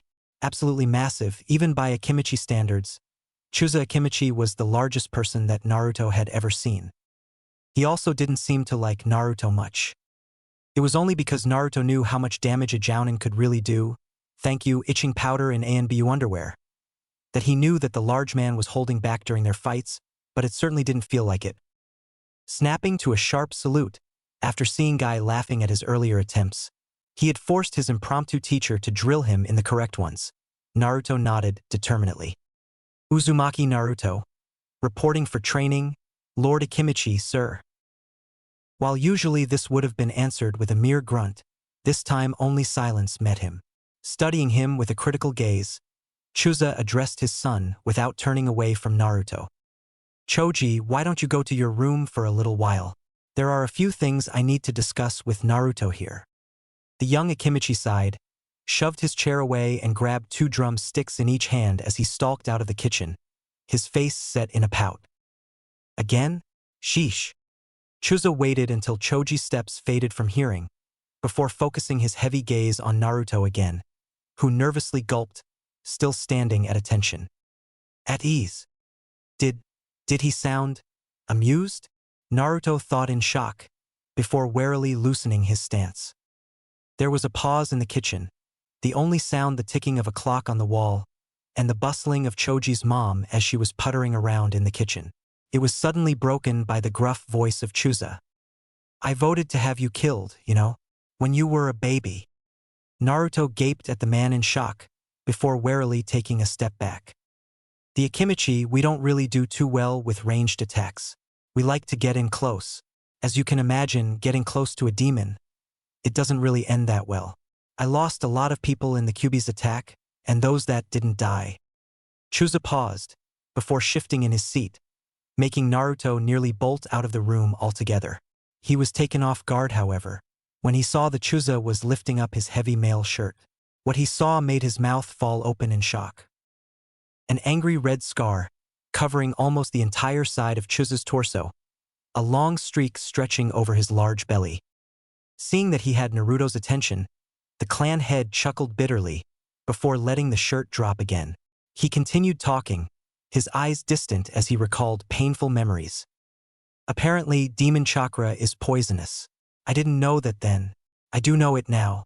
It wasn't enough that the bastard almost took out my entire guts. No, he had to go and poison me too. God, I hate that damned fox. I hate him for what he did to me.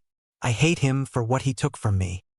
At this, Chuza clenched one massive fist and closed his eyes in pain. I hate him for who he took from me. In the silence that followed, Naruto felt absolutely lost. He didn't know whether he had to fight, flee, or just cry like there was no tomorrow. All three options were looking rather good at the moment. And then you came along, this tiny little thing, a slip of a human, and the fox was inside of you, out of my reach, free of my revenge. Oh, I know that I could never kill the bastard on my own, so much for vengeance and justice, I guess. But at the time, with my home in ruins, my family dead, my guts only kept inside my body by my hands, some wire and nothing more than hope and dreams. God, I wanted to get the bastard back for everything he did. Hurt him, just like he hurt me. But you were in the way. An innocent babe was all that stood beneath us and the demon who in one night had completely destroyed our lives. I guess some part of us recognized that you weren't the fox himself. But an even greater part just didn't care. We wanted to have our vengeance, and if that meant that a baby had to die, then so be it. What was one more child on the mountain of children that were already lost to us? But the Hokage intervened, made the knowledge that you were the Kyuubi's jailer an S-rank secret, and we were told to just get on with our lives. Just like that. And in the meantime, you grew up, and every single day, when you walked around the village where the demon inside of you had rampaged not so long before, it was as if the fox was still taunting us. A last laugh from beyond the grave. You kept shouting that you would become Hokage, but did it ever cross your mind that people might see that as the ultimate joke from the fox? It comes into our village, destroys our homes, rips our loved ones away from us, and the only consequence is that its jailer gets to sit on the throne of whatever's left. Naruto felt something wet slide down his cheek. Confused, he lifted a hand to his face, only to draw it back, glistening with wetness. I'm crying, he thought, surprised. Chuza didn't notice, however, caught up in memories long past and grief that had never truly healed. So, one day, the Hokage asks me to come to his office and dumps this kid, this innocent kid that I have been hating for almost 10 years, right in my lap, and tells me I am to teach him my clan techniques. Techniques that have been in my clan for ages, passed down from generation to generation, techniques members of my family have given their lives to protect. And I was supposed to just teach them to you, just like that. So I got angry, again, and I focused that anger on you, again. And for that, I am truly sorry, Uzumaki Naruto. In the 2 months that you have been here, you have taken all of my unjust abuse with nothing more than a smile and a determination to do better next time. If you were blood of my blood, I would have hailed you as a prodigy, Naruto. As it is, your drive to succeed, your will to never give up, it has shown me the errors of my ways. I know now that you are not the Kyuubi, Naruto. You are a hero that keeps us safe from it every single day and night. You keep it from doing to Choji what it did to me, and I thank you for that. With a heave, Chuza straightened himself to his full height, his spiky hair almost brushing the ceiling, before he performed a deep formal bow. Uzumaki Naruto, can you forgive me? Chapter 8, Training and Traitors. The feral-looking boy carefully crouched behind a thick bush, eyes with slitted pupils warily taking in the dense forest around him. His hands, tipped with claws instead of fingernails, were curled beside him, ready to lash out at his target at the merest hint of its presence. Sweat dripped down the boy's brow, rolling over the triangular tattoos on his cheeks, but the child didn't move from his stance, afraid that he'd give away his position to his elusive enemy. He sniffed the air, but even though his nose was many times more sensitive than that of an ordinary civilian, he still wasn't experienced enough to confidently pick up a trail as mixed up as that of his opponents. He and his enemy had been both prey and predator for a couple of hours now, and their scents were everywhere in the thick forest, and intermingled to boot. Growling softly at yet another handicap, the boy shifted a little on his feet, his sharp eyes desperately scanning his surroundings for a glimpse of his companion. With Akamaru by my side, I could have picked up that blonde bastard's scent easily. Kiba Inuzuka thought to himself, annoyed that he had lost his best friend early on during the hunt, which had quickly dissolved into this cat-and-mouse game. And I hate cats, the boy thought before carefully making his way to a thicker, larger bush moving on all fours, the movement coming as easy to him as walking upright did. A rustling from a couple of feet to his left made him whirl around and jump towards the sound, a battle cry coming from his lips as he grinned savagely, showing off pointed canines glinting in the low-hanging sun. I got you now, he thought triumphantly to himself, only to try and halt his moment in midair, because stumbling out of the bush, looking disoriented and disheveled, fell his trusted friend and companion, the puppy Akamaru. Regrettably for Kiba, however, was that he wasn't a proficient futon user and thusly couldn't control his movements while in flight. The result of that unfortunate fact was that the flying lad ended up flat on his face, his feet pointing nearly straight up at the sky above. With a groan, the young Inuzuka extracted himself from the head-shaped hole and quickly grabbed the formerly white puppy in his arms, squashing it against his chest. Akamaru barked happily and gave Kiba's scratched-up face a few licks. Oh, I'm so glad I found you, Akamaru. I was getting worried that that blonde asshole did something to you. Akamaru gave an affronted bark, as if the mere idea that someone would have been capable of overpowering him was ludicrous at best. Kiba laughed at his puppy's defiance, before hugging it once more to his chest. I know, but still, that guy is tricky. Before you know it, he'd have you walk into some kind of trap. Kiba trailed off, as stumbling out of another bush, came another Akamaru, looking just as disheveled as the first one had been. An awkward silence fell in the clearing as the boy stared at the two identical-looking dogs with a completely shocked look on his face. The sun must be getting to me. I think I'm seeing double. The two puppies began madly barking at one another, each one accusing the other of being an imposter and that Kiba should attack right now.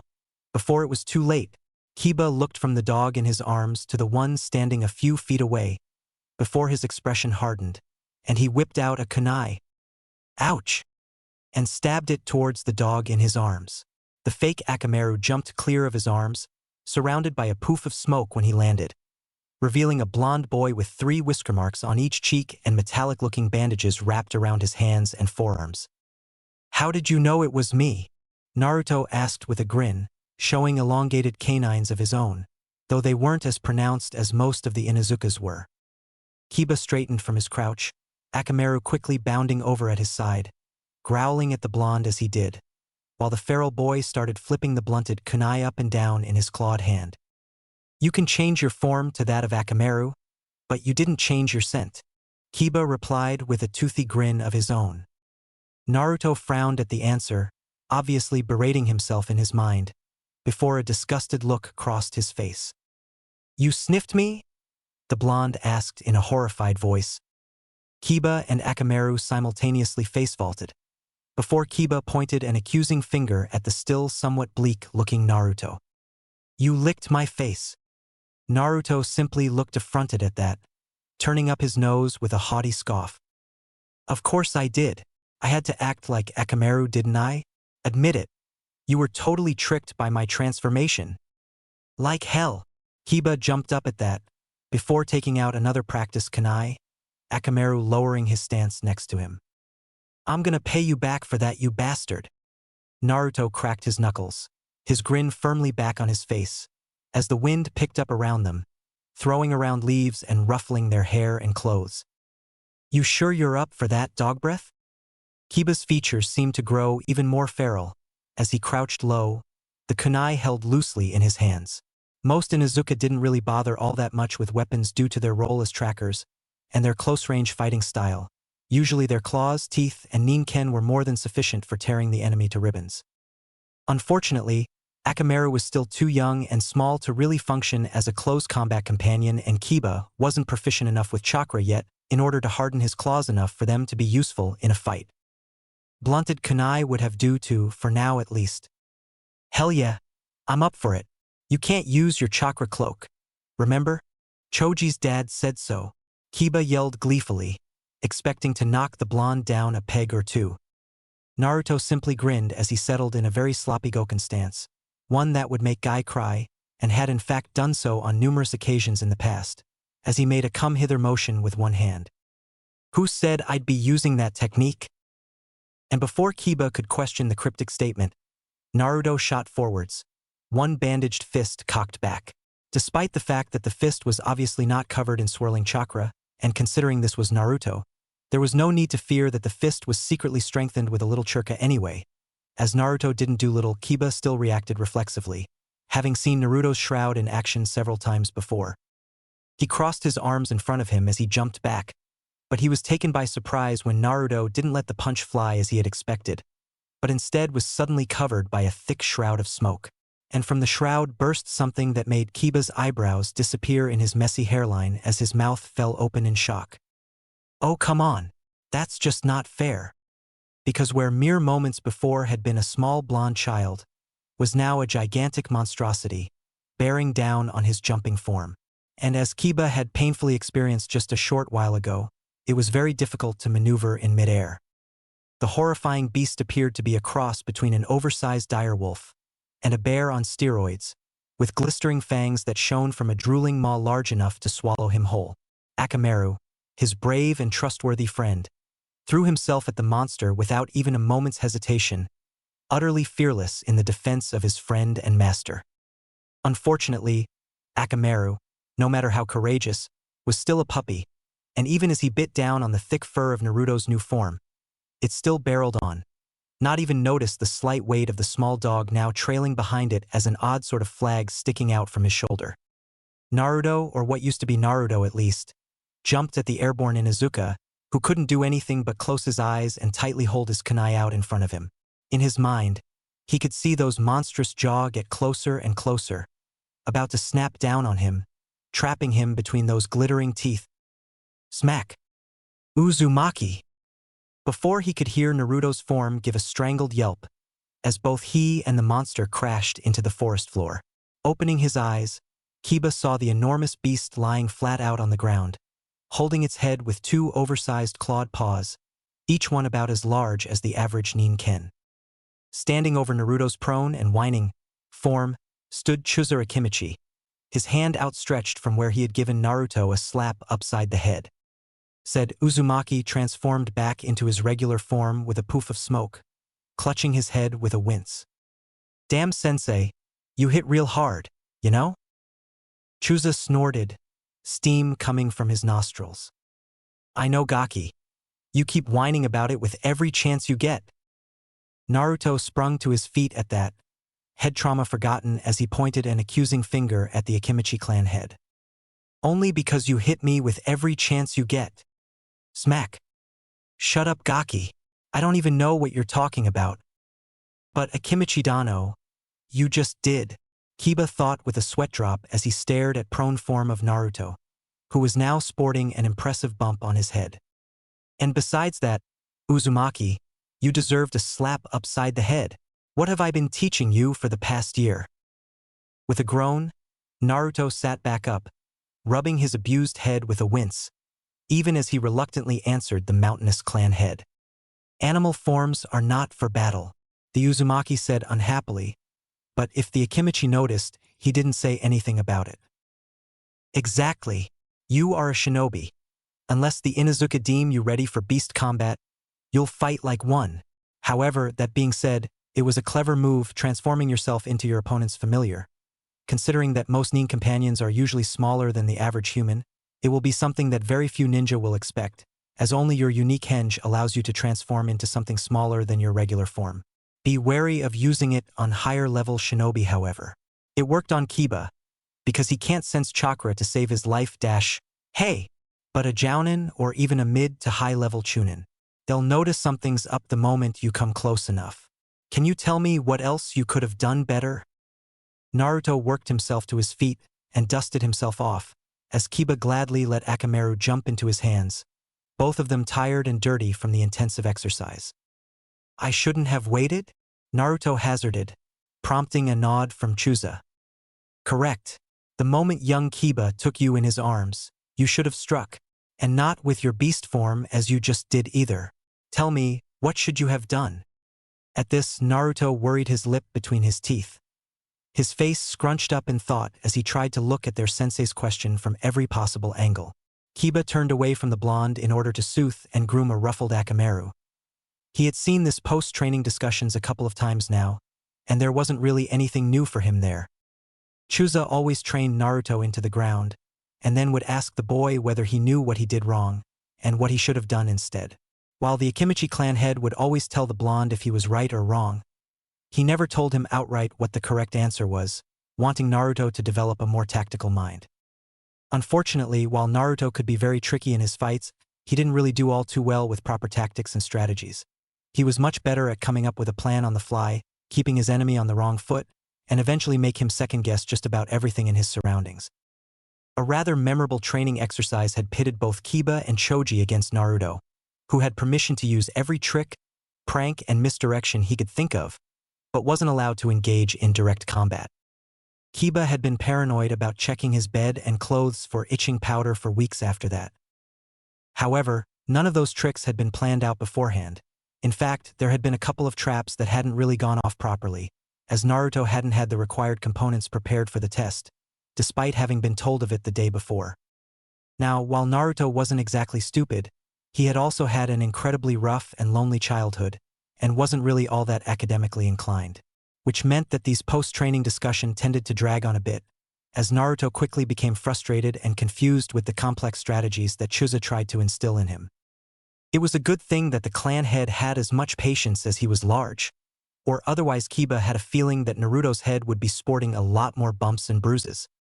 As it was, however, these discussions meant that Kiba had a short break for about 10 minutes, which he used to play with his closest friend, who loved the attention and the chance to relax for a little while. I should have used my weapons? Came Naruto's hesitant voice. A possibility, yes, but can you say with absolute certainty that you would have been fast enough or strong enough to force Kiba into surrendering? Do not forget Akamaru either. He may seem small right now, but in a few years, he'll be large enough for Kiba to ride. You sure you want to risk a knife fight with someone when you have a trained ninken of that size at your back? Chuza's deep voice replied patiently. Kiba smiled down at the puppy in his arms at the comment about him riding Akamaru into battle. He couldn't wait until his friend had reached that size, but until that time, he was perfectly content with allowing the tiny dog to hitch a ride on his head. I should have restrained him? Incapacitated. And how would you do that? Transform. Are you asking me or telling me? Telling. Uzumaki, Chuza said, his voice stern. Telling. I'm telling you I should have transformed. Okay, in what would you have transformed? Something to bind him with. Rope?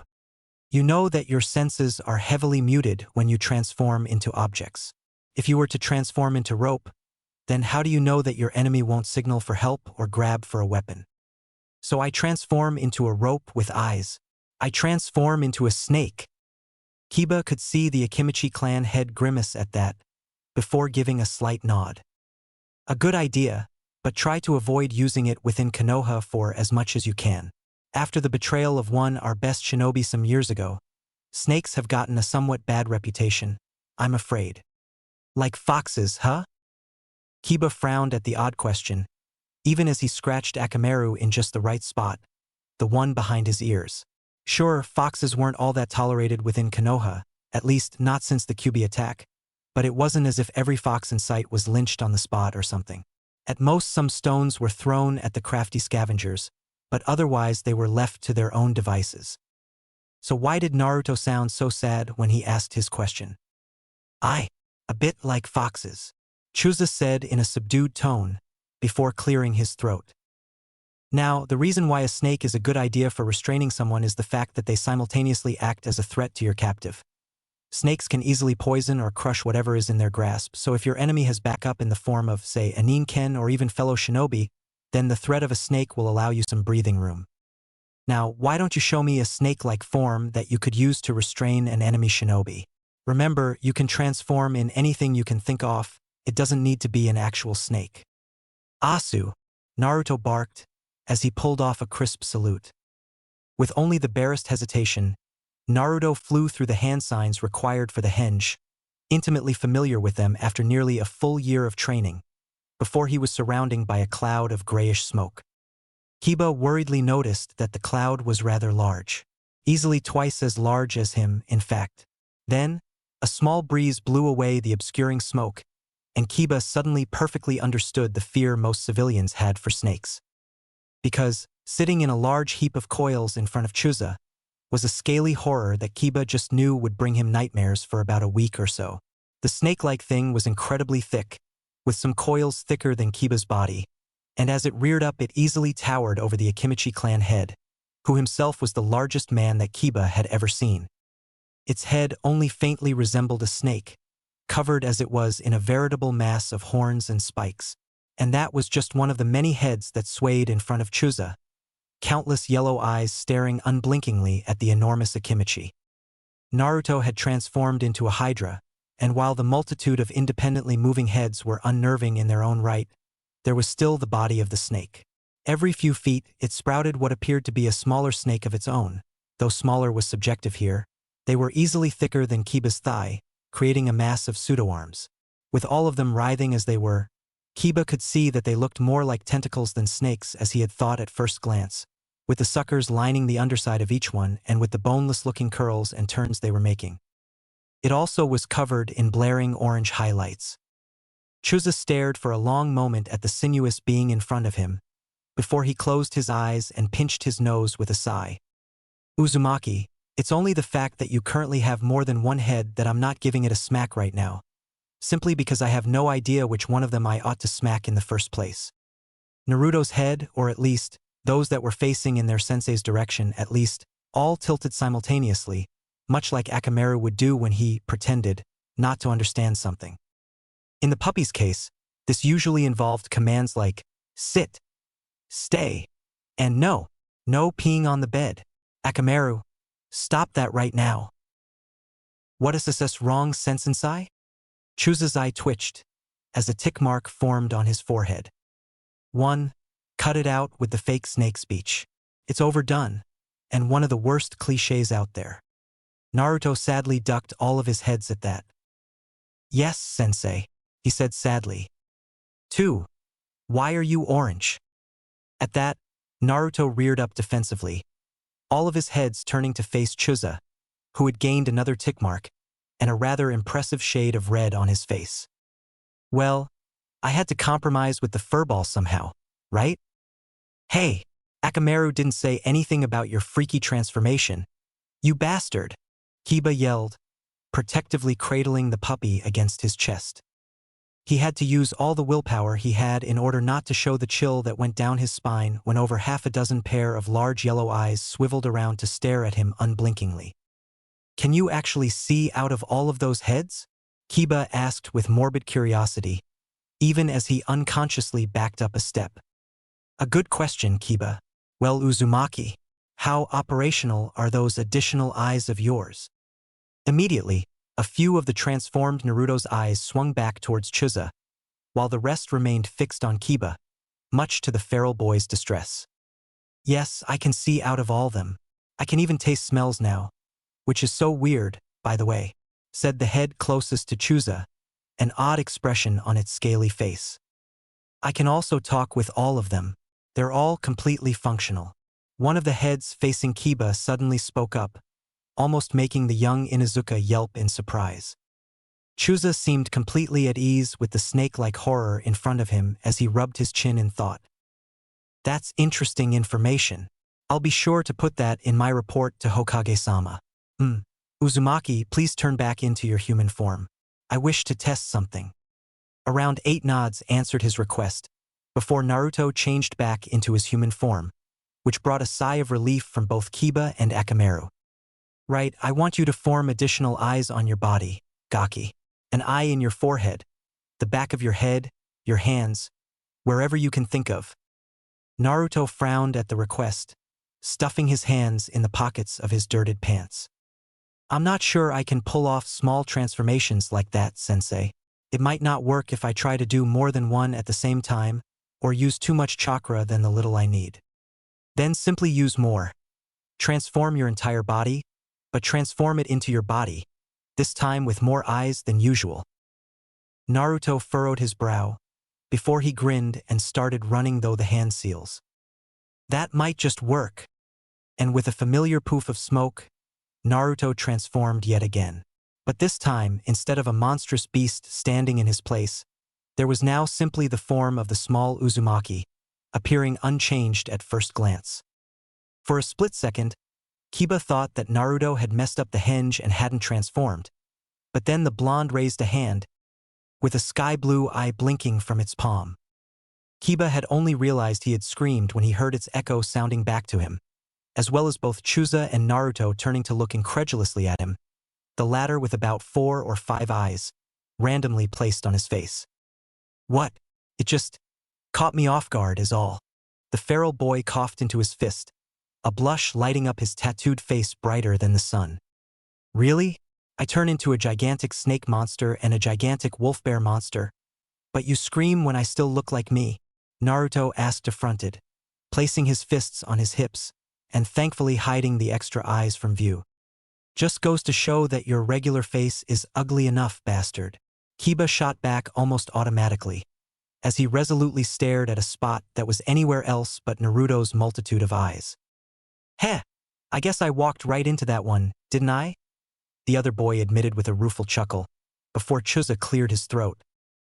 Uzumaki, the eyes? Can you see through them? In response, the blonde lifted his hands, smirking at the way Kiba flinched at that, and turned his head a couple of times, before lifting the transformation again, smirking even wider when the Inuzuka couldn't quite contain his sigh of relief. Yep, I can see through all of them just fine, sensei. Chusa nodded, his brow furrowed in thought, though his expression was pleased. Just as I suspected. I thought as much when we discovered that you can transform your sense of hearing and smell. It was only logical that you could transform your other senses as well. The Akimichi patriarch clapped his hands, making both boys jump in surprise, before he turned on his heel. Right then, let's call it a day. I'll still have to add both of your new transformations to my report, Uzumaki, as well as our discovery about how you can further change your sensory input. Kiba, I think your mother would like to hear about today's training as well, so you better head on home too. Both boys cheered at that, giving whoops of joy and trading each other high fives, as Akamaru yipped in happiness. And where do you think you are going? Before Chusa's voice crashed into them like a bucket of ice. Without removing the bucket. We're going home, right? With you, right? Naruto asked hesitantly, though Chusa's gleeful expression made sweat break out on both boys' faces. Going home? Well, that's entirely up to you. As for going with me, well, we can't have that, now can we? After all, today's exercise was meant to train Uzumaki with his possible tracker forms, now wasn't it? So, in order to train those, you'll just have to track your way home. Good luck? The clan head called out with an eye smile, as he flew through a couple of hand seals, before he disappeared in a swirl of leaves. A shocked silence fell over the clearing, as both Kiba and Naruto stared at the spot where their sensei had stood mere moments ago. Say, Kiba, you know the way back to Konoha, all right? Naruto asked with a twitching eyebrow and a strained smile as he turned towards his fellow trainee. I was rather hoping that you remembered it, Naruto, which you do, all right? Kiba answered, his expression mirroring that of the blonde. For several long seconds, both boys stared at each other, before Akamaru gave a sad whine. At once, both of them snapped, and the forest was shaken by a yell of despair. "Oh, you have got to be sure dash." Shursui desperately tried to control his breathing as he stared at the opponents in front of him. It was only his skills as an ANBU operative and talented Sharingan user that had allowed him to survive the first hectic seconds of the ambush that had taken him completely by surprise. Even as he stared at the assailants as they were revealed by the moonlight, he had trouble wrapping his head around their identity. While he had never seen two of them before, somewhat worrying, as his position within ANBU and the photographic memory provided by the Sharingan meant that he knew the faces of just about every ninja employed by Konoha voluntarily or otherwise, but the third figure was all too familiar to him. "Danzo," he growled, as he gripped his tanto even tighter. The aged advisor to the Hokage seemed completely unbothered by being recognized by one of Konoha's loyal ninjas, and hadn't even bothered to disguise himself in any way, not so much as a simple mask to conceal his face. It either meant that he had been authorized in his actions, which was worrying, or that there wasn't a single shred of doubt in the man's mind that he would be able to keep Shursui from talking, which was absolutely terrifying. Danzo may be old and crippled, but those things meant less in the shinobi world than they did in the civilian world, and the aged man had been apprenticed by Tobarama Senju himself, the second Hokage and brother to the first Hokage, who had been the mightiest ninja in the history of Konoha, and arguably even that of all the elemental countries. So if he thought that this fight would be a breeze, then Shursui was pragmatic enough to throw away his pride and admit that the old man was probably right. "What do you want, Danzo?" Surprisingly, the advisor answered his question, his tone even and calm, as if he were simply discussing the weather, and hadn't just tried to murder him on the spot. "I know that you were ordered by Hiruzen to use your Koto Amitsukami on the leaders of the Uchiha coup. I also know that the use of that technique is extremely limited with a very long cooldown. So what?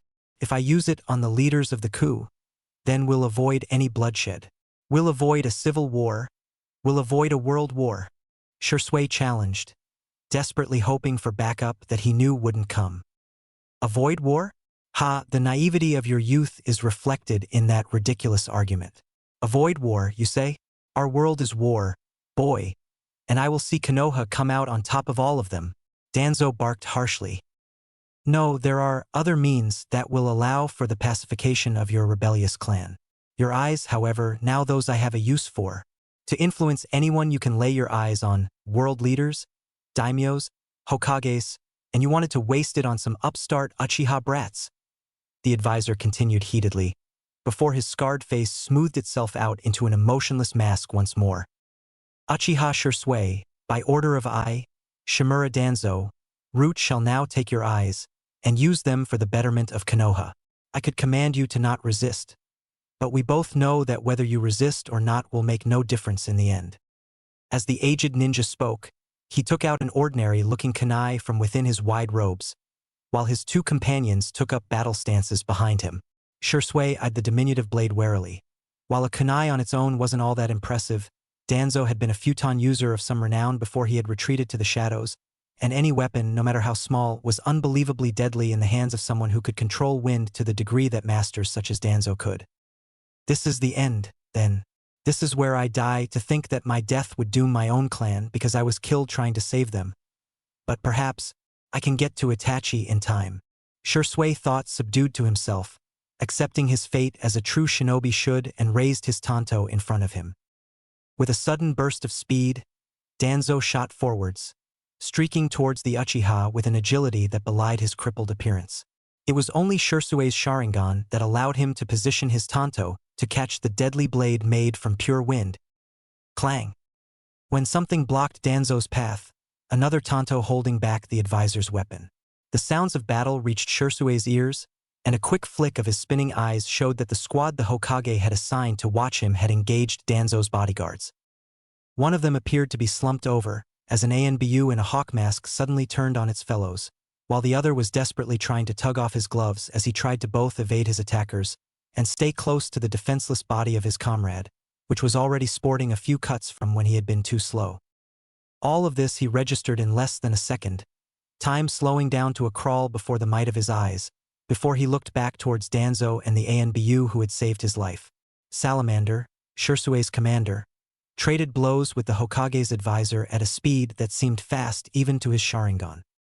The commander's style was both smooth and brutal, flowing from one strike to the next without pause, raining down blows on every part of Danzo that was within range, not hesitating to augment his attacks with punches and kicks, or even a jutsu within clashes. However, while the commander's style was smooth and brutal, Danzo's style was just brutal. Short stabs and slashes, each one without wasted energy, each one interrupting whatever attack the commander tried to get off. The aged ninja showed its greater experience in the underhanded way he fought, forcing the commander into weapon locks, allowing him to spit wind blasts from point-blank range, and combining jutsu with close-quarters combat with a flawlessness that made Shursui realize just how dangerous decades more of experience could be in ninja fights. However, despite the clear gap in skills, Shursui didn't even hesitate for a second to jump into the fight, using his Sharingan to keep out of his commander's way, while trying to abuse every opening he could spot. While using the Sharingan allowed his skill level to quickly rise to match the two formidable fighters, he still had a long way ahead of him if he ever wanted to match them in experience as well. This was shown best when he had thrown a flurry of shuriken at Danzo, his Sharingan showing him the exact moment his commander would disengage in order to dodge a wind blast right before it happened. The plan had been to engage with a Shunshin under the cover of the shuriken, allowing him to get in close and cut Danzo down where he stood. Countless times before he had used his pinpoint accuracy with the Shunshin in order to get close to his enemies, and countless times he had taken his enemy unawares, allowing for a quick kill even against the most skilled of ninja. Danzo wasn't taken unawares. Mid-Shunshin, his Sharingan negating the tunnel effect that came with the high-speed technique, Shursui could see in clear detail how the aged advisor disengaged from the ANBU commander with a spat wind blast, while simultaneously altering the flow of the air around him without even using hand seals, making the shuriken fly harmlessly past him without the need to dodge, as he turned towards the exact spot where Shursui would land. Slam! Pain. Pain radiating from his side as he looked up at the moonlit sky above him, his thoughts completely scattered. Slowly he tried to sit up, hissing as his, probably, broken ribs flared in protest. He blurrily looked at where the various fights were raging, distractedly noticing he had been flung away dozens of feet from the war zone. He could see several ANBU lying on the ground, their purple coloring making it obvious they had died, while the ANBU with the hawk mask was pinned to a nearby tree, impaled with several tanto, kunai and shuriken, while 3 of her colleagues lied dead at her feet, most of them slashed to pieces, the wounds obviously coming from her few tanjutsu. However, the renegade ninja that had controlled her had been slain in turn, if the burnt-out husk was anything to go by. The other traitor ninja was still alive, his purple hands showing how he had killed the other ANBU, but the surviving ones had learned quickly and were keeping their distance, some reading throwing weapons while others were flying through hand seals. The purple-handed ninja didn't try to flee because of 2 reasons. 1, Shursui, as out of it as he was, could pick up the labored breathing from the root traitor, a clear sign of the shinobi's utter exhaustion. 2, he was missing a leg. However, the more important fight was still going strong between Danzo and Salamander. It was immediately clear what had happened at the end of his ill-fated Shunshin. A spire of hardened earth stood jutting out from the forest floor, its tip blunted at the very last moment. Apparently, his commander had summoned an earth spear and smashed Shursui out of the way of a kunai that would have ended his life then and there, if its location from where it was still sticking out of the spear was anything to go by. His commander hadn't come away from saving his subordinate's life unscathed though, as there was now a long diagonal cut in his porcelain mask, thin rivulets of blood streaming from it, covering the salamander motif in a vivid red under the bleak moonlight. Despite the grievous wound, the commander had given as good as he got, since there were a few noticeable cuts in Danzo's robes, while he bled from some unseen wounds, staining his clothing in a blotched crimson. However, even as the remains of the ANBU squad managed to finally kill of the purple-handed traitor, Danzo managed to strike his final blow, ending his own fight. Blood must have seeped into one of the commander's eyes, since when Danzo dashed to his left, while throwing a wind-enhanced kunai to the right, Salamander focused on the kunai for just a second too long, not seeing Danzo until it was too late. In a single smooth motion, the advisor reached into his robes, took out another kunai, covered it in wind-laced chakra, extending the blade several feet, before swinging itself upwards, straight through Salamander's left arm, cutting it clean off at the elbow. "Nu!" Shursui roared as he struggled to get to his feet, but the life-saving damage that his commander's spear had done was too extensive, and with a cry of pain he fell back down. To Salamander's credit though, he gave no more than a grunt at the injury, before shooting forward and headbutting Danzo in the face, shattering his own mask, while the advisor's head snapped back, a stream of blood coming from his broken nose, while the bandages flew clear from his face, exposing the gnarled ruin of what once used to be his eye to the world. Danzo immediately kicked the ANBU commander back, and drew back the enhanced kunai, clearly intent on cleaving Salamander's head clean off his body. He swung Kawarami and beheaded an ANBU with a goat mask, who at the very last second had replaced himself with his commander, who was quickly caught by the remaining Black Ops ninja. Danzo nodded approvingly at the action, clearly impressed with the shinobi's fearlessness and willingness to die for the mission, before he turned to look around at his remaining foes. They were in a sorry state, Shursui supposed. Many of his fellows had been caught off guard when one of their own had suddenly turned on them, and the ninja that had remained consciousness had clearly used an unknown technique, if the number of bodies were any indication. Those few that had survived were all in bad shape, with him and the commander being the worst off, with a crushed ribcage and one limb short, respectively. However, Danzo wasn't looking too good himself.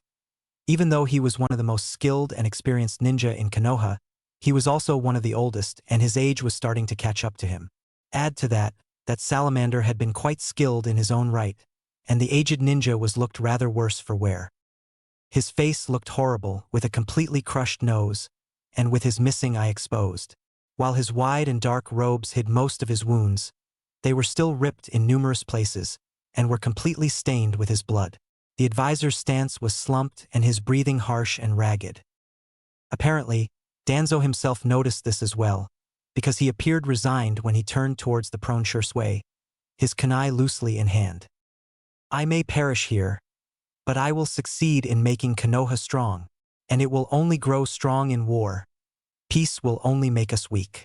So, while I applaud both your skill and your misguided loyalty to Konoha, I'm afraid it will end here, Uchiha Shursui. And with that, he threw the kunai at the prone ninja, before he used the momentum of his swing to take out another kunai, before he lengthened it and made to swing at the group together ANBU, who refused to abandon their commander, and instead made to shield him with their body. ENMA. Right. Before he could even start his swing, he was struck in his belly by a large staff, which rapidly extended itself, carrying the advisor clear off his feet and into the rocky ledge behind him. While this happened, Shursui's Sharingan barely managed to catch a figure simply snatching the wind-infused kunai by the handle, the one part not sharpened by the technique, before turning it around and throwing it at the prone form of Danzo, striking him in the shoulder and pinning him to the wall. Danzo didn't even so much as grunt, simply slumping forwards in defeat, for as much as the kunai in his shoulder would allow it, that is. I agree, Danzo. Tonight it ends. But it ends, for you. A wistful smile played around Danzo's chapped lips, the desperate and repeated use of his futonjutsu having damaged them to the point of bleeding. Ah, Hiruzen, my old friend, the traitorous advisor rasped, his voice pained from the weapon still embedded into his shoulder. Shursui looked up in awe as his Hokage, clad in full battle regalia, stood in front of the huddled ANBU squad, while a second Hokage stood in front of Shursui, having saved his life by catching the kunai aimed at his eyes. The one in front of him quickly turned into a puff of smoke, revealing itself as a Kage Bunshin, while the one holding the staff currently pinning Danzo against the wall turned to look over his shoulder. Salamander, thank you for your excellent services tonight. Konoha is both proud and privileged to count you amongst its numbers.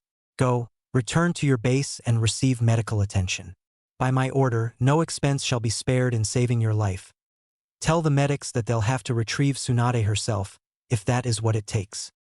With a weakly muttered "Hi, Hokage-sama," the commander, whose face was still hidden from Shursui by his comrades, was flashed away, leaving only Shursui, the third Hokage, and a secured Danzo. Uchiha Shursui, report. Despite his pain and possible concussion, Shursui immediately answered his Hokage. The aged leader was brimming with fury and power, and his voice had shaken the young Uchiha more than any of the multiple near-death experiences he had had tonight. Hi Hokage-sama, I was on my way to where the Uchiha gather to plan their coup, intending to use my Koto Amatsukami to convince their leaders to agree to a peaceful solution. Sir. However, en route, I was intercepted by Shimura Danzo and two ninjas I did not recognize. When I asked about the meaning of this, he attacked me, and it was only because of my Sharingan that I didn't die, Hokage-sama.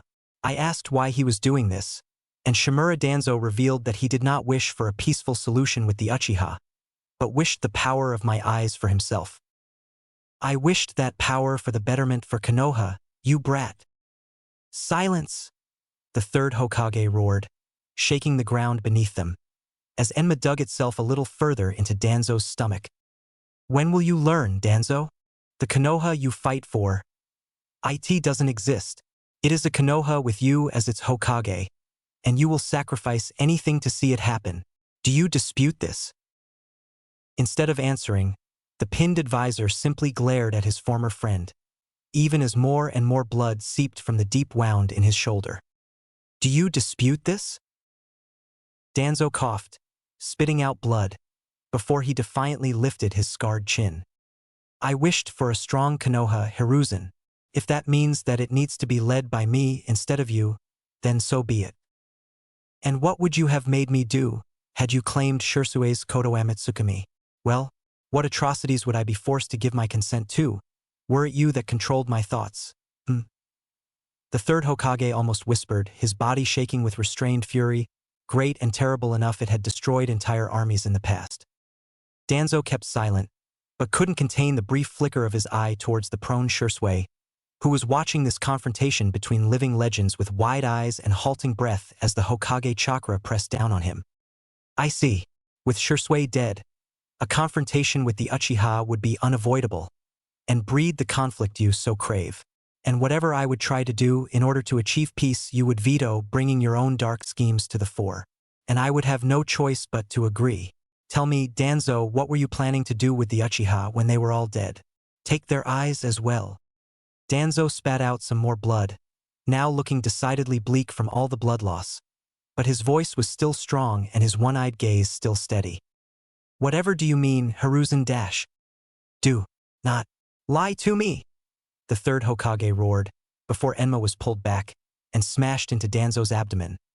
Once, twice, 3 times, each hit shaking the ledge the advisor was pinned to, each strike accompanied by a strangled gasp and the sound of breaking bones. We found the graves, Danzo. All of them. What graves?